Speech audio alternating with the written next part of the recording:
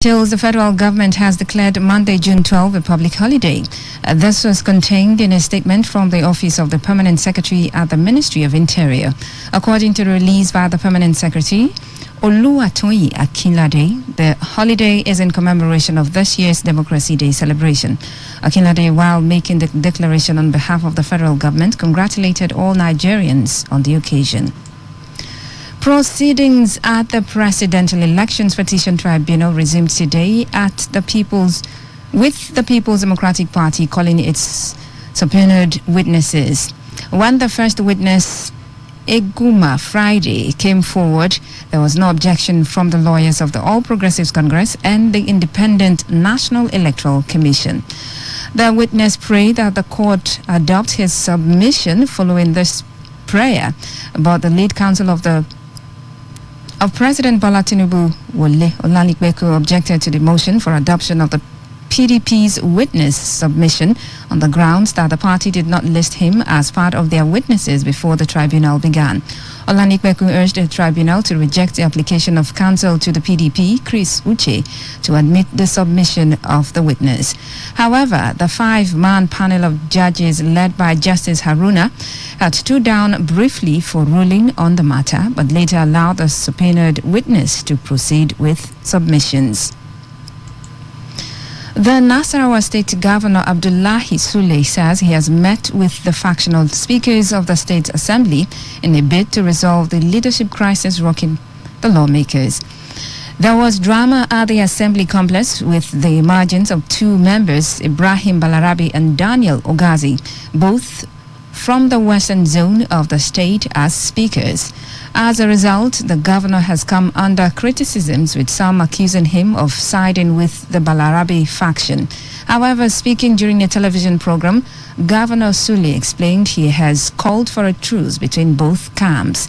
The governor stated that after the other camp was denied, he persuaded the former Speaker of the House, Ogazi, to withdraw from the speakership race. For 20 years, we had always had consensus because there was always proper negotiations. This time around, it came with a little bit of difficulties because the APC doesn't have wide margins in being the majority. Out of the 24, APC has 11. The opposition parties actually have 13. Now, the two best friends in the House, who have been there for a very long time, started contesting. And we tried everything possible to see how we could resolve the matter between them. I have met with them many times, but unfortunately, everybody stood his ground. So I had to send to the clerk of the house to go ahead and inaugurate the house and then bring a speaker to me. But as early as 4:30 in the morning, they woke me up that the first group had gone in around 1 a.m. for a program that was slated for 10 a.m. And then the other group came in around 4, and then they met the first group at the gate, and there were problems.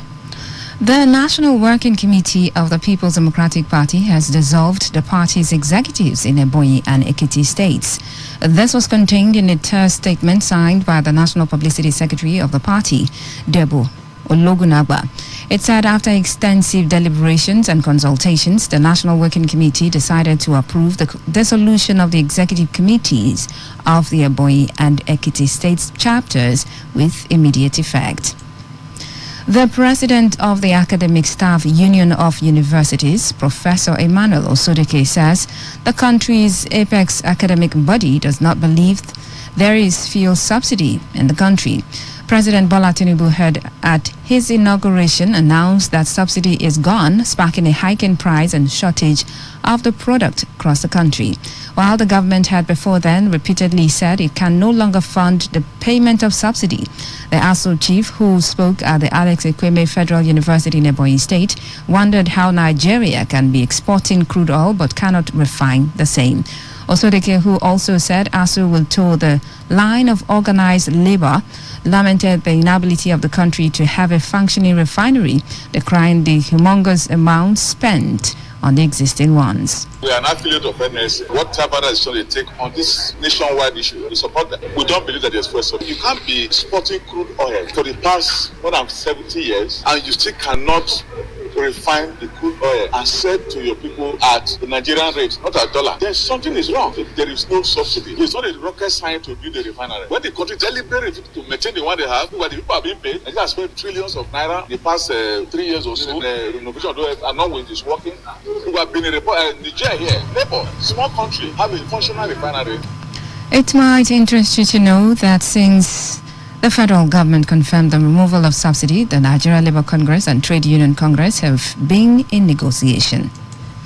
The General Secretary of the Air Transport Services, Senior Staff Association of Nigeria, Francis Akinjole, has urged the President Bola Tinubu-led administration to focus on creating an enabling environment for airline operators to perform effectively.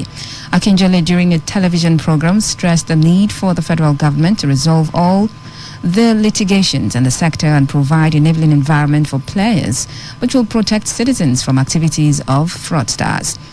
He also appealed to the Nigeria National Petroleum Company Limited to alleviate the sufferings of Nigerians by addressing the issue of airline tickets, which has increased to over 100%. The first thing the government ought to do is to see how to resolve all these litigations. Even in Heru, these encumbrances have to be addressed first. The enabling environment for those players that will come into the industry, instead of leaving rooms for some people to think of the alternative of continuing scamming Nigerians. This is what we need now. The flight public does. The NNPC should come to our rescue in addressing this. I want to advise the new government as much as possible by providing enabling environment for the airline operators of Nigeria to perform effectively. The Maritime Workers Union of Nigeria has called on the River State government to tighten security on the waterways. A National Board of Trustee member, Harry White, in an interview with Today FM's Sandra Kenneth, urged the government to do more in its fight against sea pirates, stressing that their members are always at risk on the waterways. White lamented that the Abonima, Kola and Port Harcourt Bonny waterways have over the years experienced insecurities. Harry stressed that few gunboats sailing on the waterways are only serving government and not the public. Yeah, we know the hardship that has been caused by this policy, which has radically increased the cost of transportation, eating deep into the wages of workers in the state, especially those at the riverine areas like Abonima, Tokola, Port Harcourt, Bonny, and others. These areas, even before now, has security challenges. I have been calling on state government to live up to its expectation by providing security on our waterways, mostly the creeks. The few gunboats we are seeing are only serving government facilities and not the public. Sea pirates has taken over our waterways unchallenged. And this is the World News on your Premium Talk Radio, Today 95.1 FM Port Harcourt. After the break, more news, sports and foreign stories. Stay with us. Every day, every hour, when the big stories break, depend on our 24-hour news team to bring you the latest. Today 95.1 FM.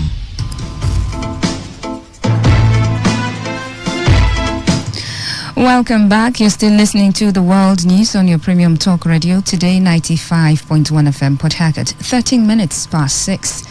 The Petroleum Product Retail Outlet Owners Association of Nigeria has attributed the fluctuation in the price of liquefied petroleum gas, popularly called cooking gas, to market forces.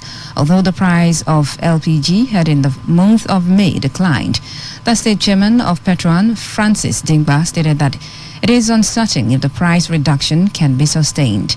Dingba, in an interview with Today FM's Ifunaya Ubemendukwe, however, noted that the price of cooking gas has not reduced to the expectation of Nigerians, going by the federal government gas expansion program on deepening gas consumption. 8 years ago, gas was selling for about 2,000 naira plus for 12.5 kg cylinder. But presently, like a few months ago, it was selling for 10,000 plus and it went down to 9,000. Though it has come down a little, but it has not reasonably come down to the expectation of the Nigerian masses. Nigerian masses, going by the federal government gas expansion program, deepening gas consumption, it would have expected that by now the gas supply system would have stabilized and the price would have actually come lower than what it is. We are not even sure that it's going to be sustained. The availability is more than before. Formerly, it was not as available as it is now. LPG is more available now than before. The access to it is improving and we hope it is sustained. The state chairman of Petron also appealed to the new federal government administration to give approval for licensed gas operators to procure cooking gas directly from the Nigeria liquefied natural gas and erode the practice of middlemen, who he said attributes to the increase in the price of LPG.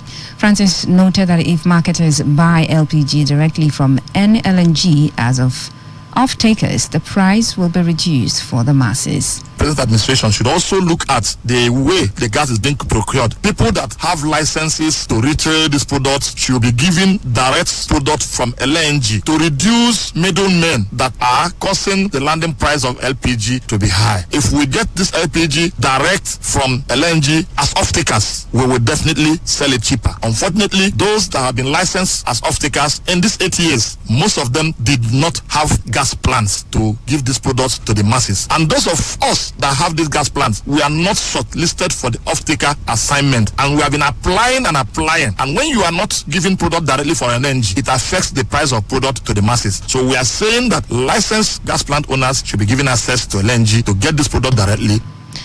Cooking gas is now sold at the price of 760 naira per kg and 9,000 naira for 12 kg cylinder, as against the 10,000 naira sold in the last few months. The National Industrial Court sitting in Port Harcourt will, on the 24th of July 2023, commence hearing on a suit filed by 19 aggrieved staff of Emoa Local Government Council in Rivers State against the Emoa Local Government Council Chairman Chidi Lloyd and the Local Government Civil Service Commission. Solomon Erim and 18 others who are aggrieved staff of Emoa Local Government Council had filed a suit against Chidi Lloyd and 2 others over alleged demotion, downgrading, slashing of their salary and sack. The aggrieved staff want the order of the court to direct the Emoa Council Chairman to, within 7 days of the conclusion of the matter, reinstate them to their employment grade level, release in full their withheld salaries, and payment of each of the affected staff the sum of 1 million naira as damages for the trauma and embarrassment. Today FM's Uchendu Ajowa reports that when the matter came up in court for mention, counsel to Emoa Council and Chairman Winston Churchill moved a motion to regularize his process, which was not objected by the claimant counsel. And the presiding judge, Justice Polycarp Haman, adjourned till 24th of July 2023 for hearing.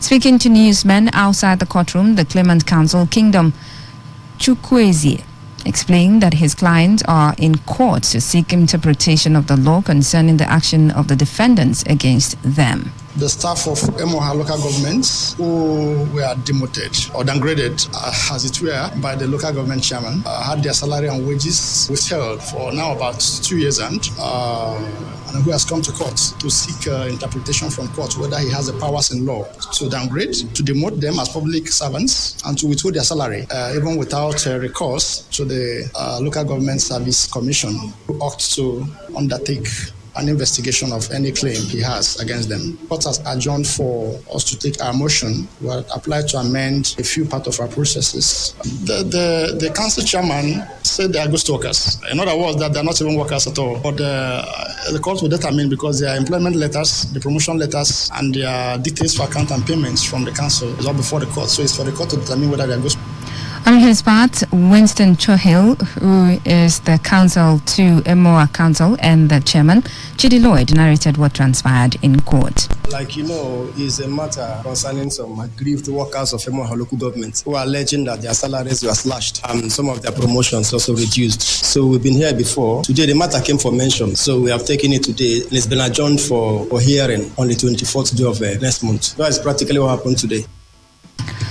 Tricycle riders flying the St. John's Ogbogoro route in Obiakpa local government area of Rivers State have taken to the streets in protest of the killing of their colleague by a suspected member of the Ogbogoro Community Task Force. The aggrieved tricycle riders, popularly called Keke Napep, who chanted solidarity songs on the streets of Port Harcourt, claimed their colleague was killed for refusing to give 200 naira to the task force member. while alleging that the suspected killer of their colleague is known for criminal activities in the Ogogoro community. The Keke riders wondered why members of the Onelga Security Peace and Advisory Committee would aid him to run away after committing the crime. The protesters further called on law enforcement agencies, Obiakbo Local Government Council and the River State Government to urgently intervene to ensure that the suspect does not go unpunished. The River State Police Command has denied intimidating and harassing a Port Harcourt-based journalist, Chinedu Oluolu, when they used him to lure and arrest one Kingsley Woko, who claims to be the chairman of Rumaholo Community Development Committee in Obiakpo local government area of the state. The commander of the Commissioner of Police Monitoring Unit, who is in charge of the matter, told the state delegation of Nigeria Union of Journalists, led by the Secretary, Ike Wigodo, that it is true that the officer applied threats, intimidation and harassment on the journalist to lure the suspect. Wigodo warned that as a union, the NUJ will not allow any form of harassment on journalists to be swept under the carpet, assuring that they will follow up the matter to ensure that the police officers involved are made to face the law. I wouldn't blame them for using the person as a soft target to get to the suspect. You know, when a tracker gives an information, they may not know who you are. What they know that you are always in communication with so person, and the person is the person they needed. You know, we are all Nigerians. We should aid police to carry out their duty. Irrespective that we are journalists, we shouldn't encourage crime. I see reasons with her, and she's also confirmed in me that as soon as the person they were looking for were arrested, and the guy get look. We as Nigerians should work with the police. Understand? Yes. As Nigerians, we should work with the police. My only concern was that the guy was exposed to danger, but other people will not look at it that way. Haven't explained what transpired. Today FM's Uchendu Ajowo reports that while Chinedu Oluolu described as misinterpretation of fact the statement credited to the unit commander, a legal practitioner and national coordinator of Civil Rights Council, Arochukwu Ogbonna, described as wrong policing the harassment and arrest of an innocent citizen. On his part, the National Legal Committee for Defense of Human Rights, Henry Ekine, acknowledged a section of the law which provides that a citizen can assist the police in course of investigation to arrest a wanted suspect, but that such assistance by the citizen must be devoid of threat, intimidation, and harassment by the police. The people of Omuogbo village and Iba community in Emoa local government area of River State have congratulated the paramount ruler of Iba and Obele communities, His Royal Highness Wobodu Sunday Jonah, on the issuance of his staff of office and certificate of recognition by the state government. The people of Omuogbo and Iba also expressed gratitude to the chairman of River State Council of Traditional Rulers, His Royal Majesty Oha Sergeant Awuse, Emoa Council Chairman Chidi Lloyd, and other individuals who contributed in ensuring that the staff of office and certificate of recognition were issued to Nyewali Ovuawu clan. The people, in a statement jointly signed by Oha Wamadi Nlerum, Oha Tony Yeche, and Elder Vincent Nyeke, noted that when the religious rule, the people rejoice, which is their expectation in the regime of Eze Wobodu Sunday Jonah, who they said has been tested and trusted. The statement also quoted the Omuogbo and Iba people assuring of their readiness to ensure that Eze Sunday Jonah succeeds by using his wealth of experience to ensure peace, unity, security, and development in the area. And on the foreign scene, at least 11 people have been killed and 30 others wounded in a blast at a funeral service for an Afghan acting provisional governor, assassinated by a suicide bomber earlier this week. The Ministry of Interior of the IEA, which described the incident as brutality of the disgraced enemies, said the blast happened at a service for Nasser Ahmadi in Faizabad, capital of Badakhshan province. Security has improved dramatically since the Taliban stormed back to power in August 2021, ousting a US-backed government and ending their 2-decade insurgency, but the Islamic State group remains a threat. IS claimed responsibility for Mahdi's killing earlier in the week when a suicide bomber drove a car filled with explosives into his vehicle. Today's blast happened at the Nabawi Mosque in Faizabad as a great number of compatriots gathered for Mahdi's funeral. And in sports, Erling Haaland has been backed to dominate the Champions League for years to come as the record-breaking Manchester City striker aims to fire his side to treble glory in Saturday's final against Inter Milan. Haaland has taken the Premier League by storm in his first season, scoring 52 goals in all competitions since signing from Borussia Dortmund.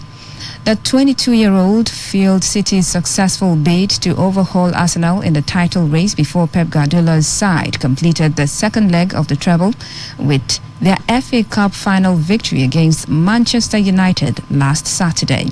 City are firm favourites to win the Champions League for the first time when they face Inter in Istanbul this weekend. That would make City only the second English club after Manchester United in 1999 to lift the Premier League, Champions League and FA Cup in the same season.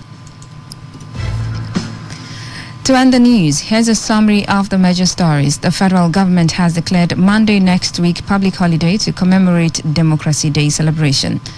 The Air Transport Services of Nigeria has charged President Bola Tinubu to create an enabling environment for airline operators. We told you that Maritime Workers Union of Nigeria has called on the River State government to tighten security on the waterways. And on the foreign scene, at least 11 people have been killed in a blast at the funeral service for Afghan acting provincial governor.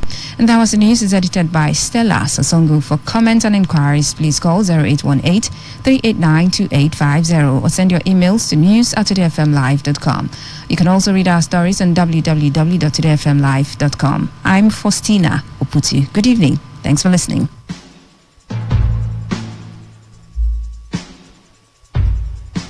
Today's news, today's entertainment, today's sports, today's issues. Today on Today 95.1 FM, Port Harcourt. You also sing here. Don't worry. This government. What's up for that station, Jojo? Don't worry you.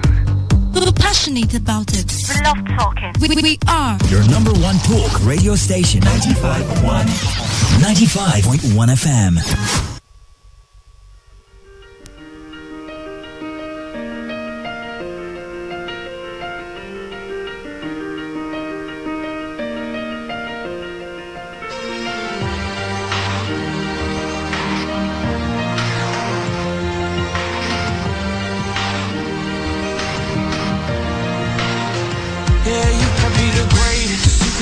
Best. You can be the King Kong banging on your chest. You can beat the world, you can beat the war. You can talk the guy, go banging on his door. You can throw your hands up, you can beat the clock. Yeah. You can move a mountain, you can break rocks. You can be a master, don't wait for luck. Dedicate yourself and you gon' find yourself. Standing in the hall. Very good evening to each and every one of you out there. Good evening, Port Harcourt. Good evening to all sports fans around the city, around the nation, and around the globe. It is the best 15 minutes of football anywhere on radio. Call it Soccer Nation. My name is Osas, the demigod of sports, and we'll be the man to drive you through the ever amazing world of football. And as usual, I'll say to you, sit back, relax, and enjoy the ride. You can walk straight through hell with a smile. You could be the hero.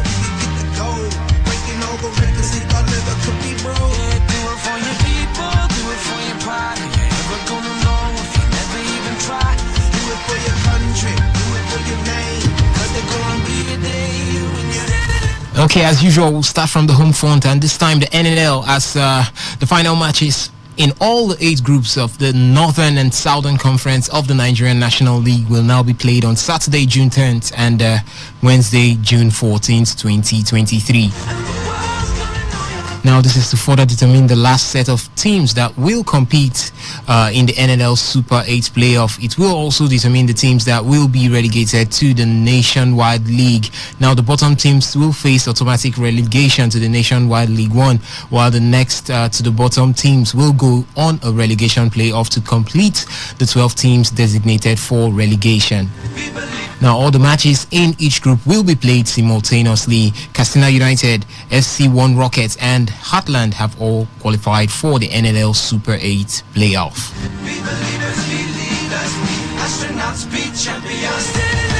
Okay, now let's get to Rivers United, as Rivers United goalkeeper Victor Sochima has expressed disappointment in his side's performance against Lobby Stars. Now, the title holders played out a barren draw against Sunshine Stars in their Nigerian Premier League Super 6 playoff tie on Wednesday night. Now, Sochima said that the team missed out on a chance to move to the summit.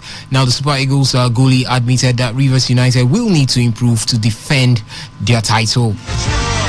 He went on to say that we really didn't play to win against Lobby Stars, and it was a disappointing game, to be sincere, as we missed out on a chance to secure a top spot. Now, if we truly need to defend this title, we need to improve better on converting our goal scoring chances. Our next 2 matches now is important, so we have to give it our all. Remember that Rivers United will battle Bendel Insurance in the matchday 4 fixture on Friday. Okay, now we get down to Lobby Stars, as Lobby Stars head coach Mohamed Babaganaru is hopeful that the Nigerian Premier League will return to its normal format next season. Now, the IMC, talking about the Interim Management Committee, adopted an abridged league format this season. Babaganaru has stated that all the teams have been affected by fixture congestion this season. And he went on to say that I prefer the normal 20 teams league to the abridged league. The normal 20 team league gives you enough time to prepare ahead of your next match. Now, in the abridged league, if you fail to get it right from the start, that can spell doom at the end of the season. Now, the effect of the abridged league with this playoff now is affecting the players as they play every 48 hours. Fatigue is really affecting them, and that's why we're experiencing draw matches. The words of Babaganaru. Now we go to Nasarawa United, where Chairman Isaac Danladi has been appointed Permanent Secretary in the state. Now, the seasoned football administrator was appointed for his meritorious service to the state and an enduring commitment to the overall development of the state. Now, Danladi played a key role in Nasarawa United's promotion to the Nigerian Premier League in 2012. The Solid Miners also qualified for the CAF Confederations Cup in 2016 and the Federations Cup final under his leadership. Now, Nasarawa United will compete in the Nigerian National League next season following their relegation from the NPL.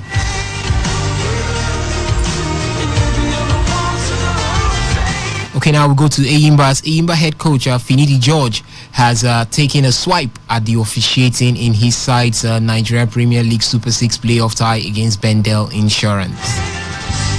Now, the 8-time champions were held to a 1-0 draw by Bendel Insurance. Eyimba had 2 penalty appeals turned down in the game. Now, Chijoke Mbauma was hacked down twice inside the box by Bendel Insurance defenders, but nothing was given by the referee. Now, Finidi cried foul over what he described as poor officiating from the center referee. He went on to say that you all can see how our penalty calls were neglected after Mbauma was hacked down twice inside the box. Now, the officiating was poor. We deserve more from this game, but we have to put it behind us. We will focus on the next game. Hopefully, the result will be better than what it is today. Okay, now let's talk the Super Eagles.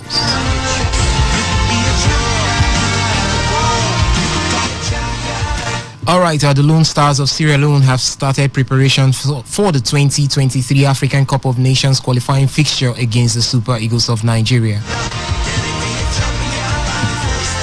Now, John Kester's men had their first training session ahead of the game at the Samuel Canyon Dio Stadium, Monrovia on Thursday.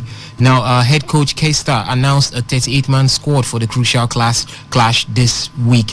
Now, the Gaffer is expected to prune down the squad to a sizable number next week. Now, Sierra Leone occupy third spot in the Group A standings of the qualifiers with 4 points from 3 games and must beat the Super Eagles of Nigeria to keep alive their hopes of making it to Cote d'Ivoire in 2023. And the Super Eagles top the standing with 9 points from the same number of matches. A point will be enough for Jose Pesiero's side to qualify for the 2023 AFCON finals. Now, still with the Super Eagles, Finidi George has stated that he remains the first assistant to Super Eagles head coach Jose Pesiero. Now, there are rumors that the winger has been shown the exit door by the Nigerian Football Federation. Now, Finidi, who also doubles as head coach of Nigerian Premier League outfit Enyimba, was absent in the Super Eagles' last outing against Guinea-Bissau. Now, the former Ajax player, however, stated that he is still in the national team. And in his words, I quote, "I'm still the first assistant to Jose Pesiero and will come next week. I think the camp opens for the players to come. And I think I'll be there if things don't get twisted. But first things first, let me finish this duty with Enyimba. And if things go well, I will be in camp." Okay, now we talk our Super Eagles players, and this time we start with Victor Osimhen, as the Federation of International Football Association, FIFA, has presented Victor Osimhen with a special jersey and a ball following the forward's superb display for Napoli in the 2022-2023 season.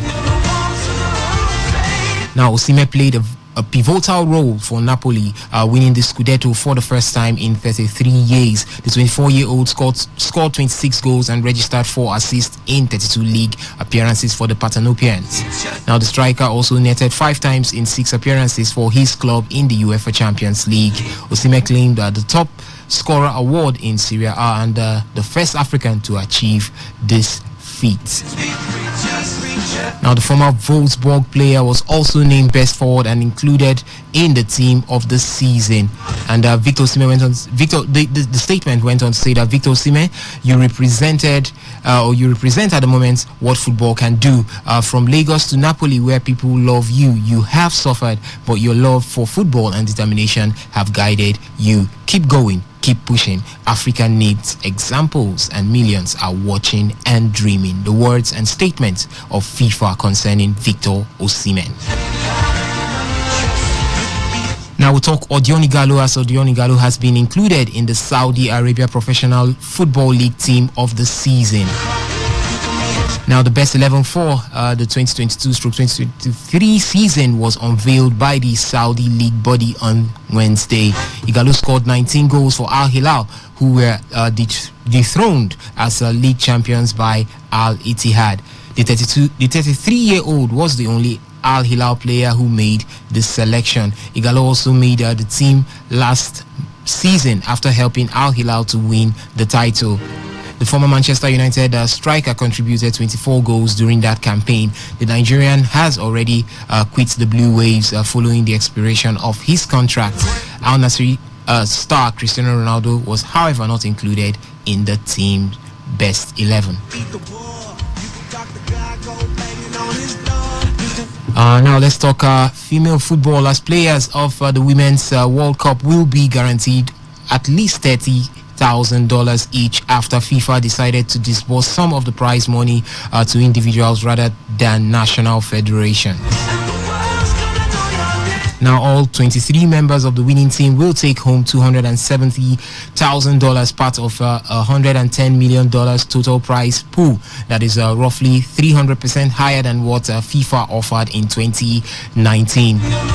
Now, in March, FIFA President Gianni Infantino pledged that the FIFA Congress that organizers would directly pay prize monies towards players at first for the women's tournament, which kicks off on July 20th in Australia and New Zealand.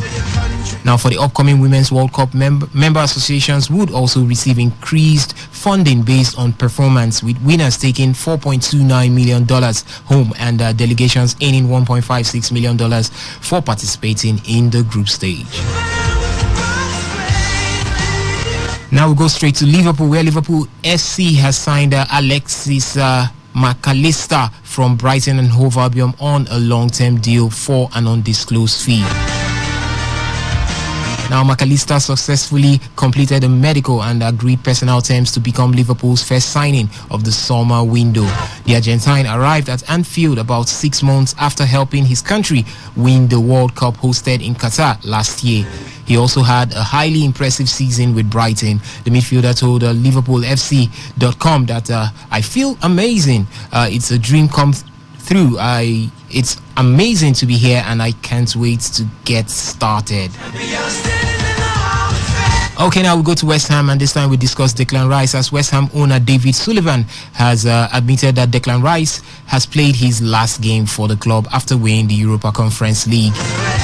Now, Rice has been heavily linked with Arsenal, Manchester United and Bayern Munich. Sullivan has now said that the England international will be on his way, as he has set his heart on leaving the London club.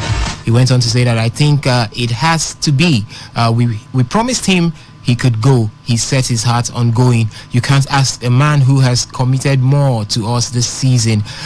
In due course, he has to get on, and we have to get a replacement or several replacements for him. Sullivan also claimed that Rice was offered £200,000 a week to stay at the Hammers 18 months ago, but he turned it down. All right, now we'll go to Messi, as Major League Soccer MLS side Inter Miami has emerged as shock favorites to sign Lionel Messi this summer. Now, report states that terms of the deal include an option for part ownership of Inter Miami, and the league would also subsidize the transfer like they did for David Beckham in 2007. Now, Beckham, who is now a co-owner of Inter Miami, signed for the LA Galaxy and was given the option to buy an MLS team for a discounted price of $25 million.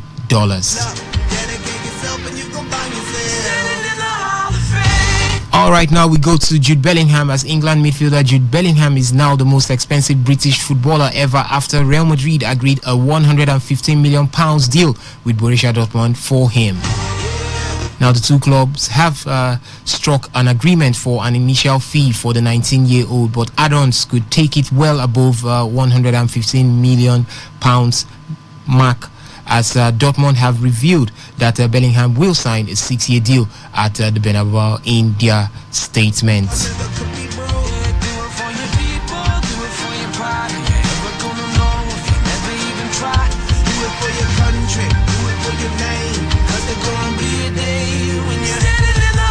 All right, that's where we call it a wrap on today's episode of Soccer Nation. Remember, it still remains the best 15 minutes of football anywhere on radio. We will be here tomorrow, same dial, same time, to you. Amazing stories coming from the world of football. My name is Osas, the demigod of sports, and I'm saying to you, stay lifted and stay blessed.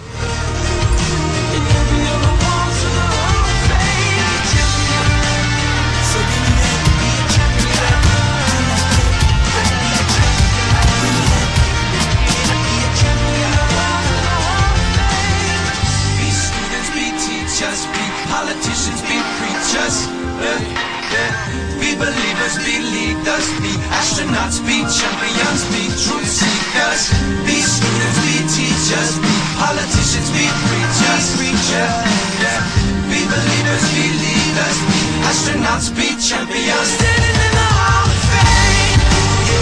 Radio has never been this good. Today, 95.1 FM, Port Harcourt. Port Harcourt, are you ready? Today, 95.1 FM, the voice of the people. This is Today 95.1 FM, Port Harcourt, voice of the people.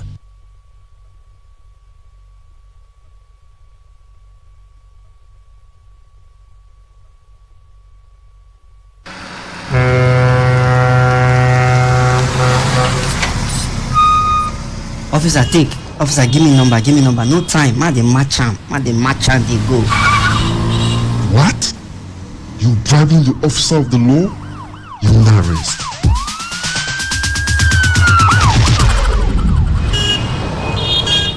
Let me see your papers. You can go. They're in order. Drive safe, okay? I don't understand though. No be the same country again. Officer reject bribe. They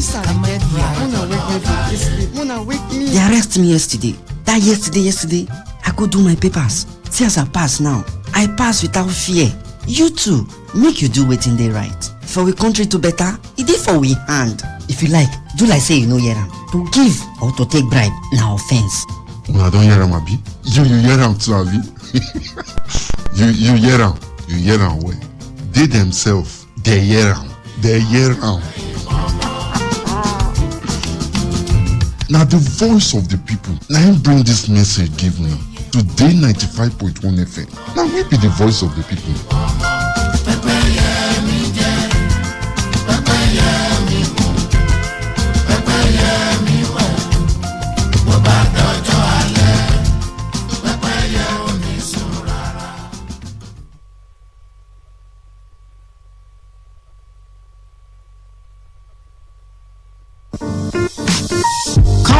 Cultism is a monster whose ravaging effects have left tales of woes such as loss of lives, kidnapping, drug abuse, threats, destruction of properties, blackmail, rape, and many other ills in society. In our society today, poor parental training, peer pressure, poverty, quest for power and social identity are the leading factors that contributes to youths indulging in this act.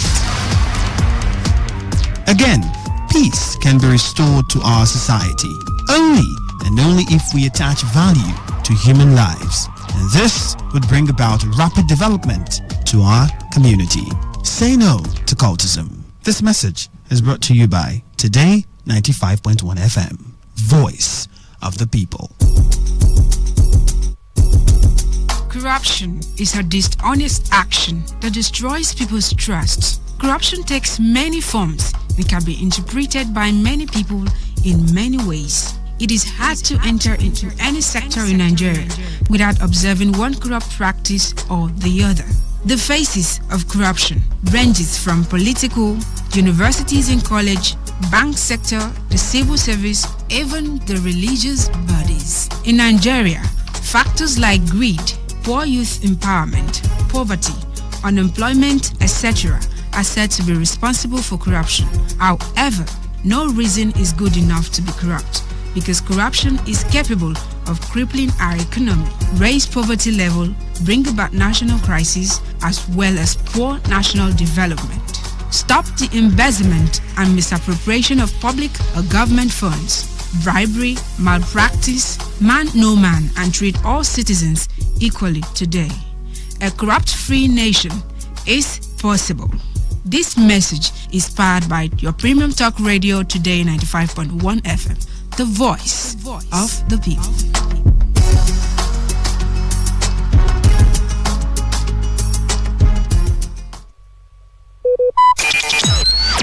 Talk radio. I listen to a lot of talk radio. 95.1 FM.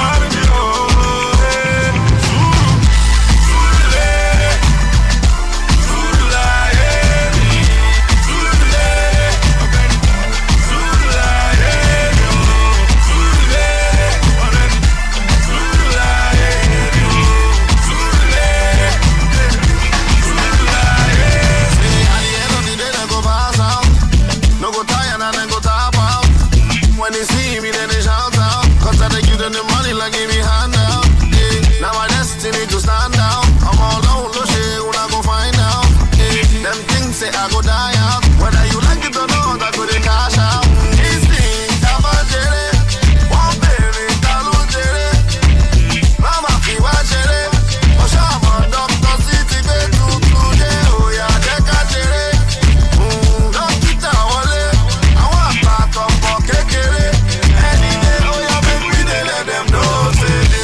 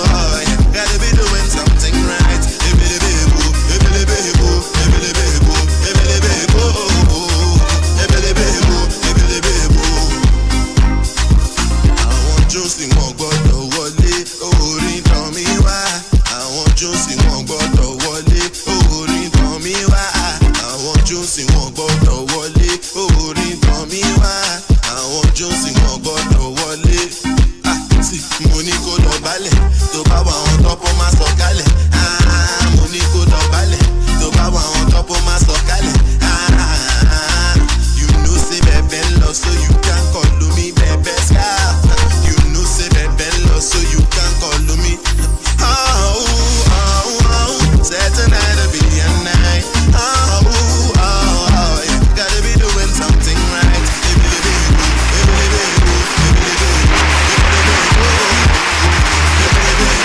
Now, if you ask me, right, that should have been the intro of Amapiano to the Nigerian music industry way back in 2015 when the song dropped. And everyone on Twitter has been reporting and saying, look, why does Davido have to embarrass or, make certain statements to Burna Boy saying he's a new cat into the music industry? This is very, very disrespectful. That trend is on, but I'll definitely give you the update of that, all right? Welcome to the show, Entertainment Recap right here on Today95.1fm. It's a Thursday. What's happening, people? On this show, we get to give you the latest trending gossip and trending stories in the world of entertainment, brought to you right here on Today95.1fm. My name is Dave Roberts, your favorite guy on radio, dripping with opulence. Call me Big Dave right here. We're going to be going through the movies tonight. It's a Thursday, Movie Thursday. I'll just count down 2 great movies you definitely want to see for yourself this weekend. Right, stick around. I'll be right back.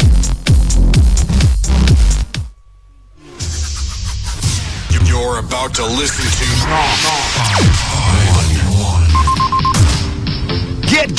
Get ready! It's the world of broadcasting as Today 95.1 FM brings you entertainment, information, education as they unfold every day. Today 95.1 FM. Do you know that I'm a petroleum engineer? Do you think I used to climb some tree alone in this building? So, you say you've not benefited anything from Nigeria? What was your favorite Nigerian movie growing up? 1, 2, 3. Yeah. It took time. Conspiracy. Today 95.1 FM. Don't touch that dial. Make sure you are tuned to your numero uno. Tell me, where's your money now? Why,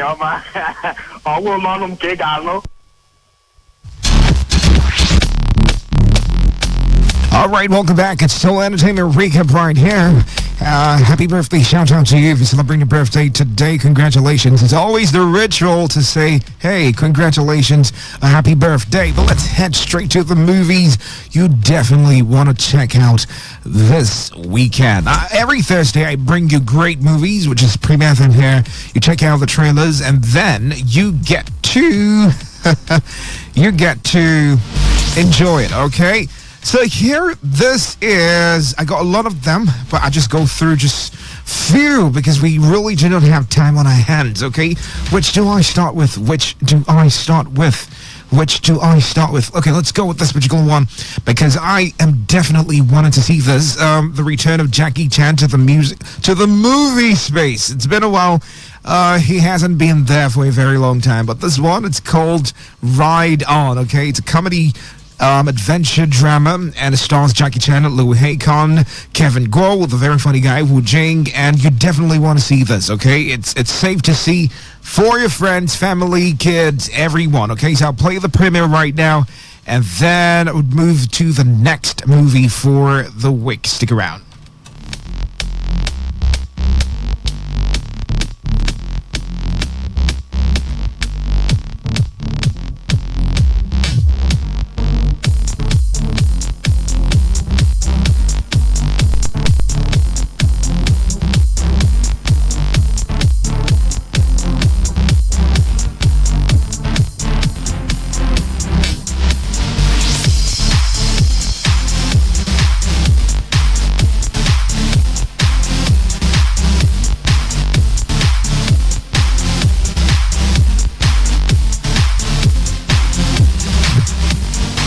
Okay, I really don't know why this is giving me tough time to load up tonight, but okay, I think it's on now, so let's check out the trailer for Ride On, starring Jackie Chan. I know a lot of people have missed him, alright, but he's back into the space. Enjoy this particular one.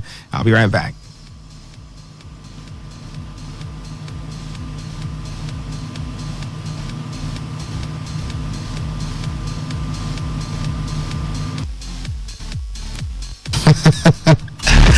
Okay, so this might just be giving me some trouble tonight, and I'm not down for it, okay? So if you're giving me trouble, definitely you should move to another space. I'll tell you another movie, and then we'll be drawing the curtain down the show to... come on, Dave. 来，我跟你讲，跳舞入门，首先要学的就是。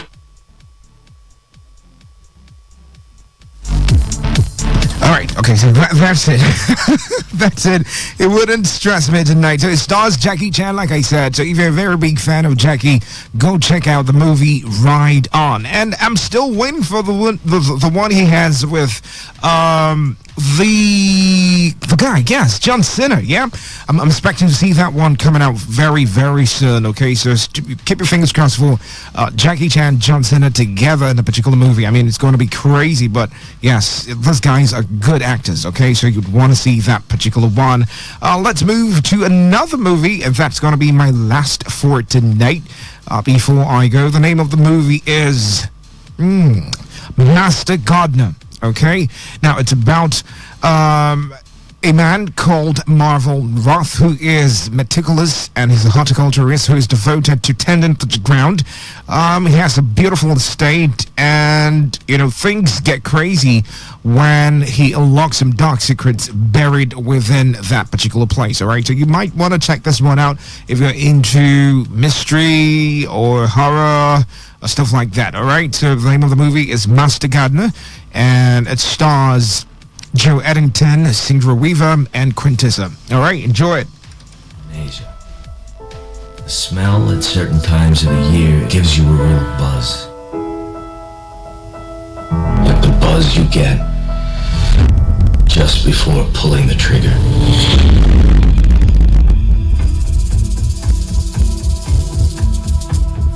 I have a favor to ask. What is it? My grandniece. I would like you to take her home as an apprentice. She dropped out of school and then she ended up in a bad crowd. You'll learn how to garden. Are you satisfied with the life that you have? How would you ask that? I know you talk a lot of shit, but there's one thing you don't talk about. What's that? Yourself. Right, so look out for that particular movie, okay? Not for the kids. I know, okay? Not for the kids. Just go with your friends. I meant the mature ones, all right? So it's time for me to bounce right now. Make way for Area Talk with Faustino. Patricia's right here already. You can follow Today95.1fm on socials, on Instagram, Facebook, and Twitter. It's Today FM 951. And for my personal handle, it's David Melford Robert. Do follow me on socials and have a good time listening to Today 95.1fm. Stick around. I'll be right back for Opinion Poll by 9 p.m. You're about to listen to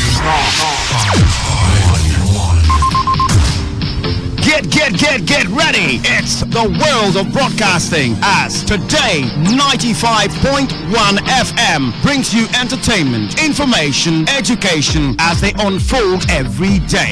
Today 95.1 FM. Do you know that I'm a settlement mention? Do you think I used to climb from 3 alone in this building? So, yeah, you see, you've not benefited anything from Nigeria. What was your favorite Nigerian movie growing up? 1, 2, 3. It's Uncle Yeah. It took time. Conspiracy. Today 95.1 FM. Don't touch that dial. Make sure you are tuned to your numero uno. Tell me, where's your money now? Why,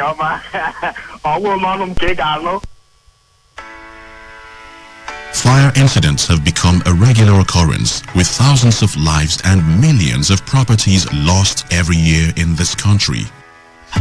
Hardly a day passes without news of a fire outbreak in some part of the country, causing fear and panic among the people.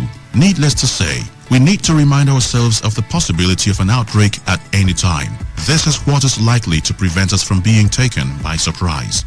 Always put off appliances when not in use. Do not overload electrical sockets. Fuel your generator before, not when in use. Avoid fixing electrical faults personally when you apparently do not have the skill. Keep the candle on a candle stand.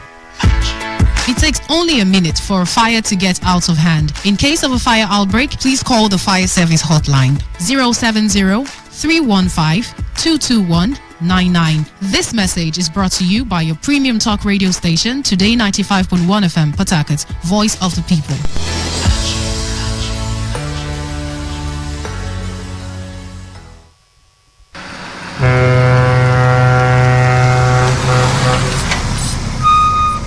Officer, take. Officer, give me number. No time. Ma, they match am, they go. What? You bribing the officer of the law? You're under arrest.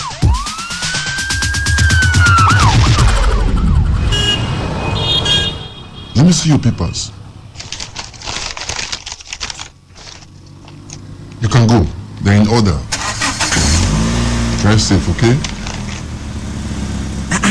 I don't understand though. No be the same country again. Officer reject bribe. Mona wake me. They arrested me yesterday. That yesterday, I go do my papers. See as I pass now. I pass without fear. You too, make you do wetin dey right. For we country to better, it dey for we hand. If you like, do like say you no hear am. To give or to take bribe, na offense. Una don hear am, abi? You hear am too, abi? You hear am. You hear am well. They themselves, they hear am. Now the voice of the people. Now him bring this message give me. Today 95.1 FM. Now we be the voice of the people.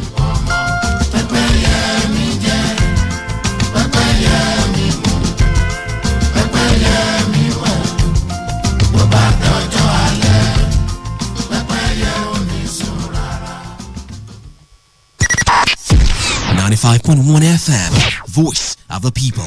And we're back.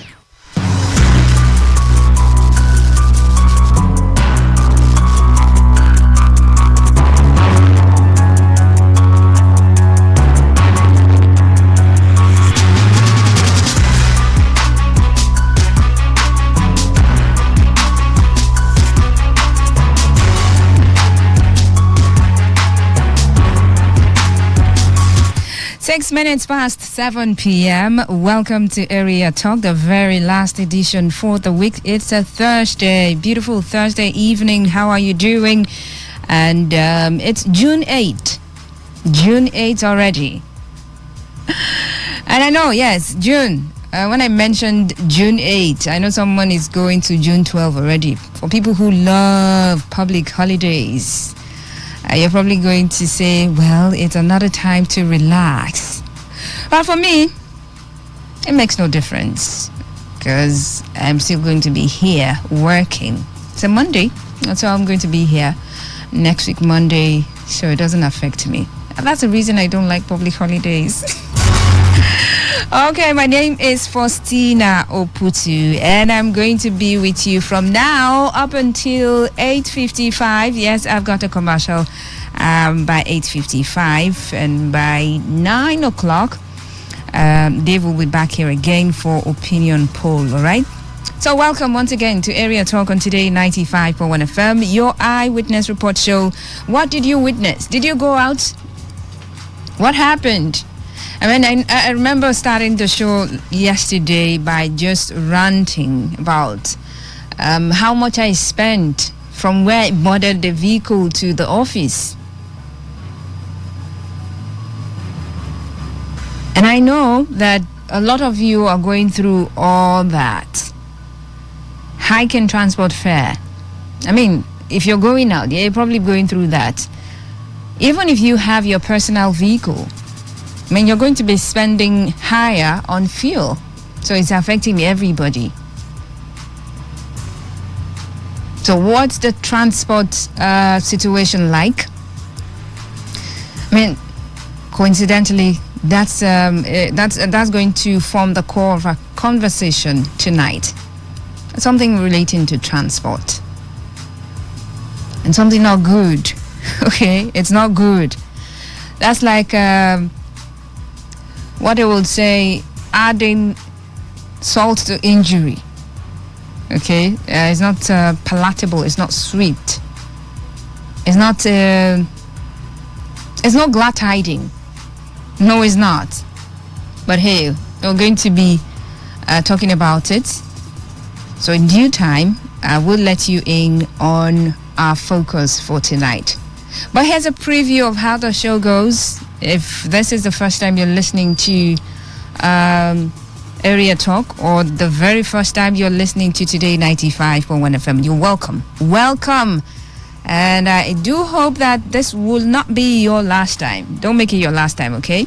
Stick with me. Stay here. Stick with the dial. Today 95.1 FM. We are the voice of the people. We're your voice. So stick with us. All right? So it's your eyewitness report show, meaning that you can call me from any part of the state that you're listening to me from. But if you're listening to me from outside the state, feel free to also call and let me know what's going on. You can call me from the UK and tell me what's going on there. You can call me from there and let me know what's going on.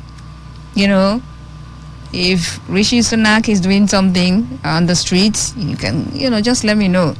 And if it's from the US, please feel free to let me know what's going on the streets of whichever state that you're listening to me from. Could be New York. Yeah, let me know what's going on.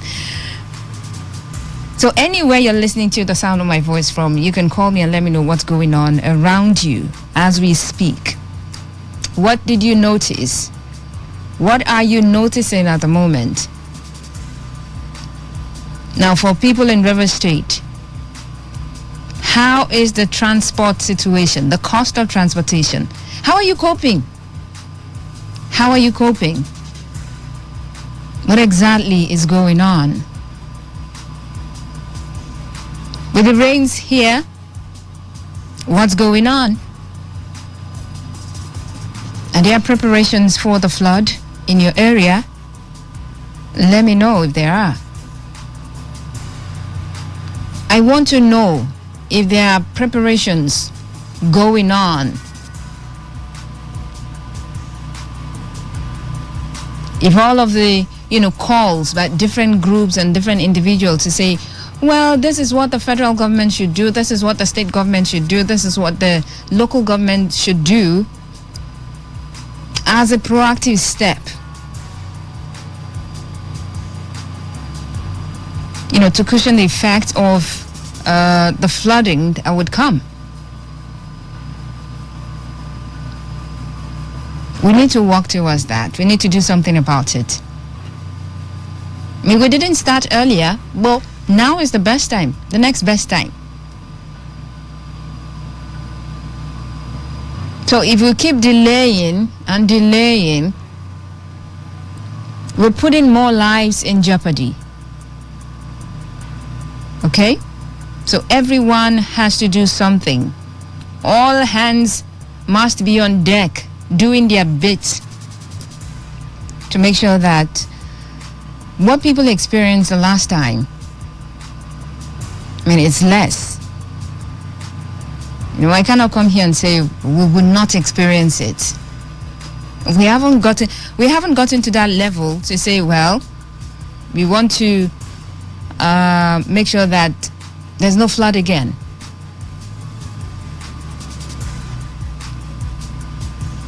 But to reduce the impact, what can we do? There are experts who know exactly what to do. And then the government at all levels, they know how to get across to them if they want to and do something about the flood. I will keep talking about it. I will definitely keep talking about it. All right, so let me know what's going on in your area. What is the traffic situation? If you've noticed that, we have less cars on our roads, I want to know. Do we have less traffic? I want to know. Or do we have more cars now on the roads? Or have you noticed more people, walking or trekking? I really want to know exactly what you noticed, what you're noticing in your area. And of course, there is a part where you get to tell me about all of the social amenities that you are lacking in your community, in your clan, in your kingdom, in your local government. and in the state. And also, well, there is a new administration, new sheriff in town. So yeah, feel free to also chip in, certain things you want this, areas that you want this administration to focus on. Things we're talking area talk now. You're looking at your area, you see the things you're lacking. So you might want to point this new government towards that direction. So let me know your eyewitness report. I mean, you can even tell me about people who were two fighting. Faustina, if you saw the fight that I saw today. Yes. If it was that serious, please, I want to know. Okay, that's on a lighter note. But yeah, your eyewitness report is what I want to know tonight. I want to get it tonight. That's when I open up the phone lines, okay? So you can call me, you can send me a text message, you can send me a WhatsApp message, and you can also head over to our social media platforms and drop comments, okay? On Facebook, it's Today95.1fm. On Twitter, it's at Today951fm. All right? You can head over to YouTube and do the needful. Today FM Live. All right? Go there and do the needful.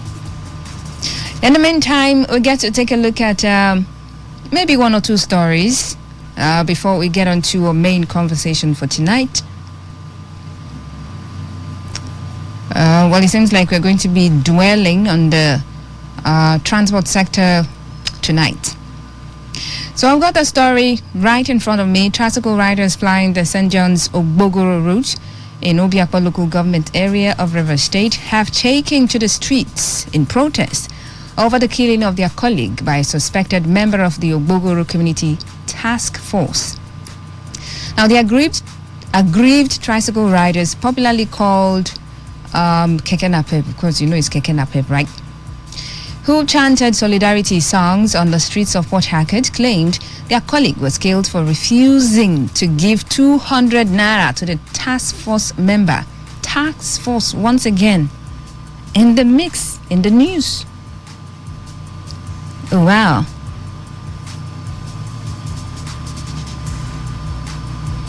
Well, I don't know if it's the same task force that, where went on a hibernation for a while and then resumed operation just how many weeks ago? Yeah, we talked about it. I don't know if it's that particular task force. All right, but let's go on. While alleging that the suspected killer of their colleague is known for criminal activities in Ogbogoro community, the Keke riders wondered why members of the Onelga Security, Peace and Advisory Committee would aid him to run away after committing the crime. Accusations, allegations. The protesters further called on law enforcement agencies, Obiakpa Local Government Council and the River State government to urgently intervene to ensure that the suspect does not go unpunished. Yeah, I mean, whomever commits a crime should, be investigated. And when investigations are thoroughly done and concluded, should pay for it, should go in for it. That's it. But then we're talking about how much for refusing to pay 200 naira to task force member. 200 naira. 200 naira. And we're talking about the life of someone, an entire life of a human being, gone for 200 naira. I mean, what's going on?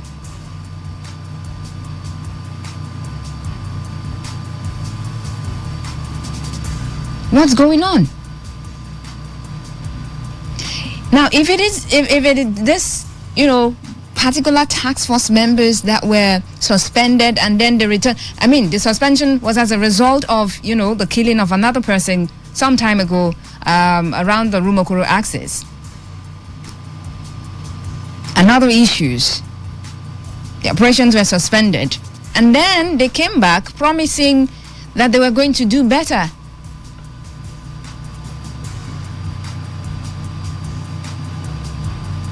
Now, here is another case. Another life gone as a result of 200 naira only.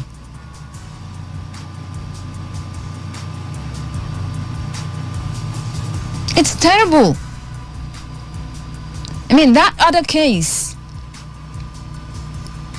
hasn't been, pursued to a logical conclusion. I haven't heard that, the perpetrator has been investigated and has been prosecuted. Now this is another.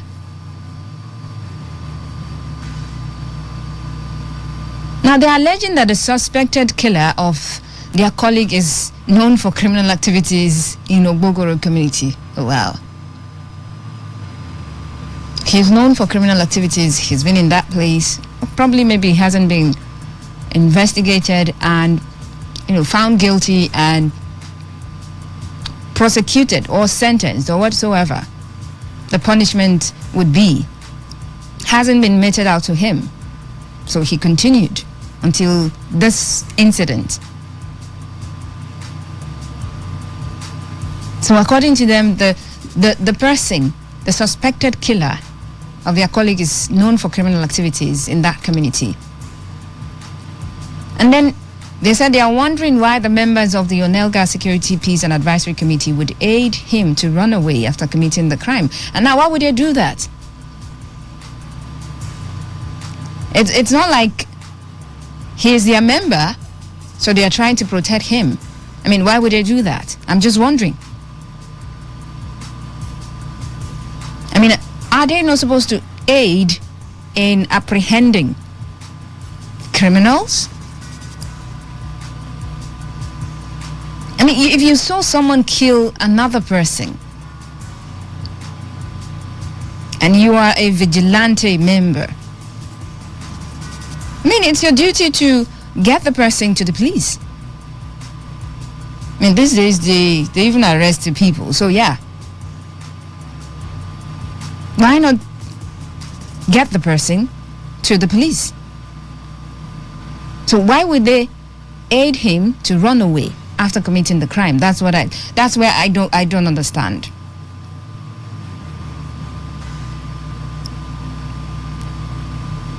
So something is not right about that particular aspect, that particular part of the story. I mean, if he was their member, I would understand that, well, they're trying to protect their own, one of their own. But according to this story, the person, the suspected killer, is a member of a task force. So why would the Onelga Security, Peace and Advisory Committee, why would they aid him to run away?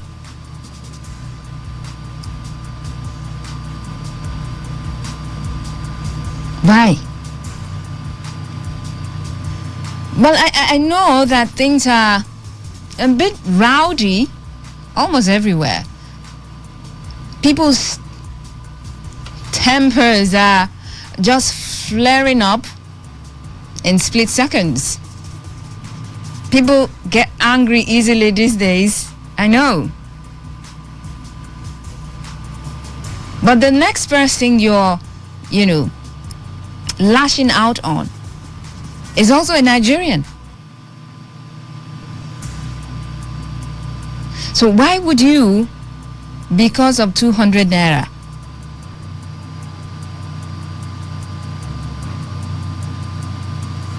take the life of another? That's really, really, really terrible. And I hope that the needed is going to be done. The necessary is going to be done. Necessary thing. That they would, look out or fish out the suspected killer. I know what they say. Who carry out an investigation And then after the investigation comes the punishment.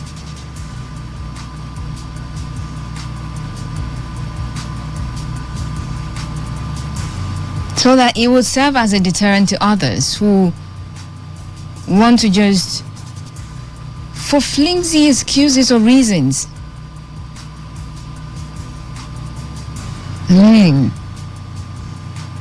Some people are just brutal.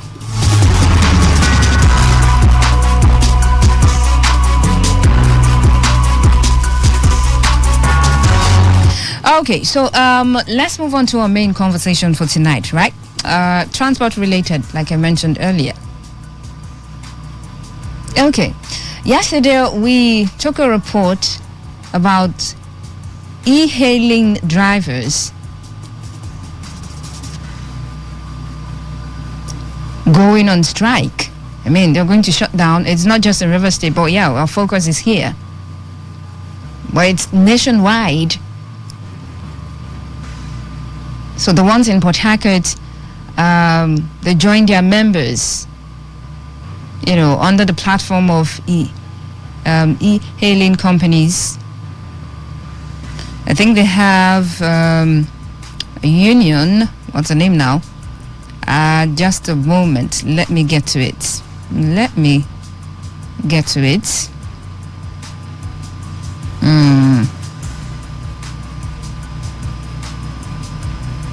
Okay. They issued a statement, and that's the Amalgamated Union of App-Based Transport Workers of Nigeria.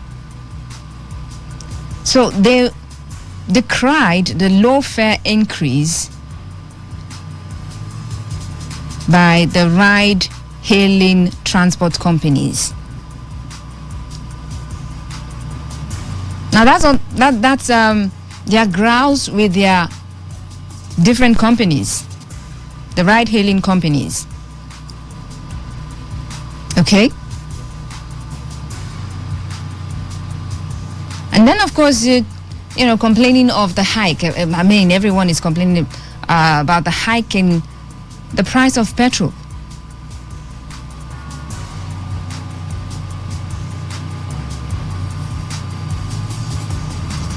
Now supposed to be joined by, one of their union members, but that seemed not to be happening. Okay, I'm still trying. But let's see if before the end of the show we get across. Would have gone into details of what their issue is with their various companies. But in the meantime, I'm going to focus on you and I, the customers. Okay? Now, when this came up yesterday, what someone said was, that one consigned them more. I'm like, really? They say, hey, now. Were we not surviving before they came? I'm like, whoa. And that's the thing. That's an angle. So before these ride-sharing companies came on board, if you want to move from one place to the other, one point to the other, the regular person on the street will just do the drops. I mean, drop here if you want to go to mile 1 from Choba. You could go to, Choba and then board a bus. If you don't want to go straight, well, you can just break the rides.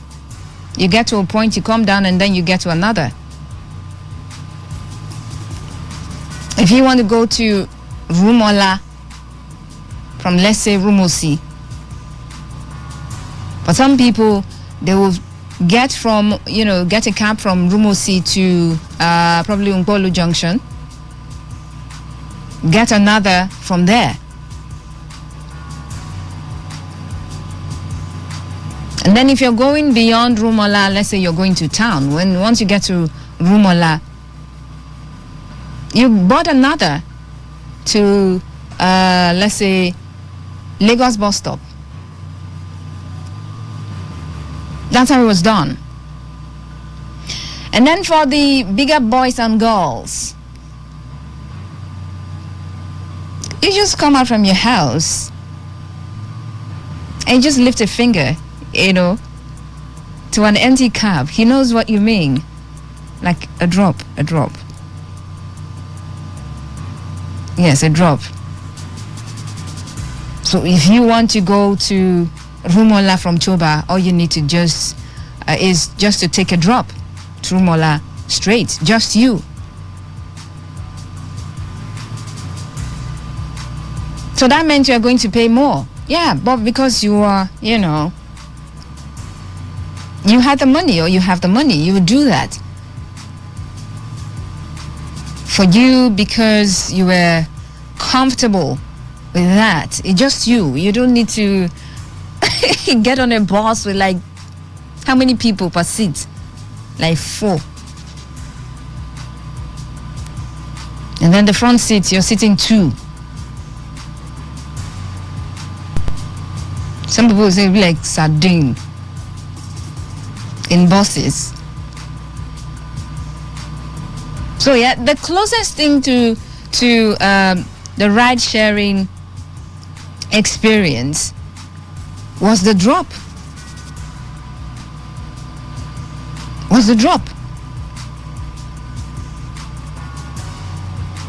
But that's how we were moving from one point to the other. Until the advent of these companies, ride-sharing companies.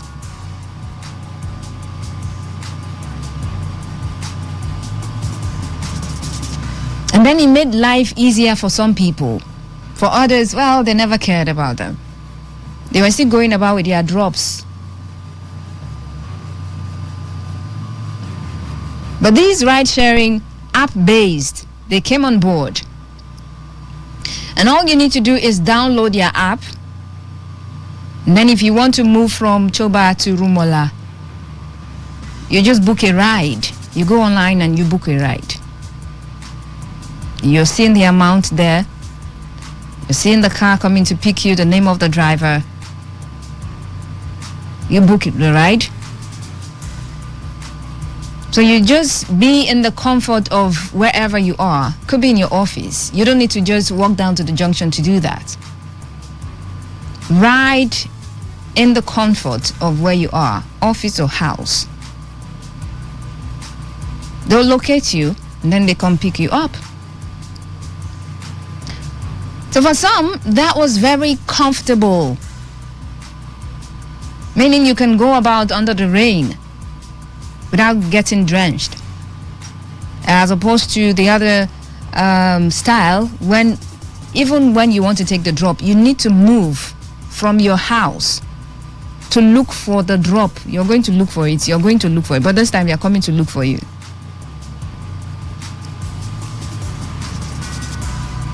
So that's the comfort the people who patronize these ride-sharing services enjoy.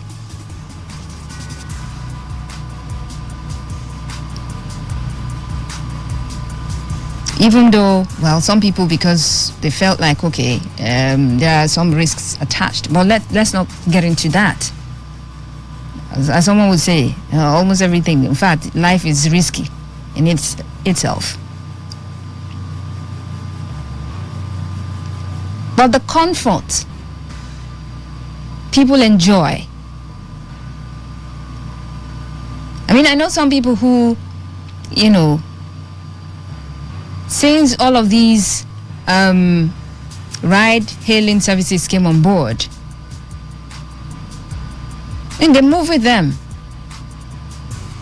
anywhere they want to go. That's, what you go with. You have an interview, you dress, very well. You don't need to go outside and look for a vehicle. You just order a ride, and you're going to certain places. If you want to form like you're a car owner, someone is coming to drop you off. For some people who would not know, be like, okay, maybe it's a friend dropping this person off. Or this person has a driver. You know that level. So there's this thing, this classy thing about it. So some people enjoyed it, while others said, well, I was enjoying I was moving from one point to the other before they came, so yeah, there's really no point. Let me just continue my life from there until I'm able to get a car for myself.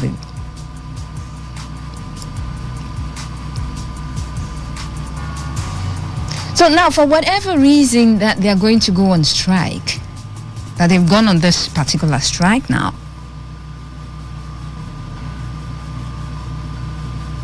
I've just been thinking. Now, for some of those drivers, it could be their only source of income. For some.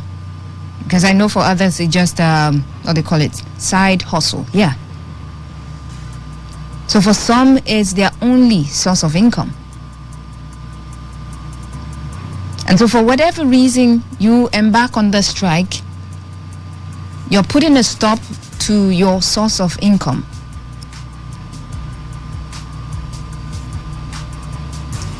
If you don't have an alternative, how do you cope for the time being that you are on strike?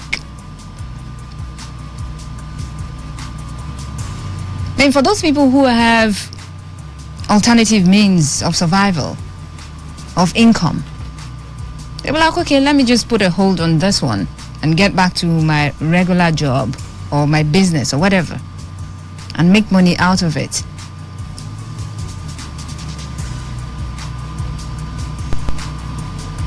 So you see,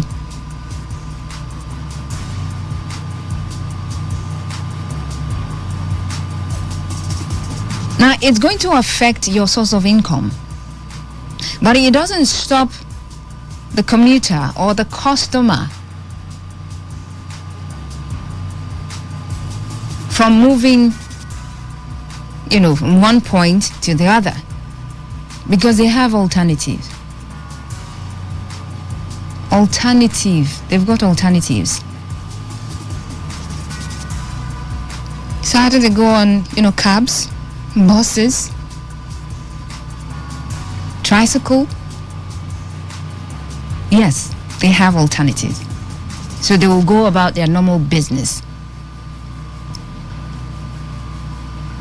For those people who say, well, I'm not, public transportation is a no for me. Classy people. They will still go for the drops. I'm going to GRA.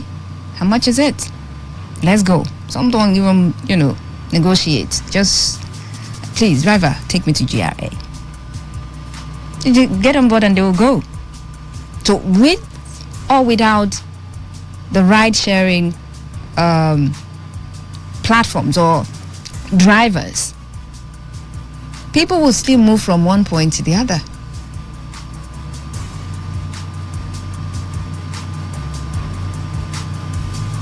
It doesn't affect them in any way. It doesn't. Okay, maybe in some minor circumstances, situations, like when it rains, that you want to go somewhere. With the ride-sharing services, they could come pick yours up right in front of your house, at your doorstep. But yeah, the thing is, if it's raining, let's say heavy rain, and where you're going to is not important or very important, oh well, depending. And maybe you live in some streets that is very far from the major road where you would walk out to come get a drop. Yeah, can affect you in some way, but not very much. Not very much. But for the time being that they're going to go on this strike, that they've gone on this strike, for as long as it lasts, for the people who are who have that as their only source of income, how are you going to be making money? How? I'm wondering.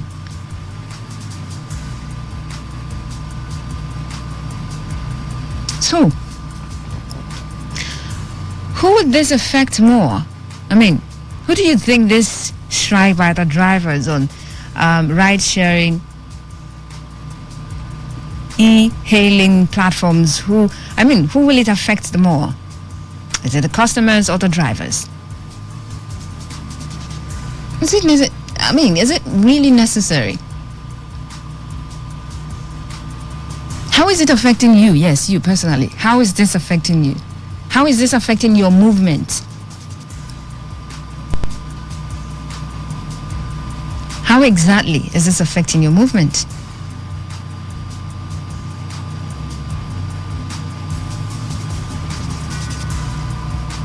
Because as I said earlier, with or without them, people will move. And then how many of these drivers belong to the union? That's another thing. Because if I don't belong to the union, whatever strike you're embarking on, that's your business. That's on you and, members of your union. So you would definitely have some who would, boycott this strike. But some people would think that, wow, okay, this is my only source of income, and they're asking me to go on strike. How will I feed? And you begin to think, I have a wife, 2 kids, 5 kids. So if I down tool, how is my family going to survive? And he says to himself, receive sense and be on the road. Continue your job. Work. Make your money. So there will be people like that. So at the end of the day, I don't see how effective this is going to be. I don't see it. So yeah, with this viewpoint of mine, let me open up the phone lines and have you join this conversation so you can give me your viewpoints as well. Okay? So, how is this affecting you? How is it affecting your movement? Are you missing them already? And who do you think this strike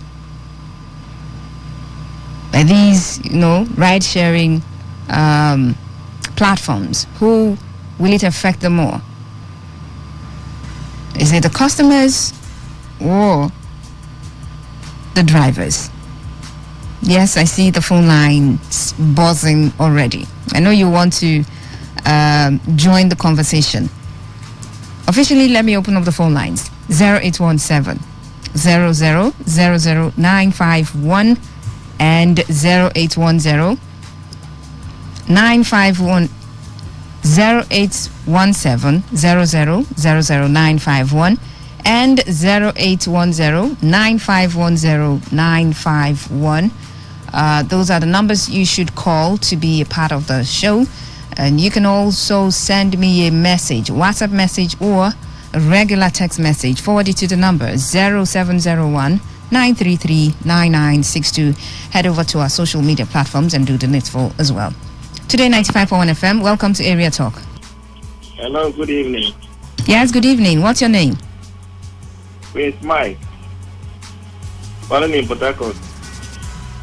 All right, go on. Yes. I will say the strike is to affect both of us. So at the same time, those of us that are still on the strike, we're just fighting for a common ground. You're one? You're a driver? Yes. Oh, okay. Yes. All right. I'm part of it, and what we are fighting for is a just fight. And okay, let me hear from you. What exactly are you fighting for? Okay, the hike of fuel now is about 550 to even some more to some filling stations. 550? Yes, to some filling stations. Okay. And both is collecting 25% of each ride we take from us. We are the one that is doing the maintenance of cars. Okay, we ask both. Now, the price of fuel is up. Why not do an adjustment that we at least help us to be in business? Because we are partners. We are partners because without us being the drivers and without us being the car owners, there will be no riders. Okay. If we do not entertain any of the riders, there will be no commission that we will pay to them. So therefore, it's from us that they are getting. So all of us are supposed to be on the same page. So all they did was to add 100 naira on a list ride that we pick. Initially it was 600. They now added 100 naira. And when you check the money added and what are the reality of things in the market, it does not suit us, and we say, okay, fine, we have to down tools so that we can come to negotiation. Okay. Yeah, so that is what we're fighting. Sorry about that. I was going to ask, how is the negotiation going? Is it ongoing, or they haven't called for a meeting to talk about the issues? Thank you very much for calling. Today 95.1fm, welcome to Area Talk. Good evening. Auntie Faustina. Auntie Faust, good evening. Good evening. Yes, sir. Auntie Faust, there's no negotiation. They never call. They never talk to us and other things. And another thing again, it will affect both we and those that are booking us too. How? Because let me hear from you. Yes, me now, like as at yesterday, we started this the process issue. What they normally do is just we like some of my colleagues, they will book, like me now, they book me more than 3 times yesterday before I noticed what was going on. Okay. They will book you, maybe just at your station, someone will book you. Just come from your station to Choba Junction. Then when you get to Choba Junction, they will keep you there waiting. Say, just hold on and come here. I just want to pick up something. Before 30 minutes. Ogaria, you did now, I'm coming. Just give me a little time. Before they will ask you, don't you know that the boat is on strike? So when you turn around like that, like 4, 5, maybe 4 or 5 people book you just like that, you look for a way to park one place and know what is happening. But you join the other people. Okay. So that's how we do. Not that we will have one particular union like that, but we'll have WhatsApp group, a different WhatsApp group. That's where we drop the message and other things. All right. So then we pass there to inform other ones. But some people are so stubborn too. You know, easy too. Like one of my friends, carry Corolla of 4.5 million, I have purchased, and he's making an account of 30,000 every week. And the Oga don't want to know if you're on strike or not. You understand? I heard some of them say that if you didn't pay me, the strike will not concern me. If you didn't pay me, you will come and park my car. Wow. So those ones will look for a way. Yeah, those ones are the ones looking for a way to see if they will work. Okay. You understand? Wow. So, but they should do something. Even the other day, I picked someone from Allo, like Choba, a uniport here to, there's a place they call back of Ken. Yeah, I know it. You understand? Then I dropped someone around that place. The ride was 800 naira. Then they took 300 naira for the ride. So the guy was like, this commission is small. 800 naira plus this way, they are taking 300. No, it's much. You understand? So we are pleading to help us and they either reduce their own percentage and maybe leave the ride like that, because this 25% they are taking is much. Like now, when you go and ride from Chobana to, let me say, to GRA, 4,002 or 445, they will likely take almost 1.5. Then they won't ask you how much did you buy fuel, and if your car spoil, are they the one to fix it for you? And they're not giving any loan. There are some for the drivers then. Right. So that's why we are protesting. They should help us and do something. Okay. You know, they should help us. And also, I want to remind everyone too, my governor too, he should help people of Chokota and Umeblu suffering. This road is from Ibuche Junction to Umeblu. Just when you get to this road, if you pass that road to Umeblu, just one pole you cross to Imo River to Aba. When the Aba road was much, when that road was okay, that's where a lot of drivers, those going to Enugu and all that, that's where they normally pass. So by all those Igbo area, when Igbo was bad, our new governor should help people of Chokota and Umeblu. We are suffering. For our kids. I'm 40 years. When I worked on that road, it was I was 10 or 12 years when I worked on that road. And the month you hand over now. Please, our new governor should help us. Okay. Thank you. Thank you. All right. Thank you very much. Thank you for calling and throwing more light on our discussion tonight. Okay, I think people. Wow, I think people should be understanding really, but then again, I don't know what the owners of the vehicles are thinking at this point in time. Maybe they feel like, this strike is unnecessary. Maybe they feel like, oh, this is my source of income, or maybe just one of my sources of income. So it has to keep flowing. It has to keep coming. I've got plans. You know how people have made plans for their lives. So they've planned around the monies, the returns that they're going to be getting. And then they hear that, oh, the drivers are going on strike. What kind of strike is that? I need my money coming in. Maybe that's what they're thinking. Otherwise, why would they say, well, I don't care about your strike or no strike, please. Give me my returns. Wow. Okay. Let's get back to the phone lines. Today 95.1 FM. Good evening. Welcome to Area Talk. Good evening, madam. Good evening, sir. What's your name? I'm Joshua. Joshua. Thanks for joining us. Yes. Thank you. Okay, on this matter right now, I want to say that everybody is affected. Everybody? Yes. Who do you think is affecting the more? Okay.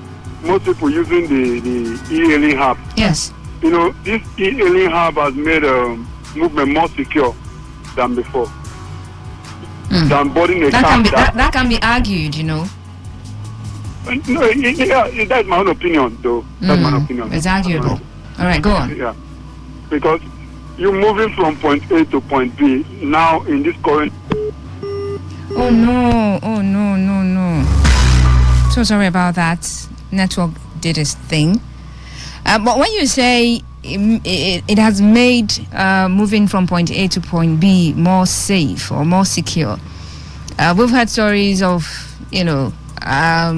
assaults and all of those, from people who share these rights. It happens. So it's not just the regular cabs that people board on the roads that are insecure or that, you have threat to life. It happens with these apps as well.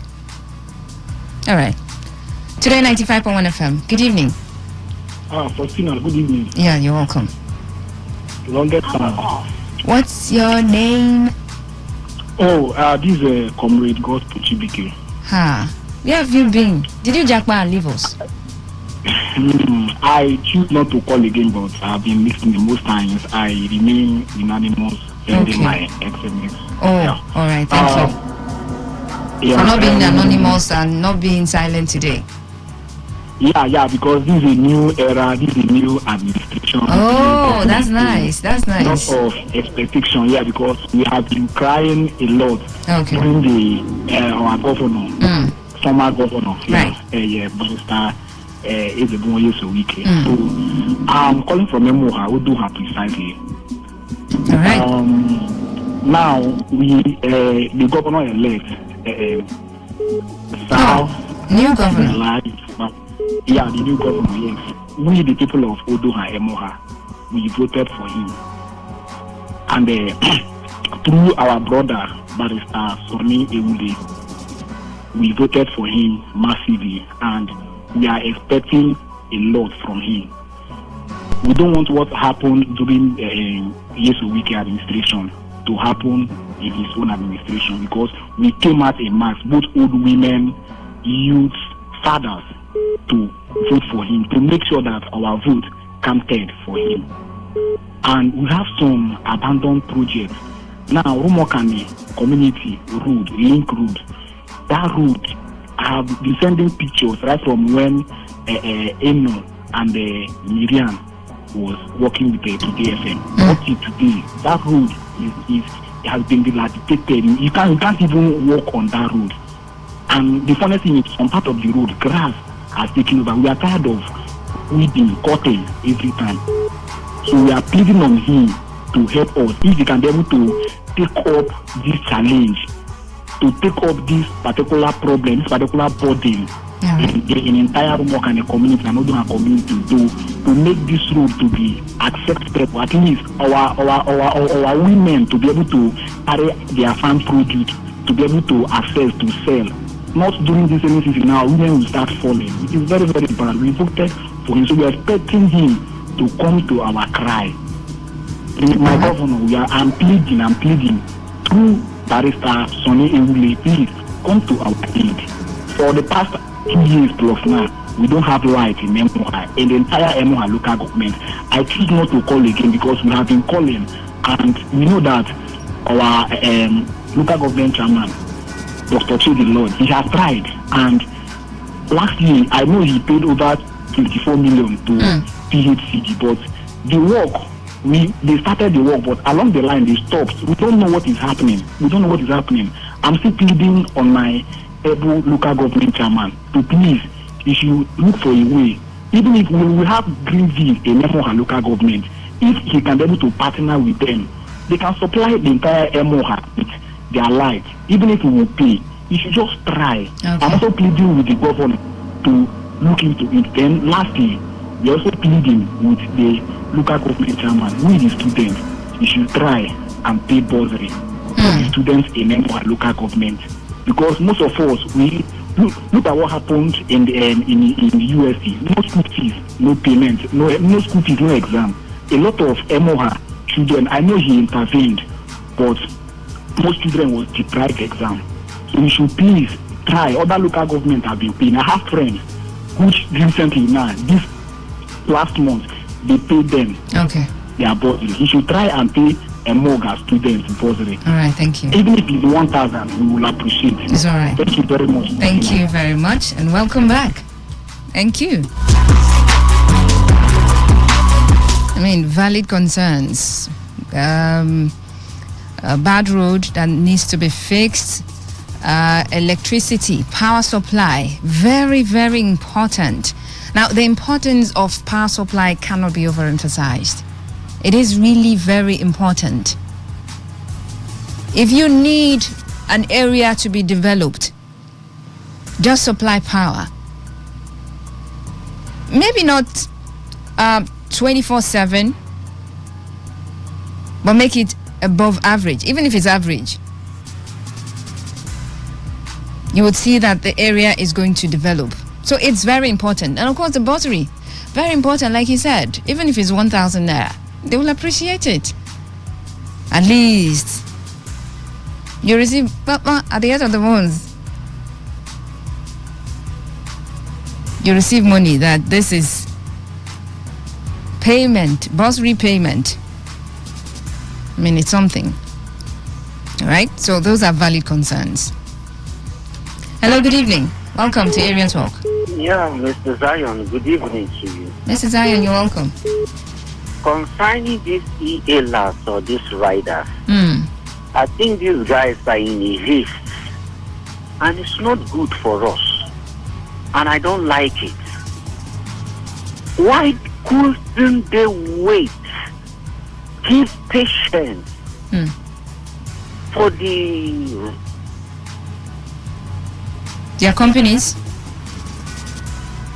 Hello, Mrs. Zion. Are you there? Oh, God.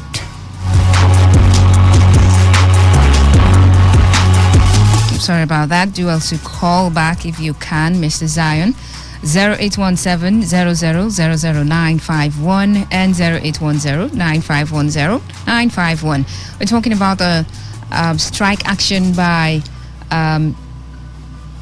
ride-sharing services platforms. Okay, they've gone on strike, citing low fares, from their companies or their companies, and of course the hiking price of petrol. Apparently, some people are not understanding enough of the situation on ground. And I'm asking, how is this affecting your movement? I mean, if you're someone who shares rides almost all the time, or you feel like, okay, this is the best thing for me to move from point A to point B, I'm sure it's affecting you in certain way. But who is this strike going to affect the more? You, the customer, or the driver, or the rider, or the driver? All right? Look at the benefits that you derive from sharing rides. For some people, it's just the comfort they get from, sharing the rides. Because they will come, look for you where you are, and pick you. Even if it's raining, they would come. You don't need to walk out from your house to the main road to get a cab as a drop to go to wherever it is you want to go to. So for some people, it's that comfort that it provides.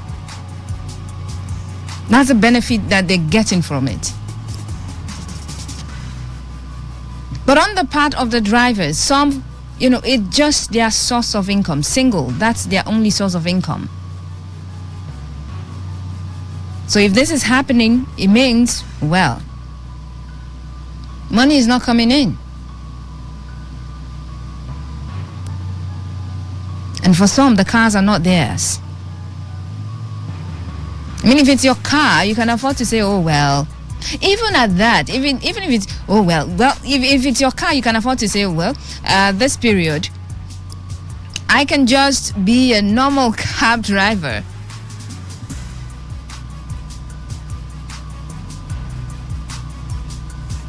But if the car belongs to someone, I'm sure there are certain percentages that you have agreed. Or maybe you can divert to being a normal and then still submit that amount of money.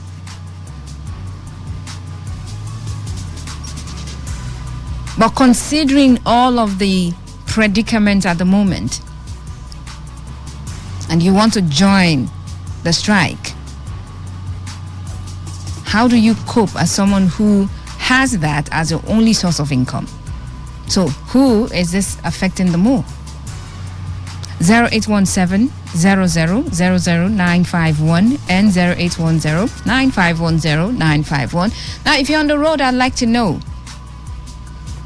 Now, with the strike by the e-hailing service providers, and of course, the hike in price of petrol, are the roads, somewhat empty or something? Are they freer? Let me know. Today 95.1 FM. Welcome to Area Talk. Hello, Foxy. Hello. Good evening. Good evening. Yes, good evening. I'm a e-hail driver. Oh, okay. My name is Samson. Samson, glad to have you join the show. I'm calling from Mobipo. Thank you for calling. Firstly, one thing I would like people to know is that when they increase the price of fuel, when there was issue of scarcity. That was December. That is December. Oh no, we can't have this conversation. It isn't clear. I'm so sorry about that, Samuel. Do well to call me back. I've got 2 lines for you to call, actually. And I have an alternative to call. Alternatives. Text messages, WhatsApp messages I can receive. Or you can head over to social media. Facebook, Today95.1fm. The post is up there. Drop a comment. Or to Twitter at Today951FM. Okay, go there, drop a comment. Hello, good evening. All right, I missed that one. Welcome, good evening. Hello. Hello. I don't believe him. Oh no, I think you need to try. Samuel. Hello. Oh, there's got to be a network issue. Sorry about that. Keep trying. Let's see if it's going to be clear the next time. Hello, good evening. Good evening. Yes, you are welcome. What's your name? I'm Kingsley, a good driver. Kingsley. Yeah. You're welcome. So, are you on strike? Yeah. Down also part of the strike. Okay. All right. So let's hear you. So why we are protesting is one, the distance they are giving us to go and pick someone, this fuel increase. The distance they are giving us to go and pick someone, about 14 to 15 minutes drive. Okay, let's assume I'm staying at my 1. You ask me to go and pick somebody at my 4. Then bring the person to my 3. You tell me to now give the charge of 700 naira. And me, I'm remitting cash to my boss who has the car. And you'll be collecting 25% of what I drove. How much did I buy this fuel? Well, sometimes we have surge. We call surge. It goes up and it comes down. Okay. Even at then, their percentage, their commission is too high. So we are just telling them to bring down the commission. Then, if I got somebody, give me just 2 to 3 minutes away drive to pick up the person. And then I got somebody, then walk drive down to 13 to 14 minutes drive to pick up, 20 minutes drive to pick up somebody, and you bring down, you give me a amount that I did not even expect. That's what you are protesting for. All right. So please, when the car spoil, we work on the car, we buy fuel, and then I still remit like me. My only source of income is really the driving. Oh no. How can I meet up? Wow. So please, they should do something about it. That is what we are protesting for. All right. I know it affects us. It affects them also. Okay. But if at all, maybe 10 people is driving, then 8 come into the house. What are they gaining? What are we gaining? Nothing. Yeah, so it affects both sides. All right. Thank you very much. Thank you. Okay. So we're putting the company into the mix as well, to the mix of affected people. All right. If the drivers are on strike, who are the people who would go drive and make money for the companies? So they're not making money at the moment. The money they're supposed to be making, probably just a few persons who would want to, But if the drivers have downed tools, it means that the companies or the company would not be making money at the moment. Even if they are making money, it won't be as usual. So they are going to be affected. The drivers are going to be affected. And some, just in a little way, customers are going to be affected. Some customers who have come to love that sort of lifestyle. Luxury for them. Where they can just be in their houses, be in bed, and book a ride. Be there. And when the car comes right in front of their door, they come out and then get on board and go to wherever it is they're going. No hustle. No need to trek under the sun to go and look for a drop. Did they go? No. So yeah. Today 95.1 FM. Good evening. Hello, good evening. Hi. Yeah, my name is. Yes, I want to remain anonymous. It's all right. Okay, I'm trying to call you. And let me give you a little illustration about that. Yeah, so I need you to be more audible. Yes, can you hear me now? Better. Okay. So let me explain a little thing about this. The foundation of this whole thing coming to Port Harcourt. So you've gone back to being low. Hello? Hello? All right, go on now. Go on. Can you hear me now? Yes, yes. The foundation of this whole scenario, first of all, was very wrong. The issue is not in the height of the fare. The issue. Are you there? Hello? Oh, no. Please try again. I'd really love to hear from you, okay? All right, in the meantime, let me go take some messages on the SMS portal. It's 10 minutes past 8 p.m. Faustina, good evening. My area talk is about our road here in Aba, in our street. Faustina is no-go area. Our street is under deplorable condition. Faustina, we're suffering from road in our street and on our street. I'm calling on the relevant authority to do something. All right, Faustina, that's it here. Okay. It's been a wonderful week listening to you, and Faustina, you're doing a great job. Thank you very much in Today FM. May God Almighty bless you and give you all your heart desires in Jesus' name. Amen. Until Monday, do have yourself a lovely night rest and happy weekend. From Abba here, I'm Chibuzo. Thanks. Okay. Thank you very much for joining me all the way from Abba. Thank you. Really do appreciate you. Faustina, help us tell Governor of Rivers State to remember Igboeche Eleme Junction Road and Igboeche Junction across Chokota community, Ikwerengwo and Umebulu community with numerous oil wells and flow stations and gas plants. We are suffering from. Okay, we're suffering. Okay, this is from Pastor Kingdom Amadi. You're sending that in from Chokota. Good evening, Faustina. Faustina, please, does Ahoda West have a local government chairman? Yes. If we have, where is he? Is he sleeping? He should wake up to his responsibility because Ahoda West is dying under his watch. Number 1 is insecurity. 2, hunger in the land. 3, cult boys everywhere. Now, okay, mentioned but few. Flood is about to come again and nothing has been done. Neither did we hear from him. He should do something now. He should do something now. Not to read it well for you. I'm Eric. All right, Eric. Okay. So some more messages before I head back to the call line. My name is Imaman from Mbache. In Rivers State, my area report is the new governor should first focus on employment because the rate of unemployment in Rivers State cannot be overemphasized.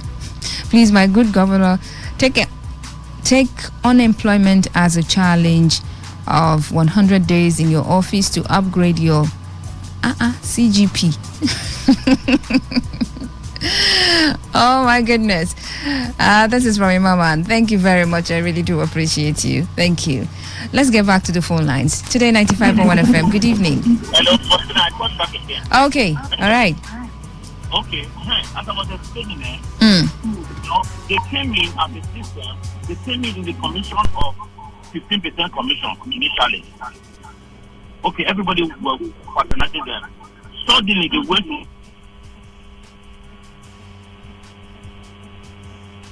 Oh, what's going on? The network providers won't let us have this conversation in peace. I apologize on their behalf, but keep trying. Keep trying. Let's see if this would be clear. Today, 95.1 FM. Good evening. Yes, you're welcome. Yeah, Regina calling from Today. Oh, Mr. Reginald, glad to have you. Yes, yes. I still want to remind the government, the state government and the NDDC and the state local government concerning my road here, the road in my community. And that is Chokocho Umechin Pipeline Road. That road is time to drain. Flood will take over the entire community, the entire village, the entire family, all the whole compound within that road. Flood will take over. So I know that my community here and that of Umechin fall within Niger Delta, where NDDC is most responsible. That is why I'm calling upon all these three authorities, state government, the NDDC, and the state local government, to come to our aid and see what they can do to remedy this situation. Because this is continuous. It's going to be, it's not going to be good for the people living within this area. And again, too, this erosion that is causing this flood is as a result of the Chokocho Greek road that was constructed by the administration of New Weekend. Because starting from the Greater area down to Chokocho Junction, do not provision for drainage within that pipeline area, within a greater road to that pipeline area. We only made provision for drainage from Chokocho Junction down to the water side. So if this, if the drainage was continuous from this, what we are suffering here, we don't have been suffering it now. So that is why. So for me, I am just appealing. I'm just appealing on behalf of my people here, because my people are suffering a lot as a result of this road. And to this e-hailing company that we are discussing here, I want to say here that when they enter into this business, I can sense that there was no proper agreement. There was no proper negotiation. So I think this is an opportunity for them to come together and have an opportunity and have an agreement, if possible.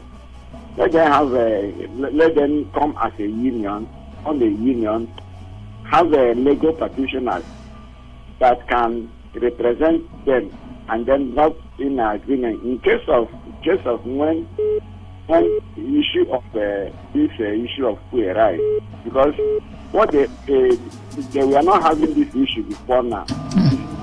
Because of this increase in fuel, and everybody knows the challenges that this thing is posing to every business now. It has definitely affected every business. So everybody in the business now, this issue of fuel has affected. So, and this company should also have consideration, because these people who are family members cannot work. At the end of the day, nothing comes up for it. All right. I know that for now, both the company and the drivers are going to lose. They are going to lose. All right. So that they have to come together and see what they can do. Okay. Thank you very much. Thank you, Mr. Reginald. Always a pleasure hearing from you. Okay, I think that's the word, considerate. This period, everyone has to be considerate, okay? You need to be considerate. And if you're in a position to do something to alleviate the suffering, the plight of anyone around you, I mean, you should totally do that. There's got to be some form of concession. There's got to be some form of compromise, ground shifting, you know. I mean, as opposed to just, I hold my side. Oh, this is not the time to be rigid like that. Today, 95.1 FM. Good evening. Yeah, Mr. Zion, I reconnect. Oh, thank you for reconnecting. I don't know what's going on tonight. Riders Man, I don't know your program like this, especially time like this. I used to be. Is it raining outside? No. But it's your network and mine. The truth is, these riders are they are in a haste. They would have been a little bit patient. Their services will ever be needed because they have come to stay. Their providers are working on modalities. To be honest, there's already adjustment from their parent company. But I don't know why we Nigerians, we are so impatient. We are so impatient. Mrs. Daniel, you have someone. You have someone there. Where? No, you're saying their parent companies are working on modalities. So I'm wondering if you have, privy information. By the grace of God, the children of God in my house, most times they want to go to school, we use them, their services, evening services. If I'm in a haste or I'm not opportune to take them to school, we patronize them. In some situations, you see the fluctuation of price. Within this period, I observe it. Like yesterday, where it was 500, it's now 800, and the fluctuation I do reason to 1,000 out of yesterday. As of yesterday, is 1,000 naira. So they would have been patient. We should not be in a haste to make money. This our mentality of money is driving us to the point that we are becoming so desperate. And what will you use the money for? What will you use the money for? Will you worship the money? See, if they want to go on strike, let them go on strike. They've gone already. Let them go. Let me be honest to you. Some of them are still accepting rights too. Yeah, as I said earlier. So what's going on strike now? Some of them are still on the service going on their normal business. We are trying to make the economy of Nigeria better. We all are on the receiving side. We are not the president. We are not the one that have amassed billions in our accounts. Now, there is a privilege to you to stand and serve your fatherland. You are going on strike. Do you know today, as I'm talking to you, the rights are available? I've been surprised they on strike. I was surprised though. I'm telling you because I'm surprised. Because today, the book is right. And they responded today. So who is on strike? All right, Mr. Lion.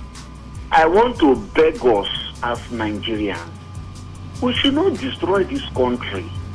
This is all we have. Rich or poor, this is our pride. Before you go on strike, have they engaged their mother company on cover negotiations? If I may ask them, I think some of them are poor, and they should respond. Okay. Do they engage with their mother company, and their mother company also adamant? They don't want to listen to them, and the only result is to go on strike. I want to inform them, by the grace of God, a large number of people in my place of work that have listened to my voice, and I've pleaded with them, please, as you are coming to work or going to work, pick people, drop them at their nearest bus stop, and most of them are doing it. I want to celebrate all my colleagues who are doing that. All right, Mrs. Zion, thank you. Thank you very much. Okay, to some messages here. Good PM presenters, please, I will not stop talking about our light in Omagwa and all the communities in Ikwere local government area of River State. Please, the authorities in charge of light should help us fix them. For over 2 years plus, we have no electricity in Omagwa and in Ikwere LGA. Everywhere. Thanks, Wodu Godwin C, aka Bawa. All right, thank you very much. This one here says, okay, I think you sent it twice, so I'm just going to move on to the next one. Faustina, top of the evening. This subsidy removal is really hitting on Nigerians. Honestly, imagine that I bought 5,000 naira fuel from Igruta to Ahoda today. On my way coming back, my car gave me a signal that my fuel is about to finish, and I shouted, "Wow!" Naso, Fosina. Fosina, wahala day for this country. That was the amount I got to go to Job on. Same amount I got to go to Job on today, Thursday. On Monday. Yes. 5,000 naira. He said, I mean, and the indicator was still on. You know that you have not reached anywhere. Please, what was this? Is this fuel? He said from Igruta to Ahoda today, and he says on my way coming back, my car gave me a signal that my fuel is about to finish, and I shouted, "Wow!" He's the shouting for me now. So for senior while I day for this country. This is from Thank God Ability at Weibo. Well, you have seen now. That's where we are. So when you see people just driving and then they're shouting, "Wow!" just know that something is up. I think the company will lose the more because those cab drivers, their customers already have their contacts. They can easily call them and do the business offline, or they can simply enter road and do the normal taxi. Okay. All right. Thank you. Let's get back to the call lines. 0817-00000951 and 0810-9510-951. Hello, Today 95.1 FM. Welcome to Area Talk. Yeah, hello, Faustina. Good evening. Good evening. What's your name? Yes, Prince Mike as well. Still calling back. Okay. Yes, I was trying to shed more light on why we are on strike before my call ended. Yeah, that's okay. There are some people they are feeling that we are being selfish or we have a long throat for money, but forgetting the reality of things on ground in our country. If you look at when the fuel was, when they were selling for at 300, 350, 250 in case maybe, we are not complaining. We are rendering our services even when the board did not even increase anything or all of the companies we are working for. We are working and we keep quiet. But at this point, fuel has been increased to 500, not even 250 or 300 anymore. And the increment is very little. What is the difference of 100 naira adding to the increment of fare? Okay, here a previous caller was complaining about that they have seen a changes in prices and what. Why it is like that is because most of us who have sat at home. So there are little drivers on the road. So there's what they call surge. So if there's a little drivers and much riders, the price will be up. That is what they are experiencing now. If all of us that are down tools has come back to field, you will see that everything will go back to the least the 100 naira price they have added. So that is one of the reasons. Second, if we look at before we are being registered on this platform to operate, they asked us for capturing our pictures so that if a rider booked us, the rider will be able to see our picture before continuing. But in return, when you want to go and pick a rider, the rider booked a ride, you will not see the picture of this rider. And most of them, they are criminals, most of them, they are kidnappers, and all the rest. So we want both. These are the things involved into this track. It's not just about only increment on our money on fare or reducing the percentage, the percentage of the commission they are collecting from us. There are a lot of things emanated to this track we are on. Because we are doing this to survive does not mean that we will kill ourselves while doing it. So these are the things. So let the public not look at it that we are being greedy and we are not being considerate. There are a lot of issues. Hello. All right. Hello. All right. Yes. So before you go quickly, have you been before you embarked on this strike? Were you able to get across to your company? Yes. As we speak, most of us were into groups in Port Harcourt. We have a numerous of them. I belong to one, and we individually and with our own group have written formally to all the companies we are working with. Okay. That please look at the conditions we want. Okay, fine. The price of fuel is up. Okay. And your fare, what you are added is 100 naira. Okay, fine. Fuel added about 2.7%. 200.70 rather. We were asked, okay, fine. Make our own percentage to 200%. This is still unnegotiable. Not that we have decided. It is part of to suggest to them, which they will come up with the opinion that, okay, fine, as it is, let us make it 150% of the agreement. But they've not said anything like that. They have not responded to us. Okay. We said, okay, fine, reduce your 25% to 15%. Because if we are, for those of them that are working now, honestly, our pack marker, I bought a 5,000 naira fuel, it was less than 10 liters. I drove a few persons that had peaked. The fuel went back to reserve. I could not get the money for the fuel. I could not get the money to say, okay, fine, this will be a savings for when the car breaks down, I will service. So when I look at the issue, I have to create fine and good. I have to park my car. Fine and good, I'm not remitting for anyone. But I'm feeling the pain. Because I will not only right to buy fuel, I will not only right to pay both commission, pay them their money. I will not only right to feed on daily basis. I need to save for other emergency and all the rest. But this period, we are driving for both commission, we are driving for fuel. There's no single saving. So the ones that are on the road, they are the ones that maybe they have a higher purchase that they are trying to meet up, or they have not sat down with the owners of the car and explain to them reasons why they should also join us and do this fight. Okay. So there's a lot of things involved. All right, thank you. So we don't want the public to not be misinformed that it's just about only the increment and we are trying to be greedy. Please. It's all right. Thank you very much.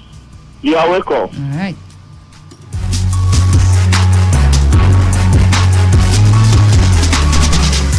Okay, keep the calls coming in. It's 8:32 on the clock. 0817-00-00951 and 0810-9510-951. You can also send me a text message and WhatsApp message to 0701-933-9962. Welcome to Area Talk. Yes, okay, Fatina. Yeah. I'm checking for the third time again. I think it's not cut now. I hope so, and I pray so. See, let me first of all do the inverted pyramid. I mean, the real problem. The real problem is our government, because the system was not set well for them. You know, in the first place, when they came to Port Harcourt, they have office. Right now, they don't have office anymore. Okay.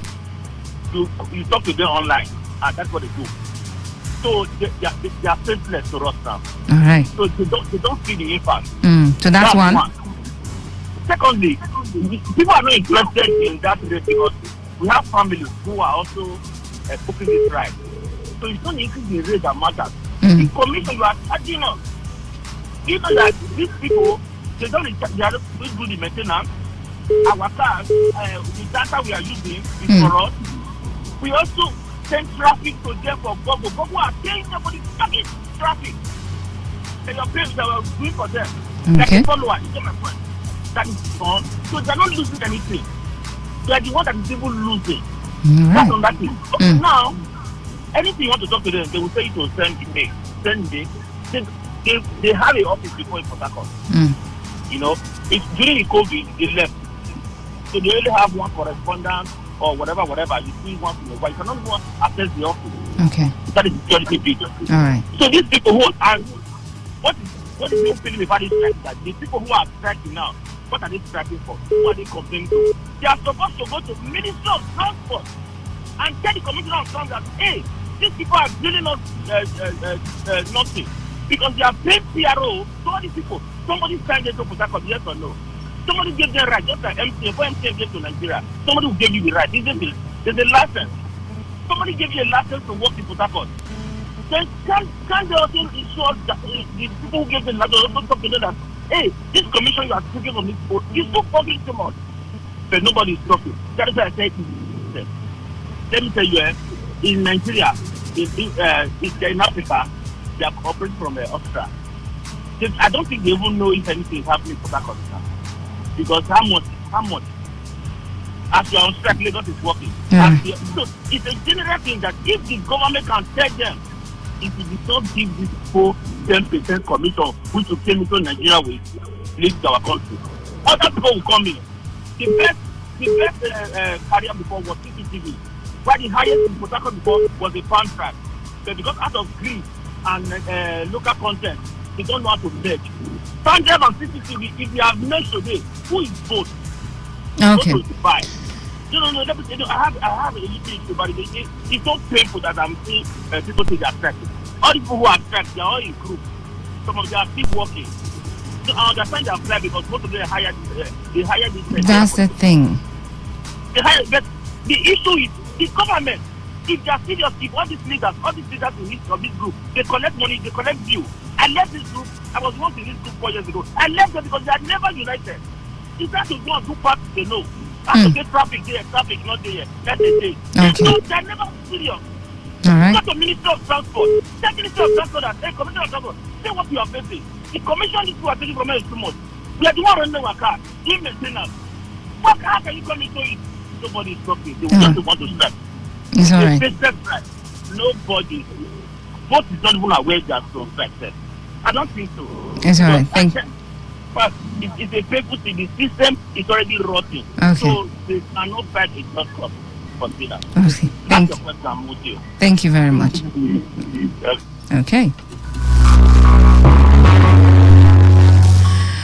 All right. I mean, I know that when things happen, sometimes you don't, or we as a people, we don't explore all the available options. You know, we feel like, oh well, this can work, so let's just use this means to vent or to express our grievance. So that happens sometimes. It happens. And for protests and strikes, oh well, people have seen that as a means of, you know, venting their anger, their grievances, or as a means to call the attention or get the attention of whomever it is they are aggrieved at. But it's a normal thing to explore every mechanism, every form of, you know, conflict resolution mechanisms that are available. And that's the reason sometimes you say, oh, well, we called for a meeting. We talked about the thing. We talked about, we went for a round table meeting. There was a dialogue and nothing came out. And for some people, it just strike protests that they understand. For some people, I mean, look at the history of protests and strikes. Once you mention strike, oh well, there's a body that comes to your head, I know. But there is no guarantee that when you go on a strike, you're going to have your issues resolved. There's no guarantee to that. But it's okay to explore every means legally allowed. Okay? All right. To some more messages before I head back to the calls. This is from Kanu. Someone says there is no light in Omagwa, Ikwere LGA. That's the LGA chairman's community. For 2 years, it should do something. Abi, is he still leading protests at the INEC office gate? Come on now. Okay, the protests would be more productive and useful at the PHED's gate. Me think. Thank you, Faustina. It's all right. Okay, what's up? While I'm still trying to get that open, let's get back to some more calls. Today, 95.1 FM. Hello? Uh-oh. Hello, good evening. Hello, good evening. Welcome to Area Talk. Hello, good evening. Okay, that line is not clear. I don't know what's going on. Hello, good evening. Hello, Pastor. Yes, you're welcome. How is work? Work is good, Igwe Sunday. Powerful. Yeah, thank you. Congratulations. Yes. You know, this is a problem we are facing in this Nigeria. It's because of safe fuel problem now. But if you complain for fuel, even the strike they want to go is because of fuel again. So you see how the way you go, partly, yeah. So that's the problem we are facing. Because I told you last time that about light we are not getting over how many years now. So now, believe me, being my own place, I told you that God wants to bother our bread. God wants to give us something now. Light wants to come for this community. It's not light come to this community. Are they going to pay money for the light? That to pay the tariff now? Because that's not going that it will be free of charge. Because now when this and this condition, people are expecting complaining about light for so many communities. Now when they want to run the light now give to them, are they going to remember to pay the tariff for the light? Because we are shouting, the personality we have this time, they didn't even assist us. Nobody assist us. We're shouting for once now. Nobody assisting us in this light. We are shouting in this community. The expectations have gone. Even the market I was telling you, even to the Nivek market, in Rumuchi market, they don't want to do anything. Now, even lights, they don't want to give us. Even roads, I was shouting for them. Now, God wants to better up for us for the light we want to get. Now, they are expecting that when the light comes, they should run the light to their community again. Those personality that support to give us light in this local government. You see how the way some people are doing. I don't know how the way we're taking care of this government. Government is not working very well. There are problems they don't want to solve. But when they reach their own problem, they want to solve their own problem. See the road I told you, going to that road. Look at how that place is like a swamp area. We are swimming that place when we are going to our house. See how the way the government is working. It's very bad. It's very bad of them. No one want to help our sisters. They want to people to be suffering. We're suffering, and now we are suffering for fuel. I bought fuel 550 naira in this community in Rumuji. 550 naira they are selling per liter now. Look at how we are suffering now.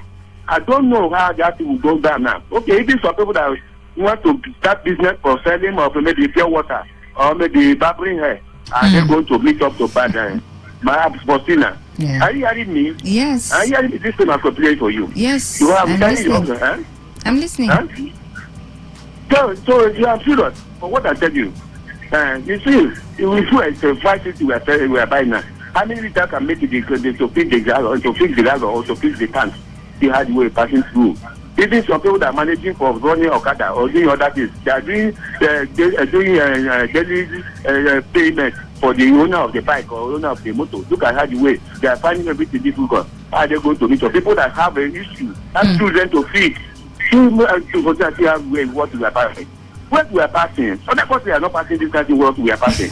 Ghana was here in Nigeria. They say Ghana must go. Ghana has gone. Have they modernized their country in normal condition now? They are not suffering, but look at how the way Nigeria they suffering this condition. I beg. For dinner. That's why I read my dinner. Okay, thank you very much. Thank you. Oh, well, you cannot be sure about what other countries are going through until you get to those countries and you see what exactly they are going through, okay? But yeah, we have issues here.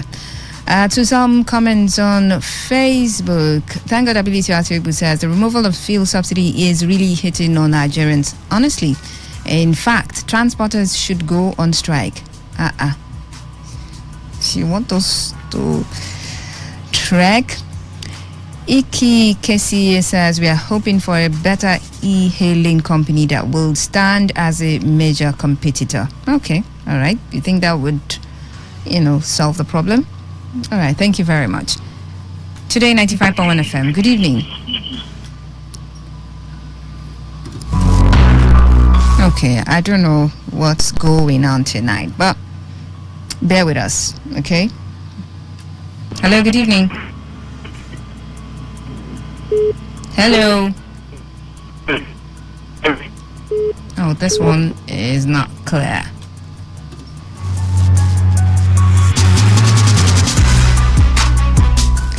.45 on the clock. Let me take some messages now on WhatsApp. It's on T-First. Wow. Good evening. Please, PHED should help the residents of Origwe Road, Elimbu. They should give us light now. Imagine since morning we have not had light. Hey, God.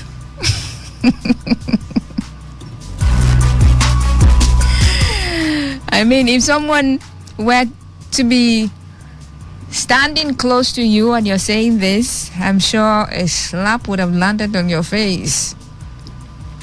Imagine since morning you have not had light, and now is no longer the time you would say you will just run out to buy 2 liters of fuel to power your. I passed my neighbor Jen. There's hike in petrol price and no light. We can't suffer double jeopardy now. Yeah, I know. Celestina from Tony Estate. Well, Celestina, you know why I said that?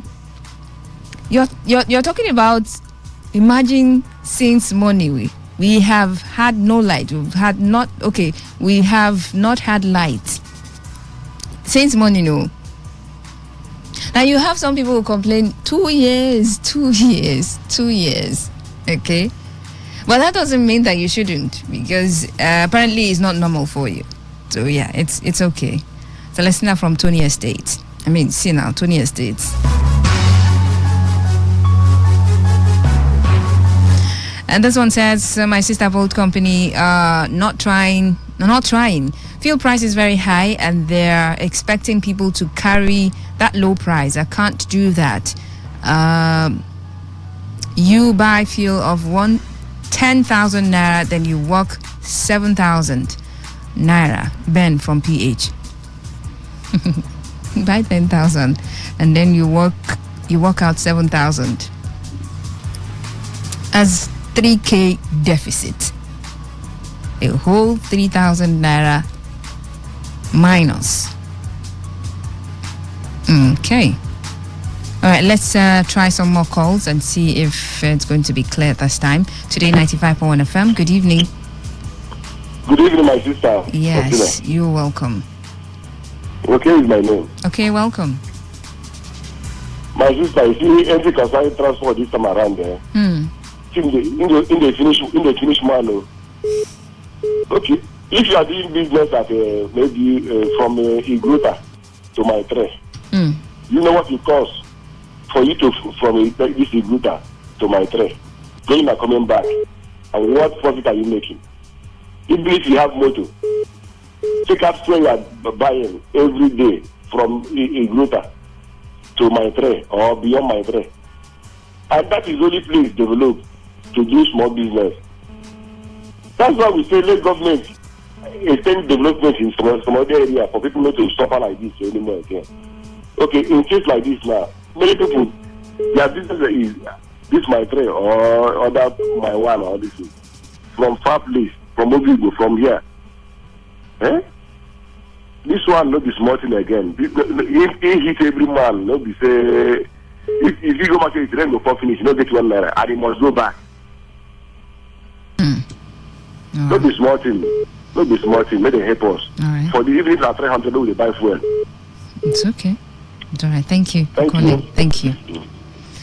Good evening, Faustina. Please ask the Commissioner for Education if he told the UBE principals to collect 3,500 naira for this coming junior WAEC via 2,000 naira for logistics and 1,500 naira for testimonial.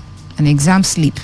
This is what the principal at GSS Ahoda is collecting from the students. This is Mr. Tom UT. Okay, we'll find out about that.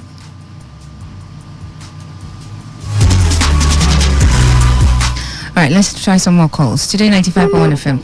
Okay, good evening. All right. Wow. 0817-00000951 and 0810-9510951, or send a text or WhatsApp message to 0701-933-9962. The strike by the ride-sharing drivers, e-hailing service providers, they're on strike. How is it affecting your movement? And who is this strike going to affect the most? Is it you, the customer, the drivers, or the companies? Hello, good evening. Hello, good evening. Yeah. Everest. Yes, Faustina. You're welcome. How about Dave? Dave is good. Okay. Faustina, have you ever entered this first mechanic road? Or do you know that road that links to Igogo Road? I do. Okay. If you enter today, all this my finger wait there for the leg. Yes. I'm not in the hand on the leg. That's the way they cut person under. Don't they cut my leg now? I don't go find money, go buy 10 more so without anything go keep cure them. The road is very, very, very bad.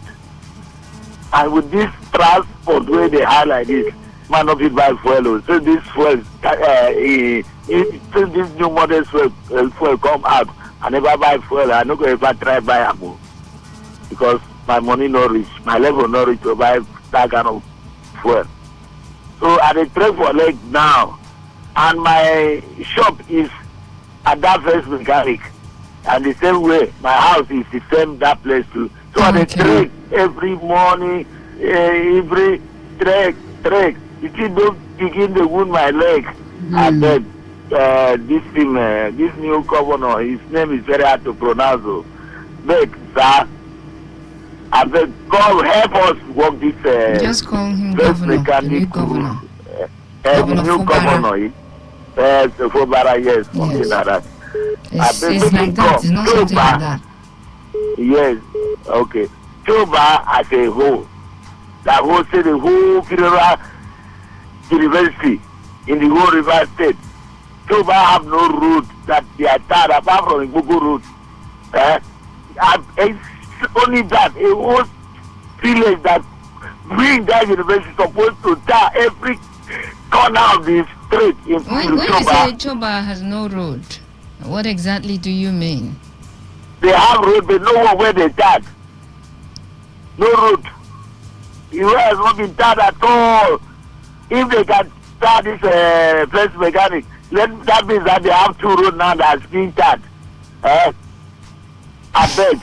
Okay, Everest, thank you. New governor, help us walk this road before my leg will stop come out. I beg.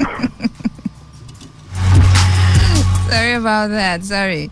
You said they should come and tar that particular road, so they will have another road that is tarred, or two roads that are tarred. So it means they are tarred roads or something.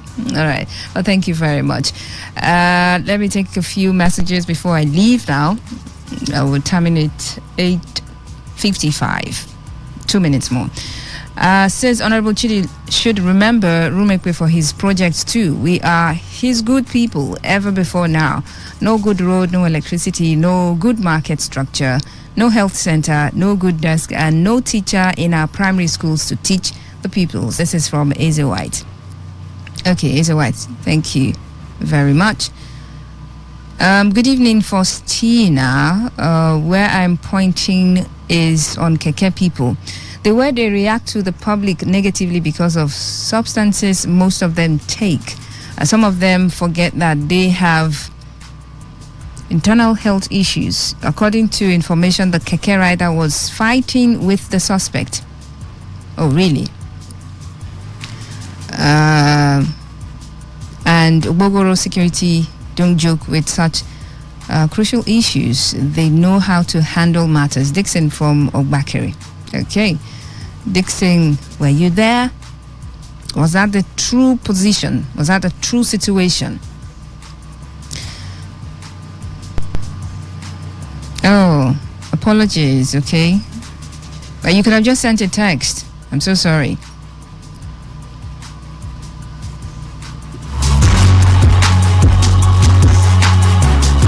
So when I want to take a call, I just, press a button and whomever is there talks to me. So it's not like I'm seeing your calls or your name or your number and unwilling to pick it. But thank you very much. This is where I get to wrap up the show for today and for this week. Area Talk will be back Monday, all right? Mondays to Thursdays. 7 p.m. is the time, all right? Thank you very much once again for joining the conversation. Your calls and your messages, we really do appreciate it. And for you just listening to the dial, thank you very much. I appreciate that. Do all to do the needful on all our social media platforms. Like, follow, share. Today95.1 FM on Facebook, at Today951 FM on Twitter and Instagram. Personally, you can follow me on Facebook, Faustina Oputu, and on Twitter is at Fausti Nation. Top of the hour, Dave is going to be back here to do opinion poll, so stick around. At the moment, commercial please right now.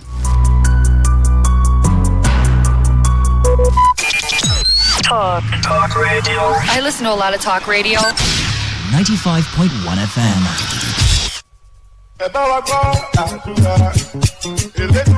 Hello and welcome to the program Roots and Herbs. Roots and Herbs is put together and sponsored by Herbal Heritage International, also known as Baba Yoruba. Baba Yoruba is currently having a special promo package at number 24 Ikwere Road, Mile 1 by Education Bus Stop, Port Harcourt. For details and inquiries, the telephone number to call is 080-33-111-946. On today's edition of the program, our topic for discussion is staphylococcal infection. And I have with me in the studio, Dr. Otumba Abiola. Sir, you're welcome to the program.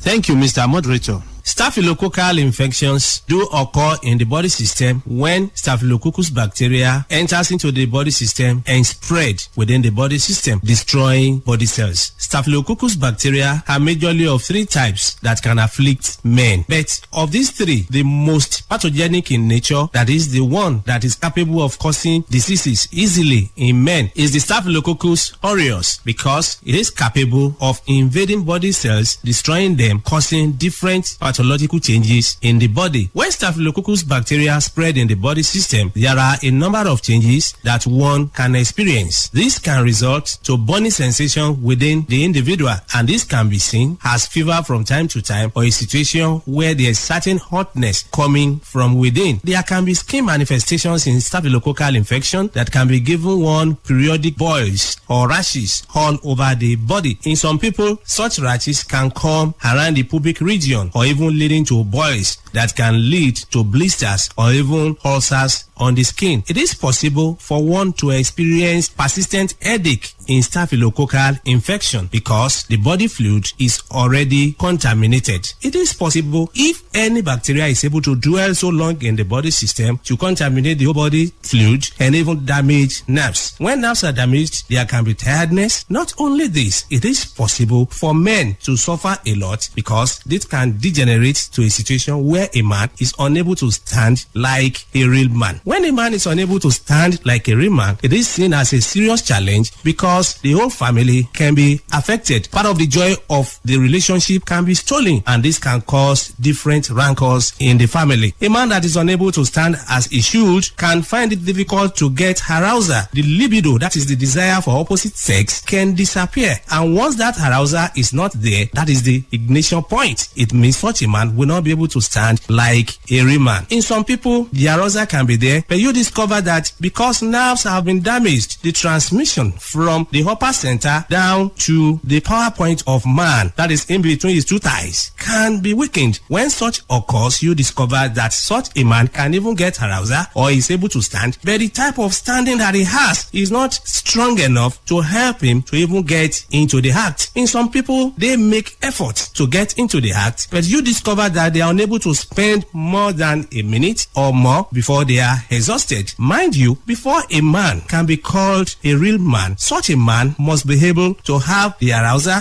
as desired and also be able to sustain the energy he has been able to gather for a considerable length of time. That is when such a man can be able to make his partner happy when it comes to man-to-woman interaction. It's after knowing the root cause of the challenge that one will be able to know the right step to take for one to be totally free. And don't forget that the special health consultation going on at Herbal Heritage International is still on. So many people have benefited from this because you can enjoy 50% slash in all products coming from Herbal Heritage, and all products are NAFDAC approved. The number to call is 080-33-111-946. Again, 080-33-111-946. I repeat, 080-33-111-946. Thank you all. You're welcome back to Roots and Herbs. Baba Yoruba is currently having a special promo package at number 24 Ikwere Road, Mile 1 by Education Bus Stop, Port Harcourt. For details and inquiries, the telephone number to call is 080-33-111-946. I repeat, 080-33-111-946. 080-33-111-946.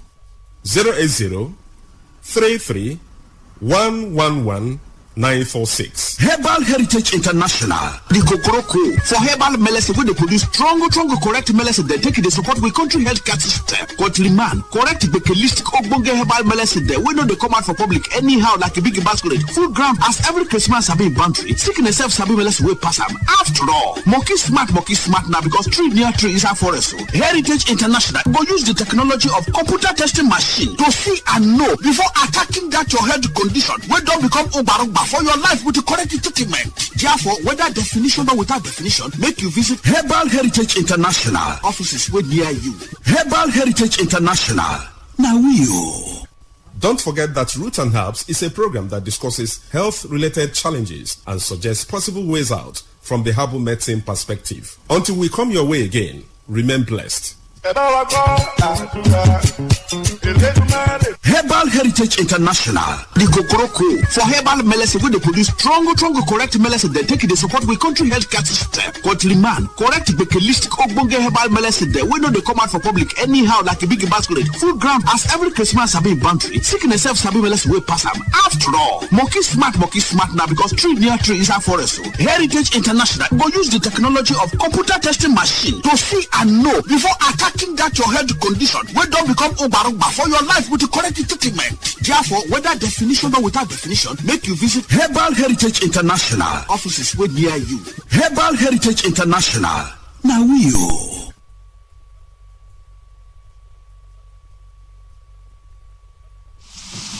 When the weather becomes strict and everything becomes unsteady, the only way to go is tune to Today 95.1 FM, and the world of information, entertainment, and education will be served as breakfast, lunch, and dinner. Welcome to the show. You're listening to today's Quest, a newspaper review segment is what we've Now got. who says I can't bring the party to your house right now? Because, even if it's raining, I still bring the heat right here. I am here for you, and I know you are here for me. It is surely the best 15 minutes of football you can find anywhere on radio. Back here in the Garden City of Port Harcourt. Today, 95.1 FM. Nothing but the best. Nothing but the best.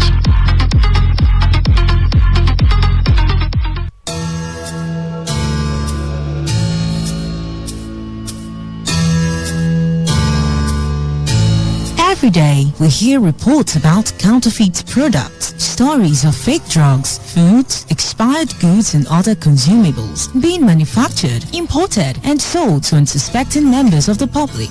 Findings reveal that Africa records at least 100,000 deaths from fake drugs-related ailments yearly. These fake and substandard products, particularly drugs, have been considered a global threat to human lives. And despite efforts by authorized agencies in Nigeria to combat the menace, the Nigerian market remains flooded with different unwholesome products. This is a plea to all those who manufacture and sell these goods to desist. Stop this menace of counterfeit products. Let's place value on human lives. And should you have purchased a counterfeit product or unsatisfied with the product, please contact SON or Consumer Protection Agency. This message is powered by Today95.1 FM, the voice of the people.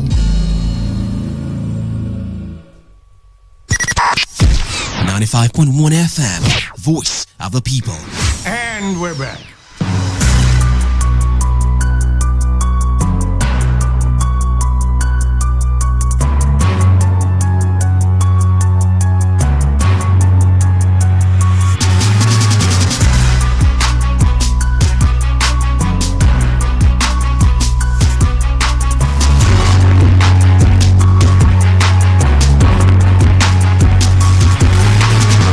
Beautiful Thursday evening in the city of Port Harcourt.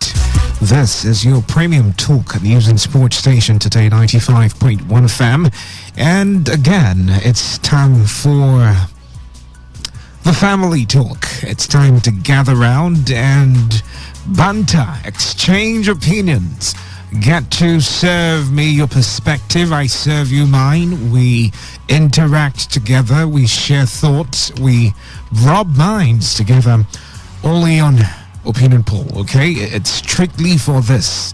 No other place at this time would you have conversations like this where you can interact, brainstorm, and most of all, it's for the benefit of society, you know, changing the norm, making things become better in the society through conversations like this. It's been an amazing week, I must tell you. Yesterday, the you know, commendations on the show, it was just massive. The reports, the feedback, a lot of people were like, let's keep talking about things like this. And I mean, it's really important, you know, that we get to deal with these issues as they come. So Today 95.1 FM is going to always do this. We are always going to be here giving you the platform for you to share your thoughts and opinions. My name is Dave Robert, and I would like to know you and meet you on the show tonight, especially for those of you who haven't called before. I mean, why haven't you? I know a lot of people who say, I listen to you, but it's my first time. I met someone, I don't know if he's listening to me today, Mr. Oscar. Met him 2 years ago, yes, when he said, we have, not just me, a couple of my friends and I, we have been listening to you for the past, not me actually, listening to the station for the past 8 years, and we don't call. And I'm like, okay, so you just enjoy all this goodness for free, you know, without sharing your thoughts. So if you're radio shy, break that jinx tonight. Break that yoke. And feel free to reach out to your mobile phone, dial the numbers, and talk. You know, when you go to church, they would say, an open mouth is an open destiny. Is it how they say it? You know? Okay, closed mouth is a closed destiny. But it's not going to be a portion, okay? Because you're going to be talking, and you're going to open up your mouth and say things that would make River State a better place, that would make Nigeria a better place. Okay, so without wasting much time, let's get straight to the crux of the matter tonight. We have limited time, so you can get to talk extensively. I'll just rush through the story. Before I get into any conversation, you know how I start. I have a sister. I just have one sibling. We're two in the family, just me and my younger sister. And my younger sister is really young. She's really, really young. Very, very young. But she's in the university. approaching her final year in the university. And growing up as kids, I saw my sister transcend from being a very, very social person. Very, very social. I mean, she was the life of the party, you know. She could go anywhere and then just bring light into the room. The sanguine by temperament. I was a sanguine also. I'm still a sanguine. But, you know, we were on that frequency together. And then life happens, you know. At some point, she's not feeling too good. And then eventually, she starts, you know, withdrawing into her shells. And then she became a very, very, I would say, melancholic person. An introvert, you know. She actually taught me a word, an ambivert. So she can be an introvert sometimes, she can be an extrovert sometimes, but, you know, where they merge together, it's called an ambivert. I'm like, okay, good for you, you know. So I saw this lady becoming more withdrawn, you know, because of battles in life she had to fight, health challenges, and a lot of things happened. And then she became more smarter, and then she got into school. So with that, I told myself, I am sure this young woman would not have any challenges in school. I mean, this is someone who would just want to go to class and come back home and try as much as possible not to raise any form of attention. Just do her thing, you know. I knew she was very playful before, but now she's so reserved. She's so close-secluded, not too many people around her, just few friends. So I was very certain, you know, her school days in the university would be easy. And then, I think during her first or second semester in, I wouldn't mention the name of the university, but it's in River State. Okay, I think it was the first semester 200 level. I get a call from this my sister, who is, you know, when I'm trying to mention or describe how she behaves, I'm not trying to rub it on any other person's face, you know, like, oh, this person's character traits are better than yours. No, I'm just saying that she passes for someone who wouldn't even call for attention. I mean, she doesn't use makeup. She's not the life of the party. She doesn't want to do anything that calls for too much attention. She just wants to be on her own. Like I said, life made her be that way. And then she calls me and she says, Dave, I can't pass a particular course. And I'm like, why? Are you going through any challenge? Is it really difficult for you? And she says, Dave, my lecturer says if he doesn't have sex with me, I'm going to fail this course. And boom, my mind went bonkers. You know, the hairs on my body stood up. By the way, I just learned today that if your hair stands, your hair on your head or your hair on your body, if it stands, it's a sign that you might just get struck by lightning. Okay, I'm just saying this in passing. So when you hear someone say, oh, my hair is standing, it might not just be for anger. It might be that in the next few minutes that person gets struck by lightning. And it's true. It's fact. It's fact. So go check that and do science for yourself. So my hair stood, but it was not lightning. It was holy anger. And I'm like, who the hell is that lecturer? Does he know who your elder brother is? You know, that's where you get that veto power as a broadcast journalist. One of my colleagues, learned colleagues in Lagos, said, I will report you to the governor. I don't want to name names, but you know who said that, you know? So I said, look, tell me this person's name, give me this person's office, and the next day that person is leaving that school. And she says, lie, it will never happen. In what school do you want me to become a laughing stock? In what school do you want to make me the center of attraction? I said, no. This is what you should do. I mean, if someone is threatening to fail you because you refuse to have consensual sex with him, of course, you don't want to do that. I mean, that person should be reported. Blah, blah, blah, blah, blah. Look at me trying to form and act all big brother. And she said, lie, I would not give you that name. And I said, okay, you want to test me? In fact, I will pull my strings in that school. So I called a couple of lecturer friends in that particular school. I said, tell me the name of this person. Tell me the name of the HOD there. Tell me. And they said, look, we know this guy. We know what he does. But it will be very rash to drag him publicly. And I said, why? He says, look, man, this is not how you think it is. You know, there is a group, there is a cartel, you know, it's interrelated, not just him. So he knows another lecturer who will be waiting for your sister some other time. And that lecturer knows another lecturer who will be waiting for your sister another time. And that one knows another one. And that one knows another one. And that one knows another one. So it's a network of predators waiting to devour young women in that school. And I said, okay, what's going to be the best approach to this? He said, leave it to me. You know, this lecturing friend of mine said, leave it to me. I'll go talk to him and tell him, look, you see this one? Avoid that. Please, it's going to cause a lot of trouble to the school. Because I was ready, you know.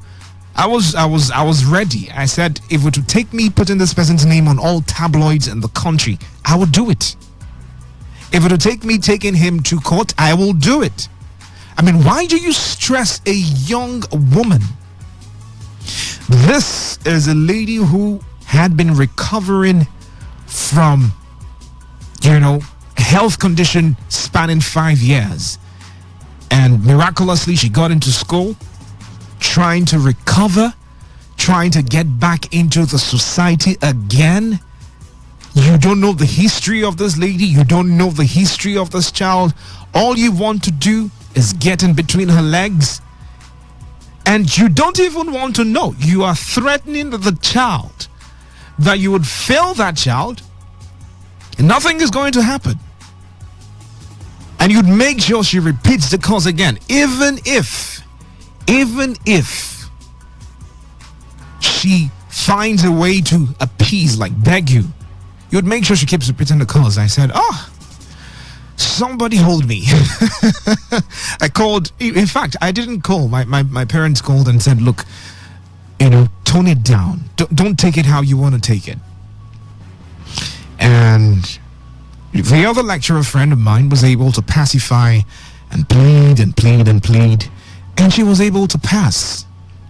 Now, why am I saying this story? Not every family has a Dave Robert. Not everyone. Not every family is blessed enough or lucky enough to have someone who can voice out certain issues and it will trigger a lot of reactions. Not every family. And we have children coming from families where they are the only ones who have broken that jinx of someone getting into the four walls of the university. Maybe coming from another state. Maybe coming from somewhere where it was said no one would go to the university in this family. There are places like that. Call it curses, call it spells, whatever you want to say. But there are children like that in the university. And what do you do to help the matter as a lecturer? You frustrate all their efforts. Their kids, their children who have written JAM. JAM has, according to how we used to hear it a couple of years ago, JAM has jammed them. Don't use that word like that. JAM has knocked them to and fro. These children are just clinging onto a thread, hoping that they'll be able to go through school and come back and help their poor parents. And here you are, Mr. Lecturer, the number one destroyer of destinies. Let me tell you guys something. And this is a clandestine gossip. And if you're a lecturer listening to me right now, I'm just letting you know. I'm letting you know. Because sometimes as journalists, we are privy to hear certain things that you would not even know. You would not even know. I'm a young man. I find myself in the space most of the times where we get to hear certain things.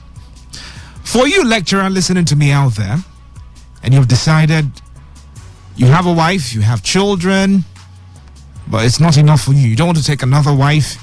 All you want to do is threaten young ladies to have sex with them. Do you know that there is a league of young ladies in this state who have taken it upon themselves, quote me, who have taken it upon themselves to spread a certain disease? You should know what I'm talking about. They have taken it upon themselves to spread a certain disease, sexually transmitted disease, to lecturers who have decided that they will deal with ladies in school. Don't ask me how I knew this. Just know I knew it, or I know it. They have taken it upon themselves. Okay, so you don't want ladies to rest. We will intentionally infect you with this. So you hear one day, oh, this associate lecturer or this lecturer just fell and died. It's not normal anymore. It's not the conventional way. Since you don't want them to rest, they are coming for you. Congratulations on inheriting something you didn't bargain for. So my best plea for you, if you are wise, as a wise man, you're young, maybe in your early 30s or mid 30s or early 40s, or maybe early 50s, as the case may be, you still have a life ahead of you. Respect yourself and get married to one person. Stay there, or else something big is coming for you. Whether you like, now don't tell me, oh, I use protection. They have their ways. They know what to do. At the end of the day, a word is enough otherwise. So back to my story. When we were done with the whole diplomatic approach to this situation, I was bad. I was pissed. I was angry. Vicious. I wanted to say something about it, but I couldn't. So I chose not to even mention. I chose not to say anything. I just kept it within myself and my space. Today, I saw this report online, and it was in one of our bulletins also, and I felt like, okay, it's important we address this issue now. The National Assembly has passed a bill to make comprehensive provisions for the prohibition and punishment of sexual harassment by educators in tertiary institutions. Plenty grammar. Simple and short terms. The National Assembly has passed a bill to deal with people who engage in sexual harassment on students. Educators, lecturers, whoever is found within that space as an educator in the tertiary institution or the university, there is a bill that has just been passed by the National Assembly to punish that person if caught in the act. But may I remind you that the Senate had also passed this bill in 2020, and the House of Representatives passed theirs, but it had different provisions as of then. We had clauses like, if the school doesn't set up an investigation panel to deal with issues like this, the big hammer of the law would come landing on that particular school. The schools should partner with the students, to set up panels of, inquiry and investigation to deal with sexual related offenses in the school, because this is an issue. We know students, or we know people who have spent extra years in school just because one lecturer said, Kai, in my lifetime, if I don't have you, you're not graduating from here. So this ladies, most especially, I don't know about men. You know, the cases are rare. The statistics, the ratio is really small. But for women, most ladies have been victims of this for the past years. This is not new in the Nigerian space. It's not new in the Nigerian educational system. It's been on and on and on. Remember when we had that BBC documentary, Sex for Grades? It was everywhere till date. I don't even know what happened to that particular man. But it was able to spread the light on, you know, harassment on female students in the university. But the National Assembly saying the bill has been passed to comprehensively punish sexual harassment by educators in the tertiary institution is a welcome development. But let's take our minds back to 2020.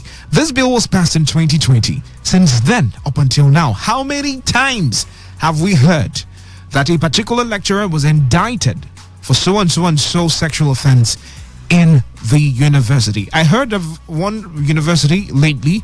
I'm trying to remember the name. I saw it in passing. About 20 to 30 staff, but I'm not sure it was just educators, were brought before a panel because of different offenses. So I'm sure maybe sexual harassment cases will be part of them.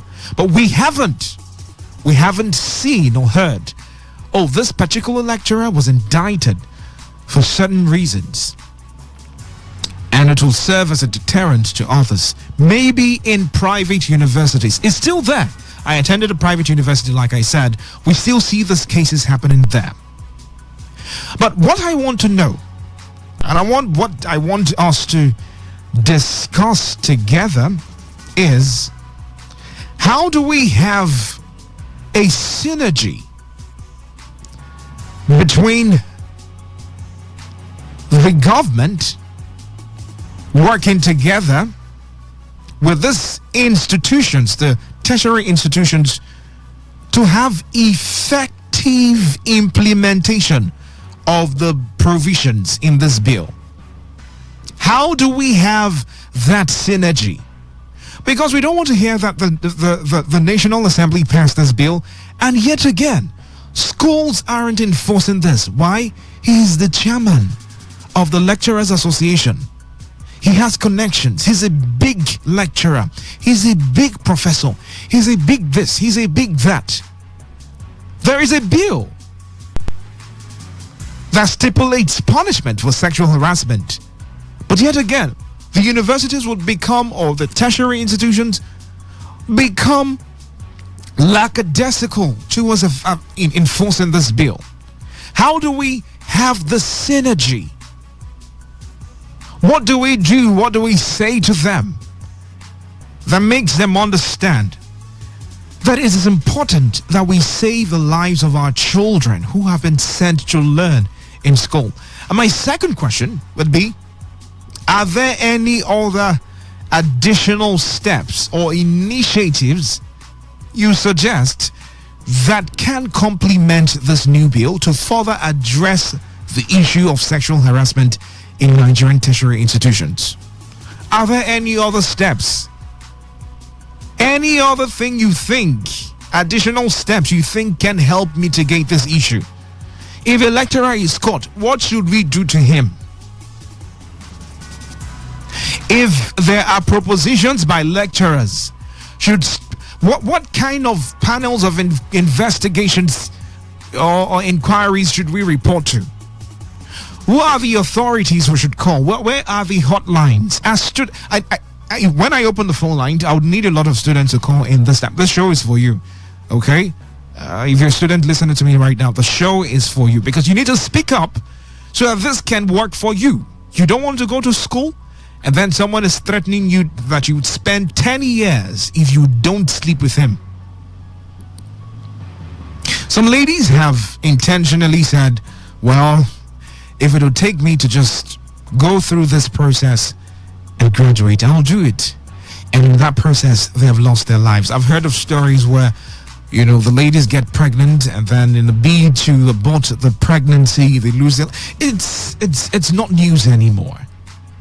But what kind of additional steps, what should we do to a lecturer who is caught harassing a student sexually? What should we do to that school? And vice versa.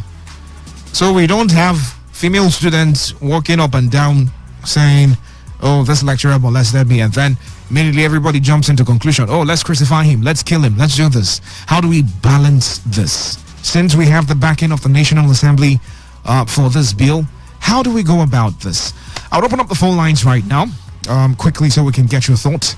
0817 0000951 or 0810 9510951, or you can send text messages or WhatsApp messages to the number 0701 933 9962. I'll take the numbers again: 0817 0000951 or 0810 951 0951. 95.1 FM. Good evening. Good evening. You're welcome. What's your name? My name is Stephen Ito. Stephen Ito, go ahead. I think you are asking what we should do. I think the National Assembly has passed the bill into law, and at the same time, let the school board be able to put themselves together and put some panel in place to checkmate the lecturer in those schools. Let there be a thorough check on the lecturer. How do you think they can go about that? How do you think they can set up inquiry, panels of inquiry? The school board can step out a panel inquiry by their school management, by their own school management. If they find some of the lecturers guilty, they can start the prosecution from there before we get to the higher authority. Each and that those lecturers can be dismissed, and others will learn from it. Okay. And also for the students, please, you are going to school not to expose yourself. No, let's not bring that. Like I said, not everyone dresses indecently to school. Yes. There are married people also there. But thank you very much. 95.1 FM. Good evening. Hello there. Good evening. Good evening, Muriel. You're welcome. Thank you, Muriel. All right, go ahead. Then you see this thing. So happy we were talking about it. I was just imagining.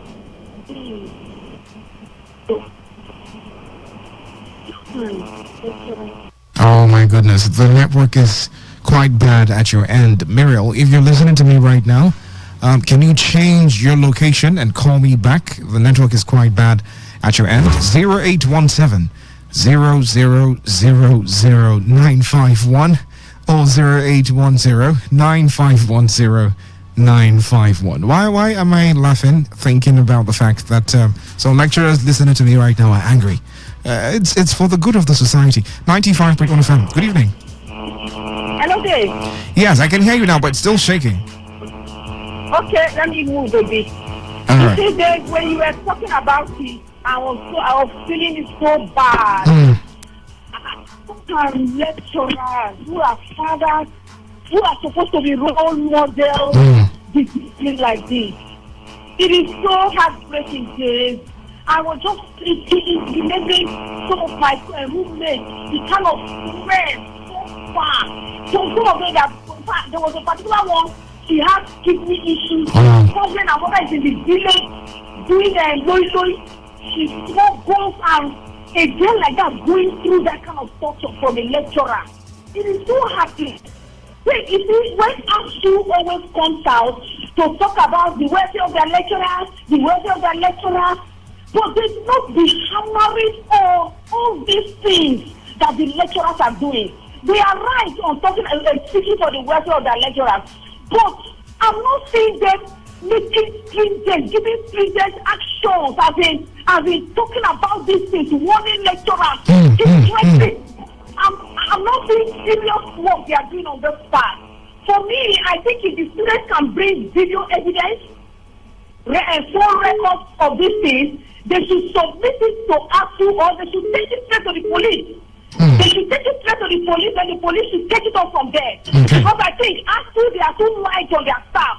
So if the students can get video evidence and full records and take it straight to the police should swift into action immediately. And that's the Senate of the school, right? The Senate of the school. I don't think the seniors will not even do, they will not even take serious action. They should go to the police. Okay. To the Nigerian police. Okay. Thank you, Dave. Thank you very much. Muriel says if a lecturer disturbs you, take it directly to the police. Is that a possible suggestion? Or can it work in this kind of society? 95.1 FM. Good evening. Hello, good evening. Are you there? Yes, you're welcome. Good evening. Yeah, I'm Muche Gideon. Okay, Mr. Gideon, nice to have you. Go ahead. The exposition is a good one. Okay. And I want to thank the National Assembly for passing this bill to an act. The National Orientation Agency, for crying out loud, I don't know what they are doing. Yes, so very important. This is their role, in cascading this act to the public so that they will know. The public has to know first. The parents and everybody know that this is an act that has been passed. And when such issues come up, everybody is aware. And then if the panel is being set, then the parents can follow it up. And then students, they should not be silent in some of these things. Okay. Yes, once this thing is, occurred, they should make it, popularize it, don't hide or keep it silent. So doing that will also threaten the lecturers. Because if you keep silent, if you have given a consent, all right. So by the time you expose the lecturers and the university hears about it, then action can be taken. All right. But now this is the case. Like in my sister's story, she was afraid. Mentioning that lecturer's name would mean that his cohorts would come after her. I need students to call me. I need more students to call me. How would you think it would be best possible to report a lecturer who is sexually harassing you to any authority, whether the security agencies or the school? How would you think it would be best possible to do that without being roped in as a threat to them and their gangs? If you understand what I mean. 0817000951 or 08109510 Hello, good evening. Good evening. Afi Tonka Wellington from Krika. Yes, you're welcome. Yes, I'm not from Krika. See, people don't understand this business. The people that are suffering most in this business is the male, the female, the men. Are you serious? The men. Now let me shock you. Before a lecturer will approach a girl, he will first of all know who is her boyfriend in that department or the faculty. And another, this is not a business. Now, he will first of all police the boss. This lecturer, I knew. Before a lecturer will approach you, he must have got your details, got your number, who is around you, and find the agent. And when that happen, he will say, okay, you, for that time, talking. Afisonka, your line is breaking up. Call me back as quick as possible. 0817 0000951 or 0810 9510 951. Okay, the network is bad. Keep your calls coming in. If you can't get through, send a text message to the number 0701 933 9962. Hello, good evening. Yes, all right, go on. Now you investigate with your best friend. The level is what is his capacity in the university. Can he react? Then after that, he will not approach you. I say, okay, He will tell his agent. He will not come directly to me. No, like, He will send his agent. his agent. The will not come. Talk. He never agree. Then begin to pressure you left and right. At the end of the day, men has this kind of jealous spirit. You will see the boy approaching the lecturer direct one-on-one. Authority that happen here, I go to what my girl. Hey, don't get that capacity, Abi. You will not know after that approach him. If it's no, women are gullible at the point in time. You will now go through a lecturer from a faculty or your department, whichever way you're coming from, and then begin to choke you. Once you choke it to a certain level, you know that, in academics, there are things ladies want to see. What's a CGPA? Then at that point in time, you begin to drop. Indirectly, this man has some psychological knowledge. They will be like, that your boyfriend, where is CGPA? No, even reach 3.7. They're getting facts to demoralize you immediately so that he will succumb. I will make you have 3.5. You don't want to go with 2-1. What's wrong with you? And if that stupid boy, I know him, they will tell you his name, tell you his mark number, tell you his faculty, tell you everything about that man. And then you now mellow. And then, but if your boyfriend is stubborn to the point that say, how do we handle this man? Even though I'm going to go home with third class, I want to handle this man. How many boyfriends have that kind of courage in the first place? But they might have known your character. They might have known your ways. Who are you?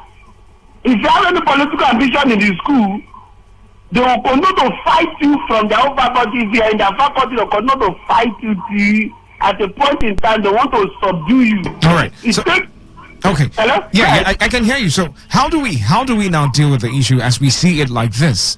What kind of suggestions can you give to students to do? Now, as a woman, I believe that, to my understanding, 70% of the young girls in school has a boyfriend in that school, or anyway. Because we as a men, there's a way we are wired. Once we see something that is trying to hurt what we love, we approach it. You come with wisdom, go outside the school, forget about the Senate matter. We have faced Senate, we have seen things. At the end of the day, they will hit it left and right and say, guy, man, leave this matter. So what do? You report to the police? You report to your boyfriend. Your boyfriend will now go to the police, push it, whichever means, to make sure that you set this man up. You must set him up. Even the police, some of these policemen around those universities, the school there are part-time. Let's not begin to give them school there at part-time. So you go outside far. If possible, go to state CID, go to SID to make sure that you prosecute this man very well. Okay. So when they start the right to Senate will now invite him. They know that it is an external body forcing the school to give them facts. Okay. Yes. All right. Thank you and God bless you. Thank you very much. Although your description was long, but I think your idea works. So the lady shouldn't go directly to fight the lecturer. She should go through someone in the school who has connections outside, and that person would get done with the issue or the case. But I mean, how many young men who are boyfriends to these young women have the courage and the financial strength to push for these things? 95.1 FM. Good evening. Hello, good evening. You're welcome.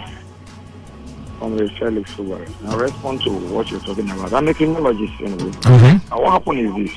For a girl to be able to report a lecturer that's making advancement towards her, three things I've outlined. One, the girl must be brilliant. Okay. She must be financially okay. Okay. She must have the boldness to confront these issues. If I should analyze these things, if the girl is not brilliant, automatically there is deficiency on her side. So if she's saying that maybe the lecturer is making advancement towards her, the Senate or any other body that she's reporting the lecturer to may see it in different direction. If she's not financially okay, then she cannot put up a fight. I heard what the last speaker was just saying, report go through somebody that can make up the fight for her. All these things we're talking about, she must have the boldness a go to face these challenges before it could be easier for her. Okay. Those bodies are there. Find the SID, the CID, the detectives are there to follow up, and then she must possess these qualities and these characters for she to be able to really bring the lecturer to book. All right. Thank you very much. 95.1 FM. Good evening. Hello, good evening. You're welcome. I'm Abdul Kranzi, calling from Obogoro. Okay, go ahead. A lecturer harassing women sexually is not something that starts today. It's been there for decades. Yes. Like the truth is, if a lecturer should abuse should harass a girl sexually, and most times it's just like rape. When you rape a woman, they are always cold. They always keep it behind to themselves. They don't want to air these things. They don't want to get problems from the other lecturer also, because if they air these things, it's not the lecturer that to colleagues too want to deal with you because they just don't know that person too. So if you ask me, these girls, like if you ask them, they always have a department. Go to the departmental head, like you report these issues, even within your course mates, report these things, because if they gather collectively to deal or shame this lecturer whenever it comes to class, it's more okay because one lecturer cannot deal with the entire department. It's not possible. Okay. So whenever the lecturer comes into the class, let the whole department continue shaming him until it gets to the departmental head, it gets to the senate. Whenever anywhere they see him, they keep shaming him. If they come collectively to do these things to this lecturer, it will make a positive move. But if they come individually, the lecturers will keep dealing with the students. Okay. So if you ask me, let it be a collective for them to deal with this lecturer. All right. Wow, we're getting so many angles to this. Someone said go through someone external and then fight with the police authorities. Another one says don't do it individually, do it collectively. Even if you're working with someone external, make it be, obvious to everyone that this is not just happening to only me. We are fighting for everyone, because if he doesn't get what he wants from me, he would come for you. So let's all of us get together and fight this particular lecturer. I like that. 95.1 FM. Good evening. Let me give you a true life story. A friend of mine. Okay, it has to be in 30 seconds, please, because of time. Yes. A friend of mine, the lecturer was liking his girlfriend.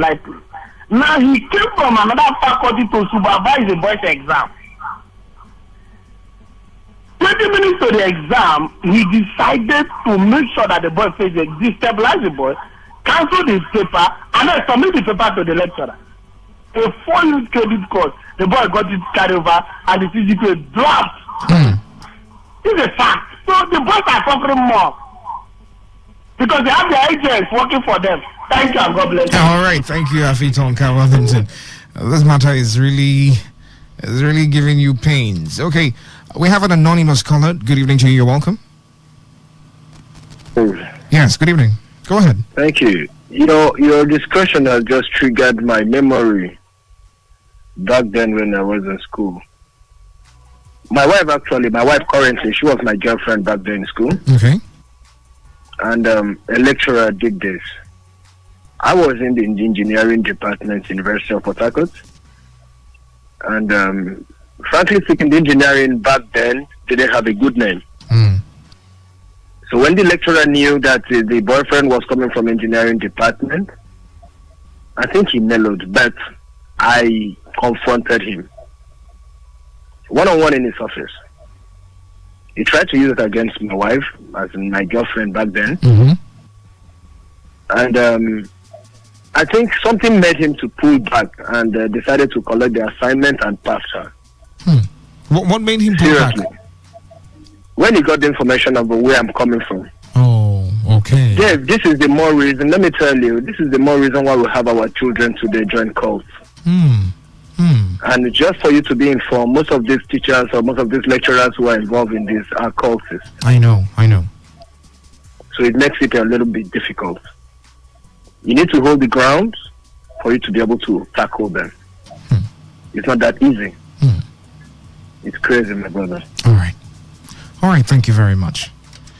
Oh, it's getting worse. 0817 0000951 or 0810 9510951 or send text messages to the number 0701 933 9962. Just in case you're tuning in, this is Today 95.1 FM. This is Opinion Poll, where we are deliberating currently on the issue, which is the National Assembly has passed a bill to prosecute anyone accused of sexual harassment, any educator accused of sexual harassment in tertiary institutions. Meaning, if you're that type that goes after people's daughters, it's time you go to jail because you're doing the wrong thing. But how can we make this possible? Is it something that holds water? Is it something that can happen in our tertiary institutions in the state, the country? 95.1 FM. Hello, good evening. Hello. Yes, you're welcome. Yes. Good evening to you. Nice work. Work is good, Mr. Powerful. Go ahead.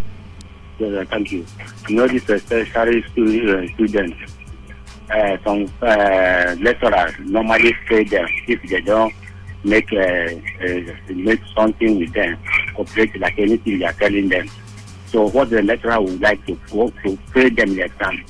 So if really the very person that they want to get problem with maybe lecturer, it's better to just open up to tell the parents so that the parents will know how to take the matter. Well, the parents should fight it rather than them doing it themselves. Because if they fail the exam, the parents will know that yes, that is why they fail the exam. Because if he didn't accept what the lecturer is telling you, the lecturer will go to fail the person. That is how normally they do in a tertiary school. Okay. All right. All right. Thank you very much. Students, don't go through just your friends or you alone. Make sure that your parents are involved in this. I mean, this makes a lot of sense. You can't fight that lecturer. He's older than you, he's smarter than you, has more money than you, has more connections than you. But if a parent is involved, we'll get to see two elephants fighting. 95.1 FM. Good evening. Good evening, Mr. Dave. You're welcome. What's your name? Nelson from Alo. Nelson from Alo. Go ahead. It's okay. It's an interesting topic you're discussing. Thank you very much. For something to come to occurrence or to existence, some other things are responsible for it. Okay. Isn't it? Yes. Students these days don't read. And when a lecturer marks your paper once or twice, he sees your deficiency. That one alone has created an avenue for him to think of approaching you, believing that, she no go pass, so it's already done. Come. Okay. So if students read properly well and then write the exams the way they're supposed to, when you are sure of what you have written, no lecturer brings you down. All right. Let me say something here. Like I said, the period of time my sister was not feeling too good, she became an introvert and she started reading. She became very, very brilliant. And we all noticed it. She got into school and she deliberately took it upon herself to read. Now she's a very beautiful young lady. If you see her, you would definitely be attracted to her. Now, are you saying that people who still pay attention, read, do assignments, do everything, don't fall victims to this? Well, I am not saying that they don't fall victim of this same circumstance we are discussing of, but the percentage will be definitely reduced. No, I think it's 50-50. Okay, let's take it for 50-50. But if students read like I told you, and they are ready to go to Senate are the same people. They turn it aside, go extra mile. That aside, if a lecturer, through whatever means of investigation, is found guilty of such offense, expelling the lecturer, dismissing him is one good point. That same lecturer should be sentenced to prison. So that's alone. When one lecturer is being sentenced to prison because of that same offense, so many others will be threatened. Right. And it will reduce. Okay, number one, for you to prove, you will have the electronics gadgets and the phones. If you're discussing with a lecturer and such issue is coming up, record that discussion. Somebody was making mention of using students as agents. Yes, it is possible. It happens.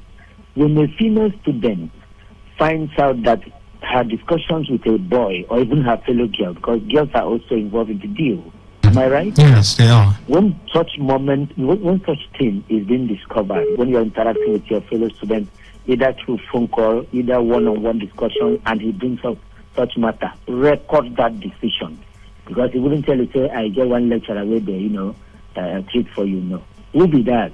Mr. So person. Fine. Record your discussion with that student. These things can be proved beyond reasonable doubt. Okay? That student will not say, no, the lecturer sent me. No. If no, they didn't send you, why did you come? Lecturer may deny, but there must be reasons for such discussions to be recorded as evidence. Okay. You don't even need to start. When the Senate says no, what you have recorded in your phone proves it beyond reasonable doubt that such a thing is going on.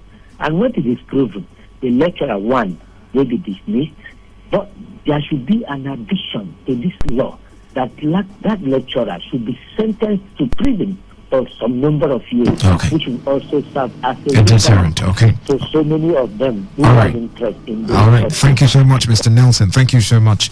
Can I take this? Okay, I lost the call. I'll take messages now because of time. Then I will get back to the phone lines.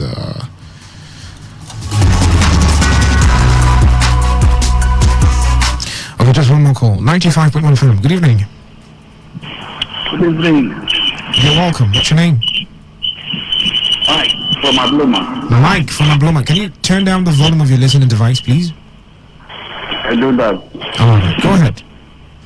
I just want to talk about the bill that Senate passed concerning students in university. Yes. What I'm really thinking that is the cause of most of this sexual harassment in our female children, I think it's because of this sorting of a thing. Okay. It starts from there. Because I have a son. This one is a boy. I have a son in a university. Okay. If I should mention in Akwa Ibom State University, this big understood one. Okay. So when this boy started, I know my son very well that he teach well. You understand? He spend his time to read his book. He's so dedicated in his education. So it comes to a point that I think they finished exam, something like that. The next thing he brought the story that about 9 lecturers in the school call some of the students that if they don't know that they need to sort before their paper can be assessed or marked. So at the end of it, they end in charging 5,000 naira. 35,000 per person. No, 5,000 naira. Okay. Per lecturer. There were about 9 of them, which I paid 45,000. The second semester, the same thing. You understand? So you said that you involve parents when a situation like that came up. Even one of the lecturer there, who was really by the side of my child, was like maybe encouraging me or encouraging the child to pay the money so that at the long process or before the child will finish school, so that there will be no problem for him. So in that case, do I supposed to pay the money then, or do I suppose not? I just need the advice. Okay. Or what should I do at that point? Now, just go offline. Let me speak with you because of time. What I think you should do, and I would say this, and I would say it from the stance of being a student one time, and then being someone who is taking care of someone in a university. Call your son. Ask your son if every person in his department is paying that amount. When they say sort, they are telling people who do not read, who do not pass, usually to pay because they would fail. Especially if it's a boy, a young man. You don't sort courses that you read for if you know very well that you read and passed the course.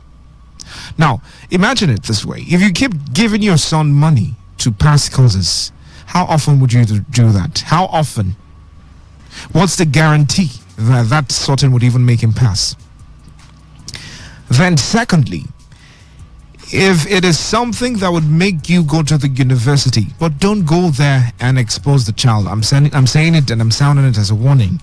Go there, make inquiries. Who is this lecturer? Why is he always asking of money? If it's something you can meet him personally and say, look, I personally do not like the idea. If you're asking me to pay money to buy a textbook, I would do that. But asking money for my child, please, I don't want that.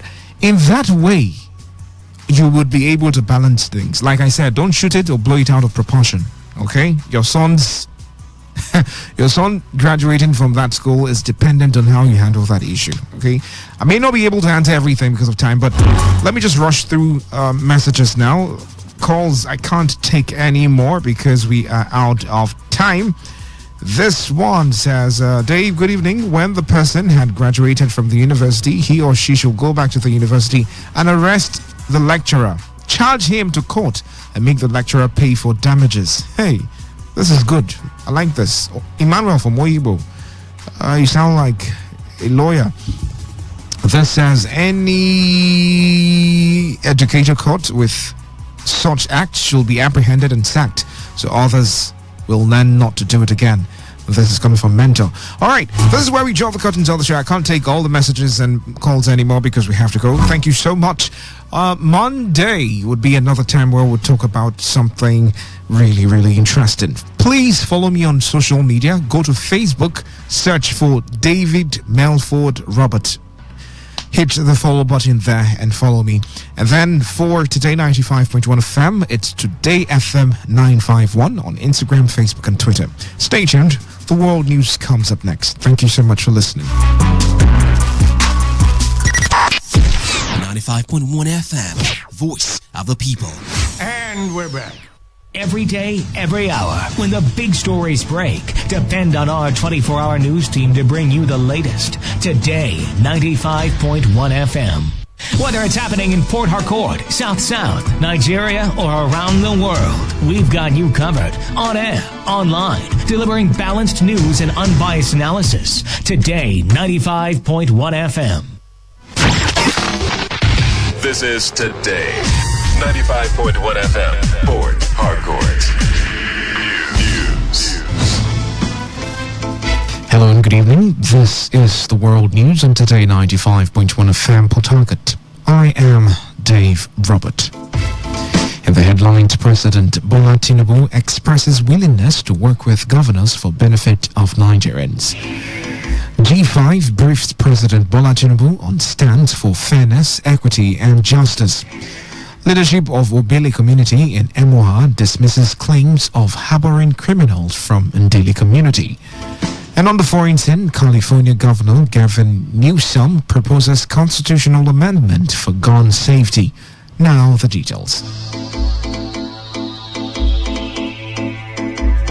Let's begin the news report tonight with a story that President Bola Tinubu has assented to a fresh amendment of the Constitution of the Federal Republic of Nigeria. In exercising the powers vested in him under the 1999 Constitution as amended, the President signed into law the Constitution of the Federal Republic of Nigeria 1999 Fifth Alteration, number 37, 2023, presented by the outgoing 9th National Assembly at the State House in Abuja. With the signing of the Constitutional Amendment Bill, retired age and pension rights of judicial officers have been effectively brought into uniformity and other related matters. According to the President's spokesman, Abiodun Aduladunjoye, the signing of the amendment bill into law, Tinubu pledged his administration's dedication to strengthen the judiciary, ensuring the rule of law, and empowering judicial officers to execute their responsibilities effectively. In another development, President Bola Tinubu says he is open and willing to work with all state governors for the good of the nation and the benefit of all Nigerians. The president stated this after playing host to Akwa Ibom State Governor Pastor Umo Eno and the Governor of Plateau State Caleb Muftwang at the State House in Abuja. After the meeting with Governor Eno, who is a member of the opposition People's Democratic Party, he said the elections are over and it was time to focus on politics and dwell on the business of governance. The Akwa Ibom leader believes that there are a lot of projects in the offing of the people of Akwa Ibom State and is working at the variance with the president. Working with variance with the president cannot bring them into fruition. Meanwhile, Governor Seyi Makinde of Oyo State has disclosed that the G5, otherwise known as the Integrity Group, visited President Bola Tinubu to brief him on the latest happenings of the group's stance for fairness, equity and justice in the country. Makinde, who was flanked by the 4 other members of the group who are now immediate past governors, further acknowledged the nation's building as a difficult task which remains a constant evaluation. The G5, according to him, will keep meeting with the president on the way forward for the country. This is the 3rd time that Makinde will visit the president with some members of the group in the last 1 week. In attendance at the meeting at Asarok, where Governor Seyi Makinde of Oyo State, former Governor Nyesom Wike of Rivers State, Samuel Atom of Benue, Okezie Ikpeazu of Abia, and Ifeanyi Ugwai of Enugu State. The current governor of Enugu State, Peter Mba, was also present during the meeting. The governor of Benue State, Reverend Father Hyacinth Ilia, has decried what he called alleged massive looting of the government house in Makurdi by immediate administration led by Samuel Otom. The governor said he met no official car or a truck to operate with as they all carted away, adding that he inherited an empty treasury with a whooping huge debt profile of 187.56 billion naira, accompanied by accumulated months of unpaid salaries and entitlement of civil servants and pensioners in the state. Governor Ayla, who was responding to calls by the People's Democratic Party in the state that he should reverse his decision that led to the nullification of all last-minute appointments made by his predecessor over claims that they were legally employed, urged the party to seek forgiveness from the people of the state and stop playing to the gallery, for it had imposed untold pains and penury in the state. The governor, in a statement by his chief press secretary, Teso Kula, insisted that his decision to sweep away all last-minute appointments made by the former governor, remains irreversible.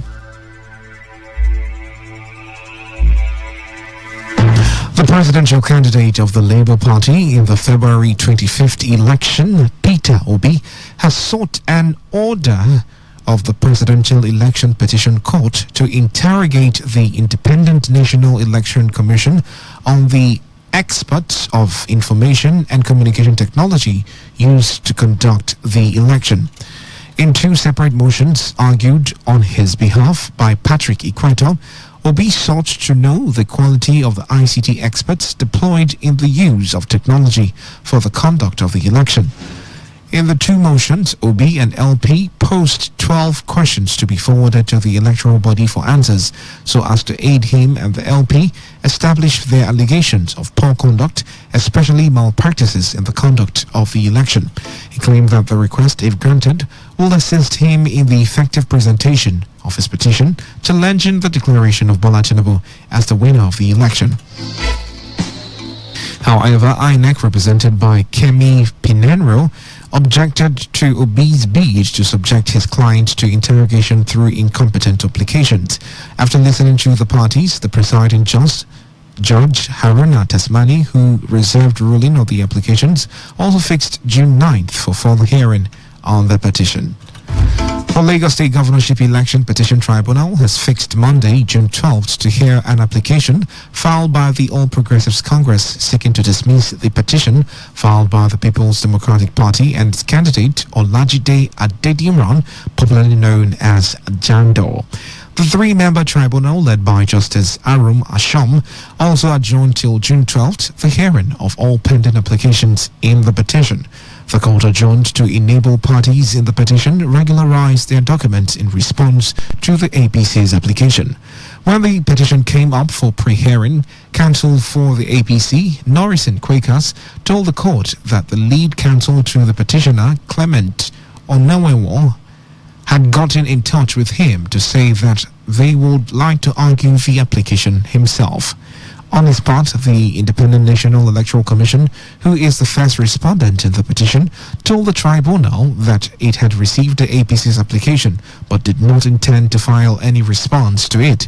After listening to all the parties, the tribunal directed that all the irregularities be made right and adjourned hearing of all pending applications to June the 12th. The federal government has declared Monday, June 12th, a public holiday. This was contained in a statement from the Office of the Permanent Secretary at the Ministry of Interior. According to the release by the Permanent Secretary, Oluwatoyin Akindele, the holiday is in commemoration of the year's Democracy Day celebration. Akindele, while making the declaration on behalf of the federal government, congratulated all Nigerians on the occasion. The president of the Academic Staff Union of Universities, Professor Emmanuel Osodeke, says the country's apex academic body does not believe that there is fuel subsidy in the country. President Bola Tinubu had, at his inauguration, announced that subsidy is gone, sparking a hike in price and shortage of the product across the country. While the government had before then repeatedly said it can no longer fund the payment of subsidy, the ASU chief, who spoke at the Alex Ekweme Federal University in Ebonyi State, wondered how Nigerians can be exporting crude oil but cannot refine the same. Osodeke, who also said ASU will toe the line of organized labor, lamented the inability of the country to have a functioning refinery, decrying the humongous amounts spent on existing ones. We are an affiliate of NSA. What Tabata is trying to take on this nationwide issue, we support that. We don't believe that there's question. You can't be exporting crude oil for the past more than 70 years and you still cannot refine the crude oil and sell to your people at the Nigerian rate, not at dollar. There's something is wrong. There is no subsidy. It's not a rocket science to build a refinery. When the country deliberately to maintain the one they have, where the people are being paid, and they have spent trillions of naira the past 3 years or so. The renovation of the and not when it's working. We have been in Nigeria here, neighbor, small country, have a functional refinery. It might interest you to know that since the federal government confirmed the removal of subsidy, the Nigerian Labour Congress and Trade Union Congress have been in negotiations. The General Secretary of the Air Transport Services, Senior Staff Association of Nigeria, Francis Akinjole, has urged the President, Bola Tinubu's led administration, to focus on creating an enabling environment for airline operators to perform effectively. Akinjole, during the television program, stressed the need for the federal government to resolve all the litigations in the sector and provide enabling environment for players which will protect citizens from activities of fraudsters. He also appealed to the Nigerian National Petroleum Corporation Limited to alleviate the sufferings of Nigerians by addressing the issue of airline tickets, which has increased to over 100%. The first thing the government ought to do is to see how to resolve all these litigations. Even in Heru, these encumbrances have to be addressed first. The enabling environment for those players that will come into the industry, instead of leaving rooms for some people to think of the alternative of continuing scamming Nigerians. This is what we need now. The flight public does. The NNPC should come to our rescue in addressing this. I want to advise the new government as much as possible by providing enabling environment for the airline operators of Nigeria to perform effectively. This is the World News on Today95.1 FM Port Harcourt. After the break, more news, foreign and sports stories. Stay tuned. Every day, every hour, when the big stories break, depend on our 24-hour news team to bring you the latest. Today, 95.1 FM.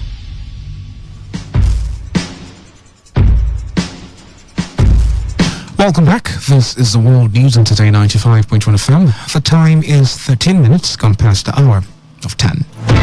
Moving on, the Maritime Workers Union of Nigeria has called on the River State government to tighten security on the waterways. The National Board of Trustee members, Harry Waite, in an interview with Today FM's Sandra Kenneth, urged the government to do more in its fight against sea pirates, stressing that their members are always at risk on the waterways. Waite lamented that the Abonima, Kola and Port Harcourt Bonny waterways have over the years experienced insecurities. Harry stressed that few gunboats seen on the waterways are only serving government and not the public. Yeah, we know the hardship that has been caused by this policy, which has radically increased the cost of transportation, eating deep into the wages of workers in the state, especially those at the riverine areas like Abonima, Tokola, Port Harcourt Bonny, and others. These areas, even before now, as security challenges, I have been calling on state government to live up to its expectation by providing security on our waterways. Mostly the creeks, the few gunboats we are seeing are only serving government facilities and not the public. Sea pirates has taken over our waterways unchallenged. The Petroleum Products Retail Outlet Owners Association of Nigeria has attributed the fluctuation in price of the liquefied petroleum gas, popularly called cooking gas, to market forces. Although the price of LPG had in the month of May declined, the state chairman of Petron, Francis Dimpa, stated that it is uncertain if the price reduction can be sustained. Dimpa, in an interview with Today FM's Ifunaya Obeme Ndukwe, however, noted that the price of cooking gas has not reduced. The expectation of Nigerians, going by the federal government's gas expansion program on deepening gas consumption. 8 years ago, gas was selling for about 2,000 naira plus for 12.5 kg cylinder. But presently, like a few months ago, it was selling for 10,000 plus, and it went down to 9,000. Though it has come down a little, but it has not reasonably come down to the expectation of the Nigerian masses. Nigerian masses, going by the federal government gas expansion program, deepening gas consumption, they would have expected that by now the gas supply system would have stabilized and the price would have actually come lower than what it is. We are not even sure that it's going to be sustained. The availability is more than before. Formerly, it was not as available as it is now. LPG is more available now than before. The access to it is improving, and we hope it is sustained. The state chairman of Petron also appealed to the new federal government administration to give approval for licensed gas operators to procure cooking gas directly from the Nigerian liquefied natural gas and erode the practice of middlemen who he said attributes to the increase in the price of LPG.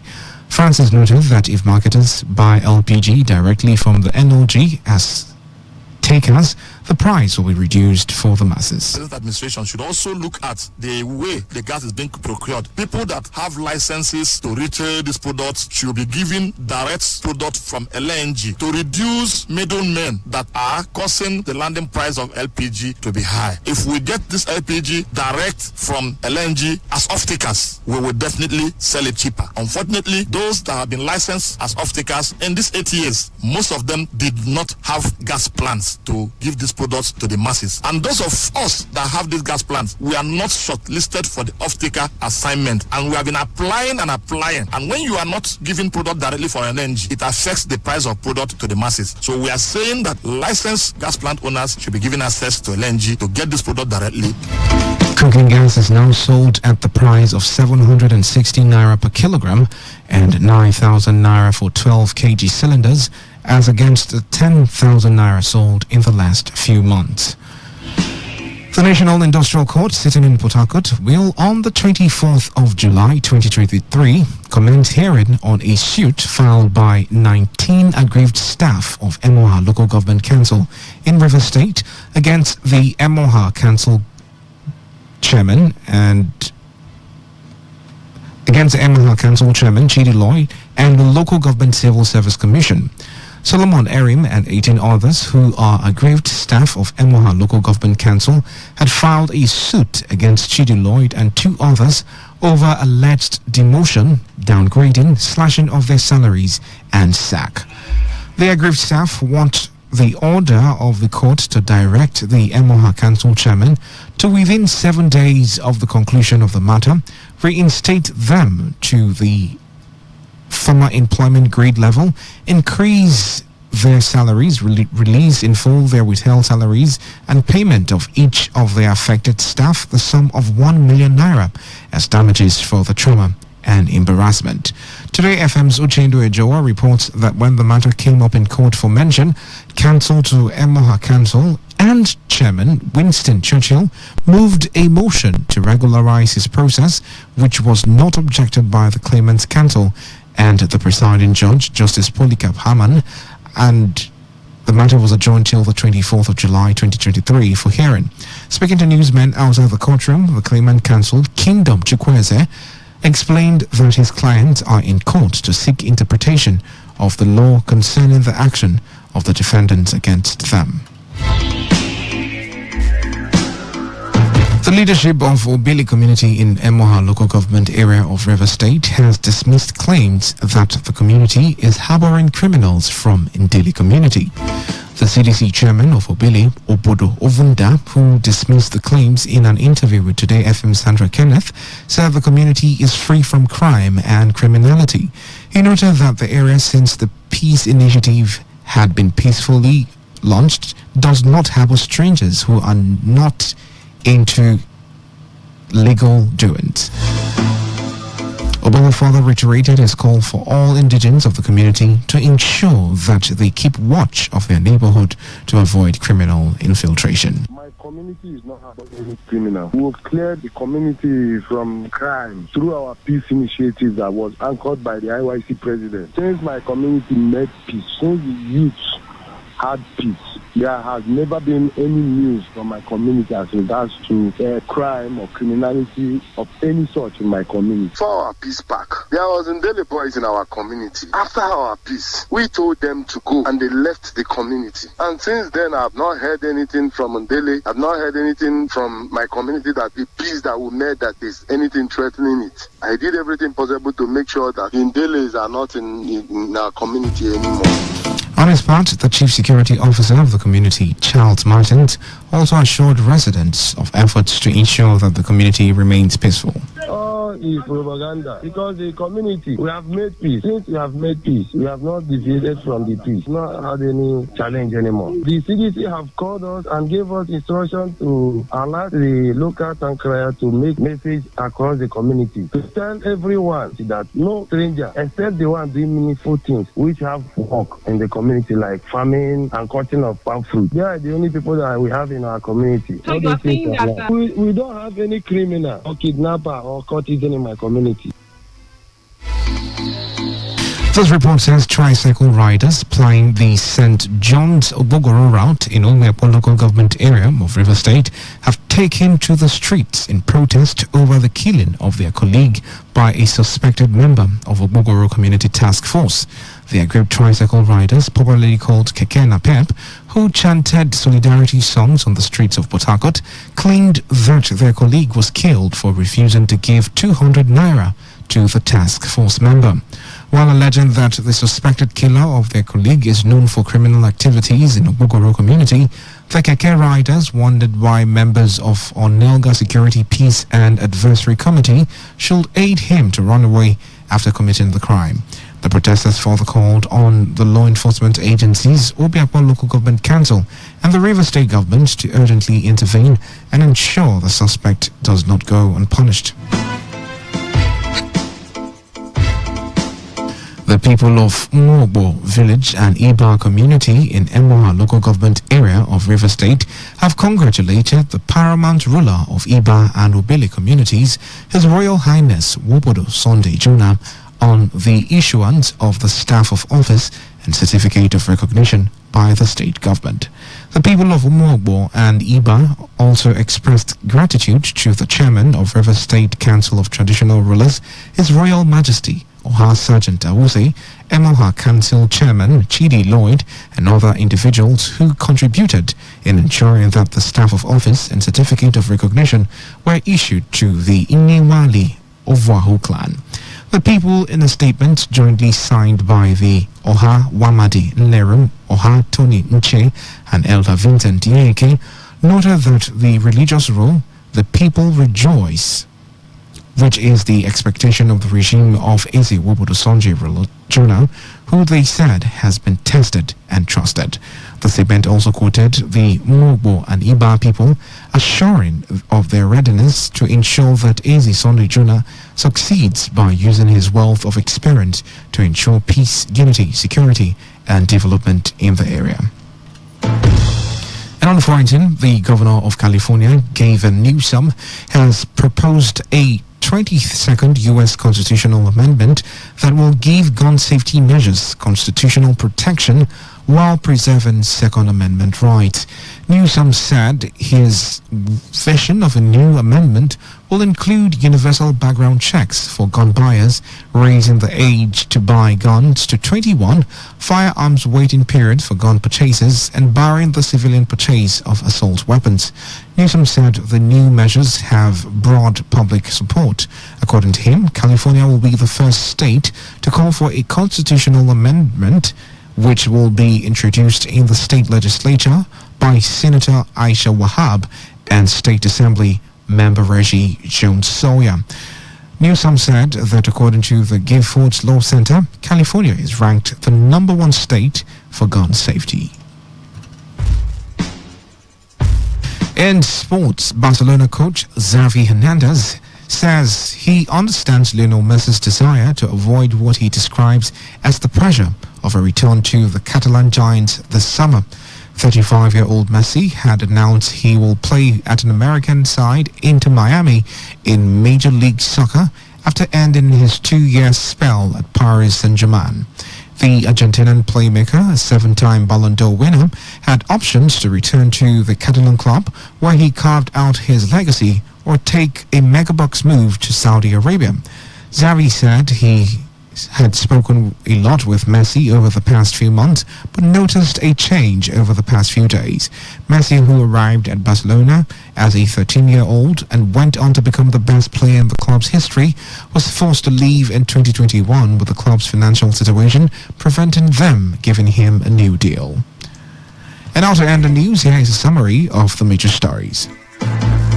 President Bola Tinubu has expressed willingness to work with all state governors for the benefit of Nigerians.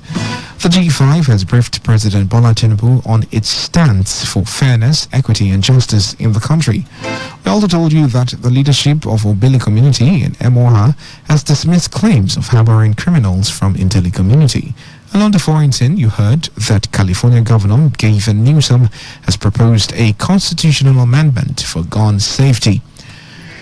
That was the news as edited by Stella Sasungu. For comments and inquiries, please call 0818-389-2850 or send your emails to news@todayfmlive.com.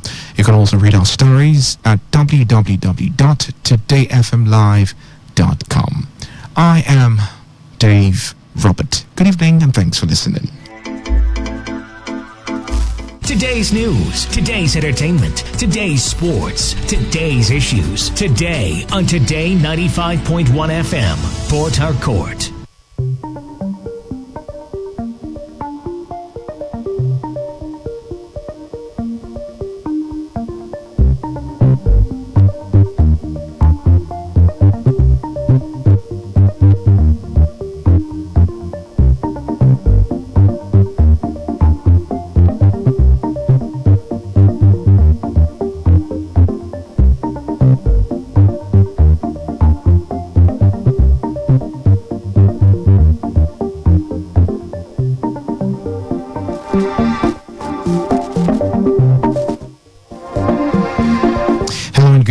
This is Today 95.1 FM Port Harcourt, Voice of the People, and it is time again for a rundown of the foreign news stories that made the headlines on the world today.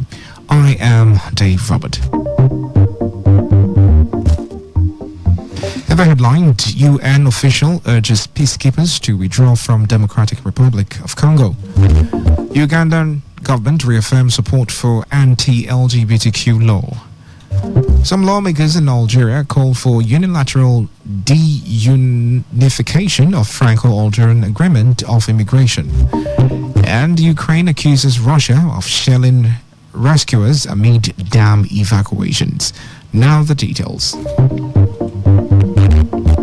Let's begin in the DRC. A former Minister of Health of the Democratic Republic of Congo, prosecuted and briefly detained in 2021 for an alleged embezzlement of funds allocated to the fight against COVID-19, has been acquitted. Minister of Health from 2019 to 2021, Attorney Congo, had been suspended by the General Inspectorate of Finance of having embezzled more than $7 million intended for the fight against the pandemic. He spent around 3 weeks in pre-trial detention in August-September 2021 and has always denied embezzling the money. His lawyers, Hughes Eka, also confirmed and said he was acquitted by the Court of Cassation, which concluded that there was no incriminating evidence. Meanwhile, a top United Nations official has asked peacekeepers to withdraw from the DRC as quickly as possible. Speaking at the capital during a visit to the DRC, the UN official added that the Congolese state should step up its own response to the armed groups that plague the east of the country. The UN Under Secretary General for Peace Operations, Jean-Pierre Lacroix, also gave the order and said that they will continue to work with the Congolese authorities to ensure that they become more powerful to fight terrorists. It stressed that they need to gradually reduce their presence, adding that they must know that security vacuum is also doing so. Now to Uganda. Uganda's President Yoweri Museveni has defied international calls to rescind an anti-gay law seen as one of the world's harshest, including a potential death penalty for aggravated homosexuality. President Museveni, in a press statement after a meeting with members of his party, said the signing of the bill is finished. No one will move them. He maintained that they will not be shifting ground on the anti-gay law.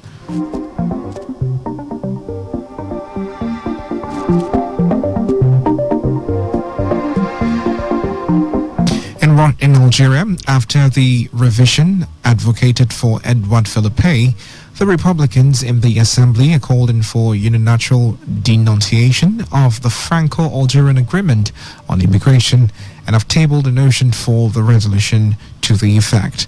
The proposal calls for denunciation by the French authorities of the Franco-Algerian agreement in December 27, 1968, which creates a special status for Algerian nationals in terms of movement, residence and employment in France. Under the terms of this agreement, the Algerians benefit from the advantages on certain points compared to other foreign nationals, in particular as regards family reunification. Away from Africa to the rest of the world, Pope Francis has spent a good first night in the hospital after a 3-hour operation in Rome Hospital to fix a painful hernia.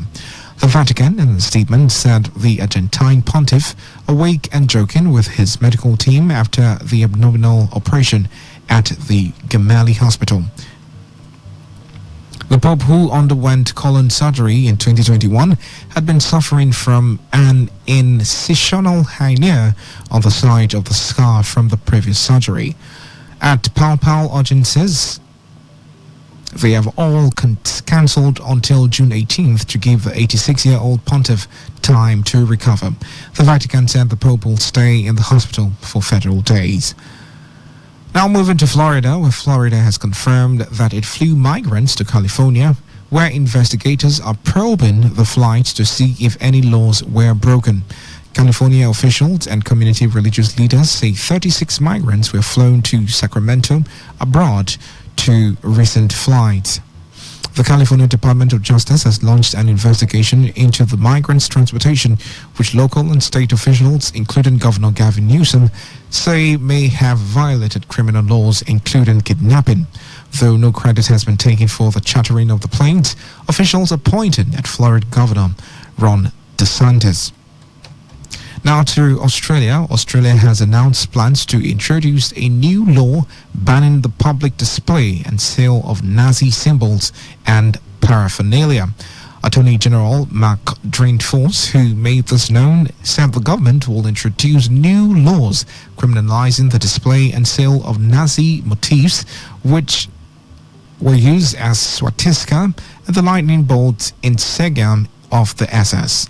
Mark also stated that the law will ban these symbols from being sold or used as flags, armbands, or printed on clothes. He added that the ban on Nazi salute will be added to the federal law. Instead, will be used as individual states to make the decision. Now in Ukraine, President Volodymyr Zelensky has accused Russian forces of shelling Ukrainian emergency workers who are trying to rescue people from floods caused by destruction of the Novakhovka Dam. Speaking at the nightly address, Zelensky said more than 2,000 people have been rescued so far from the flooding in the Kherson and Mykolaiv regions, which he said contrasted starkly with Russian-occupied regions, where he accused Moscow's forces of simply abandoning people to the flood. He said that the evacuation is ongoing, but expressed worries that Russian artillery has continued to fire. In Israel, at least 6 people have been hospitalized and 3 with gunshot wounds after Israeli forces opened fire on stone-throwing Palestinian youth during a raid by Israel into the Palestinian city of Ramallah in the occupied West Bank. A witness said a large Israeli military convoy arrived in downtown Ramallah early today, leading hundreds of Palestinians together in the area. Israeli forces said to be on operation to demolish a home in Ramallah. They fired live bullets, stun grenades and tear gas at the crowd of Palestinian youths who hurled stones at them. The Palestinian Health Ministry said at least 6 people were transferred to the hospital for treatment, including 3 who sustained gunshot wounds. Now to India. India slammed Canada for allowing a float-in parade depicting the 1984 assassination of Indian Prime Minister Indira Gandhi by her bodyguards. India's External Affairs Minister S. Jandaskar, who was reacting to the parade, said it is perceived to be a glorification of violence by the Sikh separatists.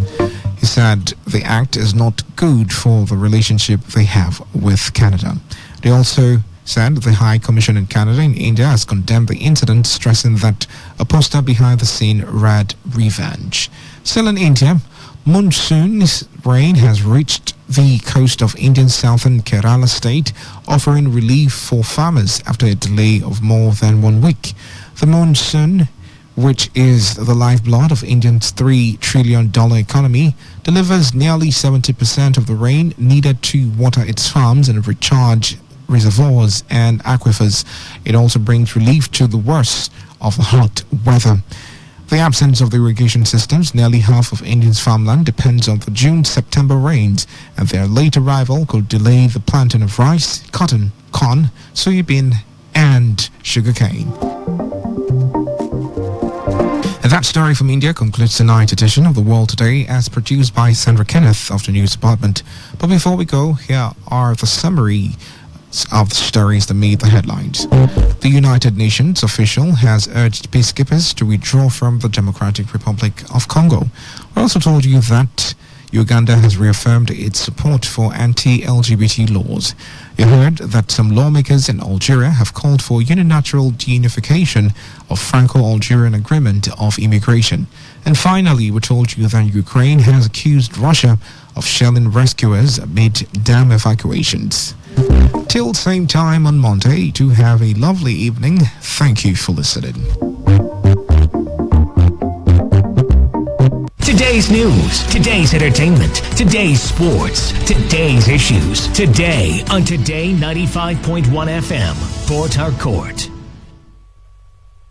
95.1 FM, Voice of the People. And we're back. I was asked to pay something before a deadline expired, prompted by email. I paid. And then alarm bells began to ring in my head. So I called my bank and cancelled the card. I also reported the email to our Information Security Department here at the BBC. I now know just how easy it is to fall for a scam. And not because I was stupid, but because the scams are sophisticated. What's more, they are on the rise. If you've been following the news in the last few days, you'd have heard that the BBC, along with several other large companies, has been targeted in a massive theft of employees' personal details via their payroll systems. UK banks say there's a surge of online fraud, an epidemic of scams, as one of them put it. A Russian internet security company, Kaspersky, has just published data showing the extent of cyber attacks in Africa. Kenya came out on top, followed by Nigeria and South Africa. Scammers want your details. They get it by tricking you into giving it to them, or by stealing it in data breaches like the one the BBC is dealing with right now. So what is a data breach? So a data breach is when cyber criminals or unauthorized personnel get access to systems and be able to actually extract data that they're not supposed to. Dr. Bright Kamel Mawudur is the co-founder of Africa Hackon, an information security company in Nairobi. If I get a personal data, or what we call PII, personal identifiable information, I'll be able to use that for many reasons. For example, your full name, your date of birth, your location details. Somebody can actually register details in your name that was not supposed to be.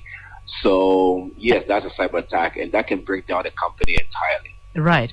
And it's a cyber attack because it's usually not accidental, right? It's deliberate. Yes, it's very, very deliberate. Please make us lucky. Tell us what we can do, what we can see, what we need to observe in order to at least give us some kind of protection against cyber criminals, because it seems like they're getting really, really good at this, and there are more and more of them happening. So cyber criminals are using what we call open source tools to be able to actually carry out these attacks.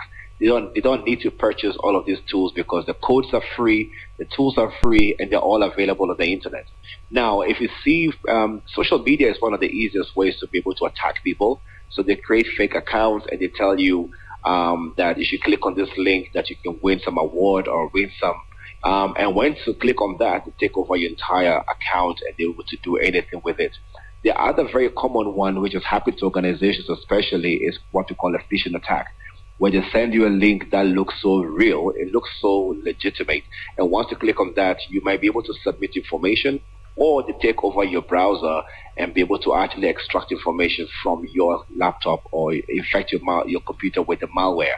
A very common one, we call it a BEC attack, business email compromise. So many organizations are losing money and data to cyber criminals because of this.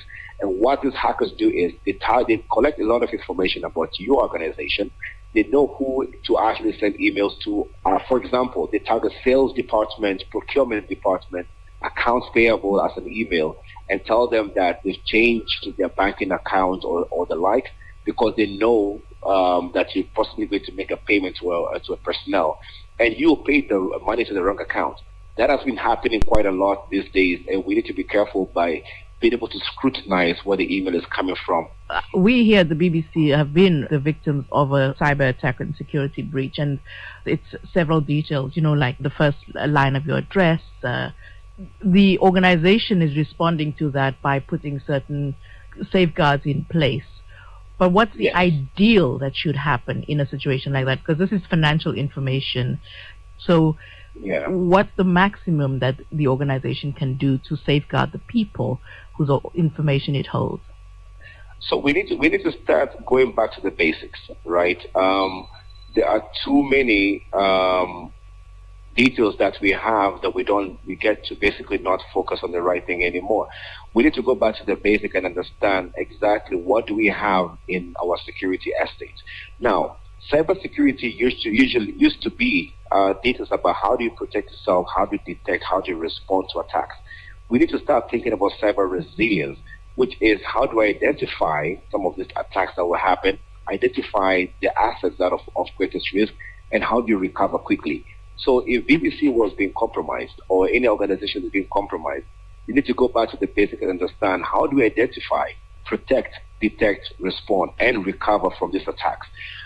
Sometimes these things happen because of computers not being updated or systems not being updated, and hackers exploit these systems by easily running basic tools that they can find online to be able to exploit. So Is it expensive? Is it expensive to secure your, the social, the assets, the information, the data that you have? It depends on the organization if it comes to security. So it's more expensive to recover than to actually protect, which a lot of people don't take into consideration. So I say you'd rather spend a good amount of budget in trying to secure your digital assets than spending money trying to recover when it gets breached. Something else, artificial intelligence. Yes. The expansion is rapid and jaw-dropping, and they are becoming ever more sophisticated. Tell us how people can protect themselves from, or how artificial intelligence might be used in these kinds of attacks as well. Artificial intelligence is going to change the face of cyber attacks. We are about to see more attacks coming in the next few months, or even not a few years, a few months. Why? Because these systems are becoming intelligent. Now you can actually program a system to be intelligently looking for all of these computers to exploit every day and being able to infect them without you necessarily doing it manually. Why? Because AI tools are out there and being created to do this. And we have intelligent systems that can write a piece of code that usually would take you 10 days to write, can be written in a few minutes or a few seconds. So, So they're cleverer than us, faster than us, and stronger than us, and more determined than us. They're self-learning because they have enough data to be able to feed on. So yes, it's going to become more worse than we're seeing right now. Have you already seen artificial intelligence being used in this way? Or in fact, are these? I have. Well, so if there's a data breach, your data is forever out there, and it can be used at any time against you. And I'll tell this, which I usually use to end a lot of conversations or meetings or presentations. The internet never forgives, it does not forget. And it never sleeps. It never sleeps. That was Dr. Bright Gamel Maodo, co-founder of Africa Hack On.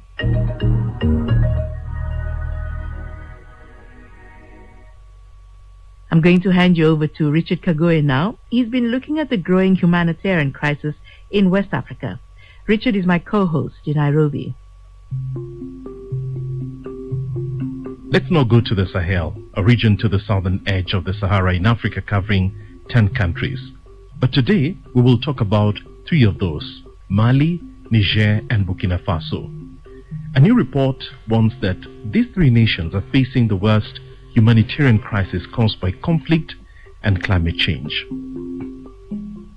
What did you find striking from this report? What really stands out for you? These 3 countries are all the 3 in the watch list of the IRC that we publish every year to talk about the countries who are most affected by the humanitarian crisis.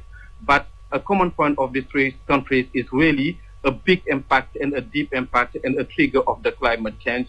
And this is actually what we try to highlight in this report, talking about how climate change is really making the humanitarian crisis in these 3 countries more complex and increasing the need of the population in these areas. That's Modo Diao, Regional Vice President for West Africa at the International Rescue Committee, IRC. Before we dive any deeper into this, the basics. What's a humanitarian crisis? It's often an event or a series of events that overcome a community's ability to cope, like earthquakes, drought, wildfires, floods, or even conflict. In Niger, Mali, Burkina Faso, cycles of political instability and low levels of economic development have exposed more people to effects of climate change in the last decade, leaving over 16 million people in dire need of humanitarian assistance. Of those, 3 million have been forced to leave their homes, and even a larger number are in dire need of food. I just want to understand, for an ordinary Malian Burkinabe, somebody living in Niger, especially in the rural areas, majority of these people depend on, livestock keeping and some semblance of agriculture, to sustain their livelihoods. Just help us understand, how is a typical person, an ordinary person living in this region, affected by this? This is affecting the ordinary people because in their day-to-day life, if I can say, today, women and girls particularly, they are obliged to spend more time in terms of like trying to find water and trying to find wood for their day-to-day work. We do have an increasing conflict between farmers and herders because simply these people do no longer have enough access to water. That is one of the main issue or like in this rural area. And then we are seeing more and more conflict. In Tenenko, I have a study that is showing that 67% of the community level conflicts are caused by access to resources. So these people are today facing the situation of non-access to water, non-access to land, because, I can also give the example of Niger that is losing more than 100